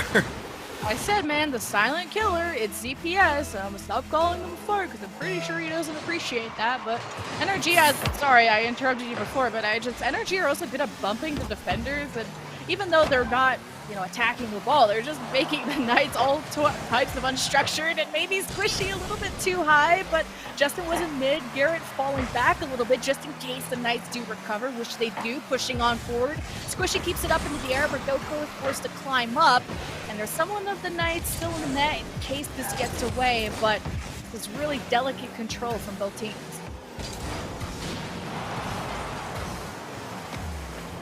Justin with the flick. There's a bump on Kinsey. ZPS is still there. Crossbar. Down. A double team bump, though. Rodoko's in net waiting for the shot. Kinsey with a heads up. 50. Blocks it, but no one home. Oh. Squishy finds the perfect spot to put that. I'm not sure where the defenders are going. Rodoko started to pull out. I think ZPS thought Rodoko was still there and left for boost. I think that's what happened. Man, these 180s, these psych, I'm gonna shoot on goal. It's really scary. Can't count this one out until the zone is fully cleared, but it's okay. I mean, ZPS was there as backup, but just not the right angle. And there, a shot. It's blocked away by Kinsey over to the right. Garrett's there to make sure that the Knights can't fully clean this one up yet. Now sending it mid, no one's there except Squishy is the final backup plan if things were to go south. But good demo there. Does weaken NRG for the moment. In the last minute, this is where the Knights can take a lead. Justin, such a heads-up play, though. Uses all of his boost, but he used it to buy a lot of time for his teammates, knowing that a demo would come out. And all he does is force the attackers of Pittsburgh Knights to think about what they're doing, which buys the defense so much time. What? Doc Rodoko, I don't even know how you get that one. He just slammed his body in the way. There's no way he planned for that to actually work, but at least he tried. Oh, Justin thought maybe he hit it to the right, and he's kind of going a little bit deep in his net, too. I thought maybe he didn't even know it was coming, but that's a lead for the Knights in the last 36 seconds. Tie series. Now you take a lead. It's going all the way downfield. Rodoko's there just in case, getting past some defenders. Squishy, though, knocks it away. Garrett getting some boost, getting ready for maybe the final offense coming in, as Justin needs to get this away. With a faraway goal, a demo takes out ZPS for the moment. NRG on the offense. Justin getting far forward, but Knights are there just in time. ZPS is going to try to buy as much time as possible. Great control there. As he counts on the clock, every second counts here. But it's not over until that ball touches the ground. There's a death. Squishy taken off the field. And the Pittsburgh Knights set themselves at match point now against NRG. NRG looking very, very scary, but the Knights make the adjustments. In Lando, we trust, and they're looking to take this series to move to the grand finals. Hey, we said game 2, game 4, where it kind of smashes. NRG puts so many goals on the board, but every now and then they just falter, and this is where Knights took advantage. It's still 2-1. Every game that the Knights have won in this series, game 1, game 3, now game 5, are all 2-1. So there's something about having a magical score, a good luck number maybe. As we go into game 6, you gotta hope that the trend doesn't continue where NRG just slap right back and wake up. Yeah, no, so the adjustments we've seen so far have been NRG feeling it out in game number 1. The Knights came out blazing, it looked great. NRG got a little angry, and they said, you know what? We're going to take you off the field. You're done. You're out of here. And they started pulling that full aggro. And it took some time, but the Knights eventually realized that if we can just get that ball to midfield and have a player there, it's risky, but we can find some open nets. And they started doing that, and it forced NRG to back off a little bit. And now with the Knights given a little bit more room on their defense, they're finding themselves having a little bit more control to move down the field. And it's going to be another back and forth. We might see NRG pull that out again. But the Knights, of course, have made NRG think, and that's super, super important. And as soon as Knights went on the offense, they demoed Rodoko, and that alone didn't slow them down. But speaking of that, Rodoko is back and already in the middle of the action. NRG heading towards the net of the Knights, bouncing right in front, and Squishy's right there. Where's the Knights? They barely saved that one. ZPS played the game right there, but hey, it's not over yet. You haven't cleared it, and here it's right in front of your net, trying to camo and just be amongst the enemy, but finally the Knights get it out for a few more seconds until Justin tries to make another play happen, and Knights, this is way too much pressure at this point. A goal might come in, and there it is, Squishy with the first one. Yeah, you're right. This pressure was just absolutely relentless. NRG recognized the positioning of the defense for the Pittsburgh Knights, and they said, we're just going to pummel. We're going to move in close. You see how close Squishy was behind, even though Justin and Garrett had just left that play. That means Squishy was positioned very aggressively for that play. They knew the Knights weren't going to be able to recover from that one, so that's what happened. Good heads-up play. That's why NRG is so good. Another demo, take out ZPS. You see NRG, that at least that a couple seconds of advantage. They're able to move on forward, but weren't able to maintain control as long as they would have liked.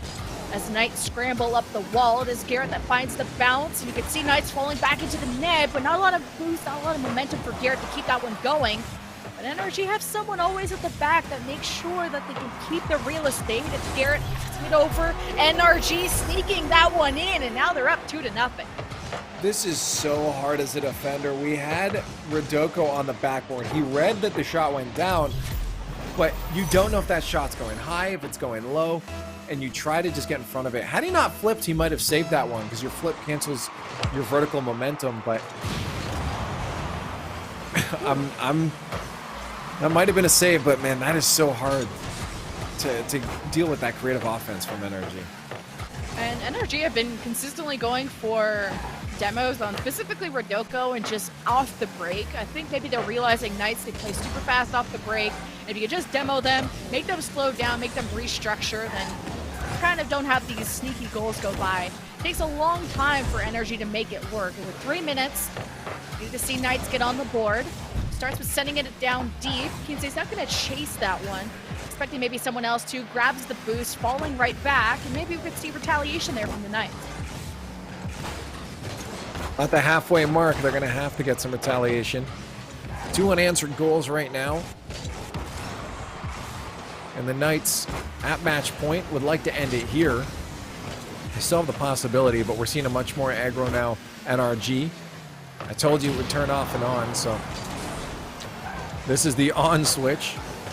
Hopefully. But 2 defenders in net. Okay, easy clap. But NRG are still going. They're still applying the pressure, and Squishy goes fast, misses that bump.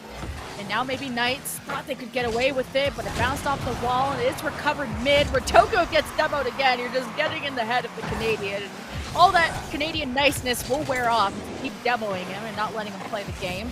Knight's net's pretty well covered, but NRG are starting a setup, and once they do apply that pressure, once they stay in the zone long enough, eventually a goal will happen for NRG. CPS expecting the aggression. They're starting to read it here. Gets up early for that 50. That'll be a hard clear. ZPS with some boost on his own end. And this actually could be a good midfield hold for the Knights and some sustained offense if they play it smart. Although they lose it in the NRG left corner, and it will 50 back down to their own end. At least they should be in a relatively good position boost-wise. Okay, going on forward is the Knights. Oh right in my front, God. it bounces back. Justin makes it difficult for them to read that, and Squishy sends it off the wall. CPS chasing it, trying to go mid. Garrett with the block. Radoko from down south on the backboard tries to go for the solo. Someone's there to back it up. NRG keep jumping and not letting it happen. That play could have been highlight material. No. Oh, lane save. I thought that was in. I was getting ready for the sad sigh. But he saves it, keeps it out. That could have been, in all honesty, a goal on the other end if they connected, and there finally it is. Squishy's going to put this one away. The Knights were not in a good spot to continue saving shots here. They kept giving that possession away. What a read from Justin to get that pass out. That is just honestly phenomenal. Sometimes watching NRG is just awe and breathtaking. Well, we got to cheer for the Knights. They're breathtaking too. You're all breathtaking. Oh, you're breathtaking. NRG, I mean, their passes are so clean. That's why the Knights have to play this. Okay, don't let that bounce in. That was so scary. Justin, that could have been so free for you, but I'm not cheering for you. I'm cheering for Pittsburgh. But for 3-0, I might have to switch teams. But they're not the ones signing the checks, so it's not gonna happen. Fair enough. 7 seconds. Yeah, this is gonna be done for the Pittsburgh Knights. The esports, the man in the esports suit, running the Knights channel account in the chat right now, called a Game 7 win. He said we would get stomped in this one, and it wasn't a stomp, but it was a dub for NRG. So according to the Knights, this is going to be a win in Game 7, and I can say that without Caster cursing it because they said it first. So that's the way it's going to go. You heard the script here first, guys. Yeah, I mean, I kind of called this with my magic ball, you know, even numbers, Game 2, Game 4, Game 6. We always get smashed on. I don't know why. That's just not it. You know, we lose a bit of stamina, as you like to call it. Then we have some insert brand of sponsored product here, and then we just pop off, you know. Game 2, Game 4, sheep. Game 6, it's because they literally can't even. All right, I don't want Leaf back anymore. I don't want it back. But Game 7, that means that we will win, right? Because uneven number, that's kind of our thing, you know. That's what it says. Oh, we're getting a scoreline too from the 2-1 for the Knights. Oh, all right. Because the other words were 2-1. See? 2-1. Or it's the script. I mean, maybe the Knights have the script and we weren't given the script. We didn't get the memo. Well, it's dinner time, and NRG want to close this one out, but not over yet. Knights is still kicking. Here it is, game number 7. This is to qualify for the grand finals of Grid, week number 6. The Knights going up against the legends of NRG, doing the best they've ever done in all of the Grid weeks so far. Are going to find out if they can take it and move themselves to face off against the winner of G2 Space Station. I can tell Justin wants to make up for the incredible part of his name, and he goes and demos Radoko, who's taken the Canadian very angry. Bully. But Knights, I mean, they've been bullied in their net for several minutes, for a long time in this series. I mean, in total. So you just can't let NRG be that free. You gotta kill that energy that they have. Well, a minute passed, no goals, and still no goal. NRG looking for one. They'll finally squeak it by. It's always squishy. There to clean everything up. Playing the third man today for NRG. Incredible first save. ZPS cut in on that one a little bit too late. Misread where that touch was going to come out for, and that's going to be a first goal for NRG. And the Knights, just a little bit more stamina. Make it to the grand finals. You've gotten this far. And the Knights called it, right? They said 2-1. Now we don't let anything else go through.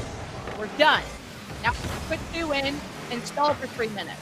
Or maybe 2 minutes by the time you get those 2 in.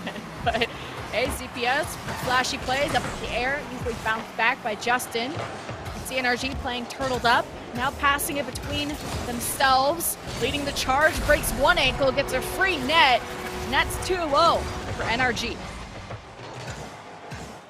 Well, the Knights account is wrong. Oh wait. I just want to point that out. I just got to rub it in. Wait, they cursed it. How do you curse your own team? Don't you have the script? I mean, it's not on me. That's all I'm happy about. Hey, okay, let's flip the script here. Let's not be a game 2, game 4, game 6 Andy where we don't do anything. Let's get one. Let's make it a 1-goal diff, and then we'll talk. Well, with that 2.5 minute approaching, NRG up by 2 goals. The Knights looking to answer them. They're having difficulties breaking out of their own end. NRG's found a pretty good balance right now where they need to be across that mid to defensive area to make sure they can keep just a little bit of pressure, but at the same time get back in case the Pittsburgh Knights inevitably try to bang that ball away to relieve some pressure from their own end. So NRG's honestly in a really good position right now. It's going to take some really incredible play from the Knights right now to be able to take this game. They're just all over them. Oh my god. I mean, Justin got bumped and almost could have had a goal, and Barrett was there with the rebound. He almost got a goal, and finally we're getting... Oh, just kidding. It's still in the zone. DPS will be jumping up. Or no, it's someone else. Pittsburgh Knights, really good defense, but she eventually got to push away NRG from this real estate. It's not too comfortable. CPS gets away from one, and again, the layered defense. I think that was Justin with the save. As Garrett's gonna go for round 2, Justin there as well, getting almost it in, and Kinsey with the save, but it's not over yet. Garrett taps it in, and that's the 3rd goal for NRG. Not only does he tap it in, he triple taps it in. You got 1, 2, 3. Garrett, what a goal to put them up 3 against the Pittsburgh Knights. In all honesty, NRG is just, I think, brought the Knights to the end of the ropes. The Knights still looking solid, but you can see the wear and tear now across this entire day. Yeah, man, how much stamina or energy, I don't want to say NRG, now I'm like accustomed to saying it, but the Knights really running out of steam, and this is just not the game you wanted that to happen. You know, game 7 semifinals, and who will be awaiting the winner of any of this is G2, who just took a 4-2 win over Space Station Gaming. So very winnable match if you can get there, but it starts with getting 3 goals in 1 minute. And I don't know. I'm praying to some Rocket League god because it's looking pretty scary. Wow, Space Station out. The Knights in the semifinals. It's been quite a day for Rocket League fans out there trying to figure out what's going on with all their teams. Some happy, some sad. There's a goal, though. Yay! 35 seconds, chat. I need you to type right now, winnable. Winnable! Because it is winnable. 35 seconds left, the kickoff coming. We know that ZPS and Rodoko has been able to get it, and ZPS is on kickoff as well. Unless it's coming from the right side. Oh, we'll see Rodoko. There it is. 50 in favor of NRG. Could have been that early goal. You believe, Still I on believe, it. smile, It's in front of but the it's net. right in front of the net. Come on, no, Garrett's too fast. He's too fast. Kinsey almost got it though. But now it's on the other side. You have time, just a few more seconds to get it right back where you wanted it. DPS maybe setting something up, but he's getting threatened by Justin. Up into the air, Rodoko maybe giving it to ZPS, who backs away. Now 10 seconds, your chance at the finals might have just slipped away. And A lot of time being wasted from NRG. Rodoko gliding this one in, and it's still blocked. He couldn't even let us make it close. Well, gosh darn it. It was so close. They had the boost control at the end there. Something awoke that second or fourth, or honestly at this point 20th wind for the Pittsburgh Knights, as they almost pulled that one away. They almost pulled up their boots, tied their shoes, and got running at the end there. But NRG just somehow held them off. The NRG is such an incredible team, though, and the fact that the Knights went up against them like this, in my eyes, is just, this is consistently proving Lethamyr from day one correct. Lethamyr called that this is a team that has such incredible potential. This is a team that has down the road the ability to change and form themselves into a strong team. Now, the fact they've done it this quickly is what's phenomenal. 3 playoff finishes in a row in the grid. The third one now making it to the semifinals in a game number 7 against NRG.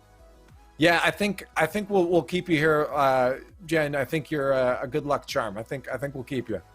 Oh, my good luck juices. Oh, that sounds weird, but I'm just like, making sure that I still have some left for next week. I'm just gonna move on.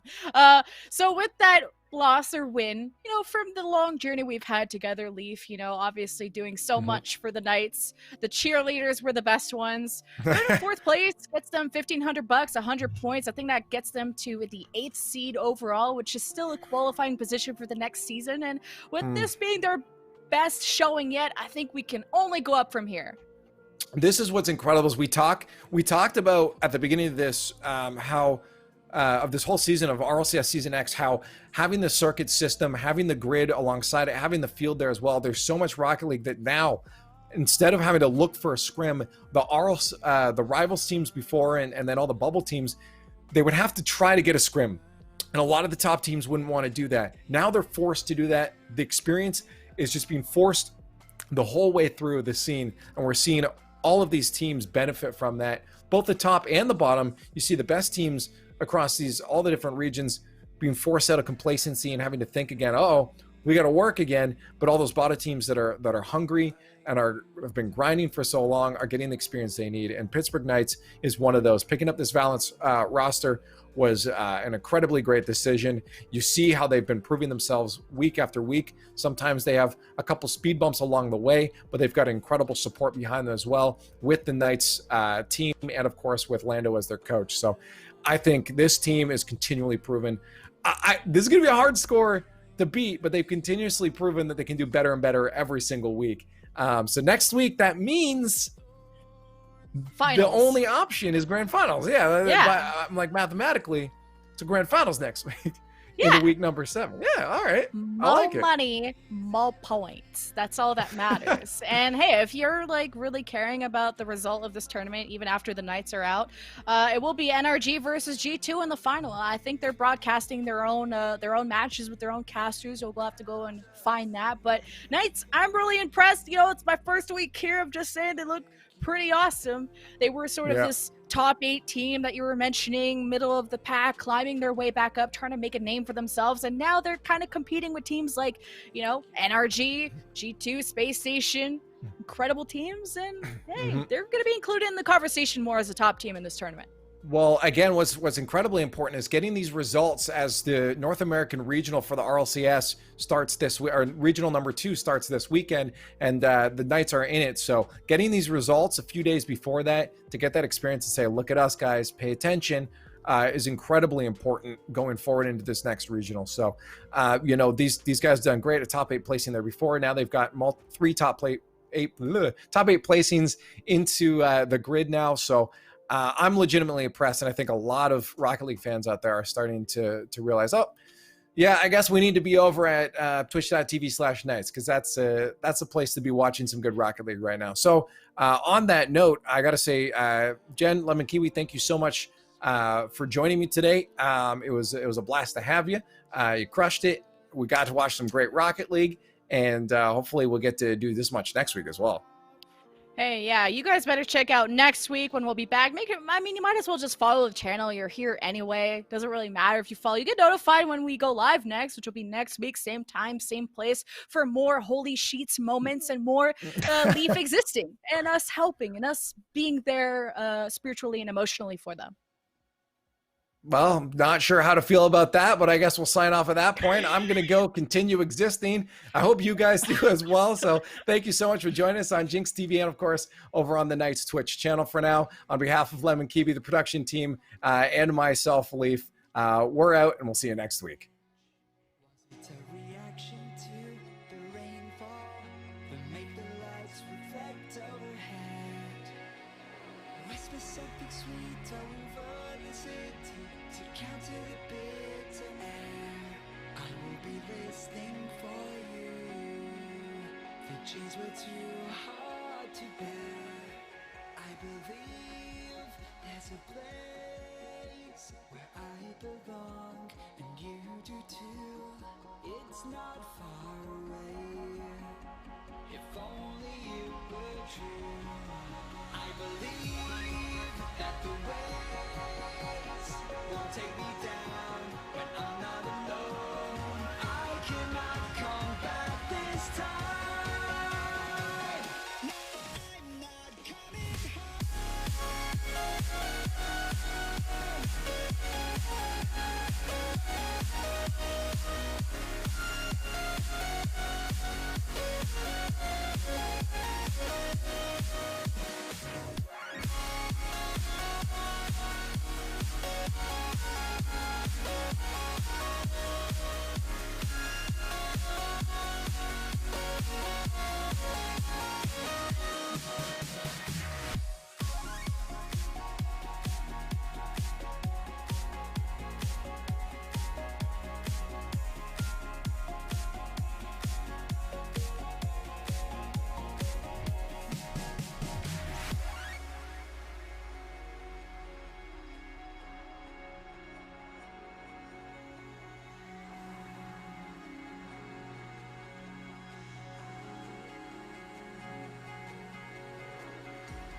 now that I've been long gone? Have you missed me at all? The road home shatters and I feel the pressure of direction taking over me. If I move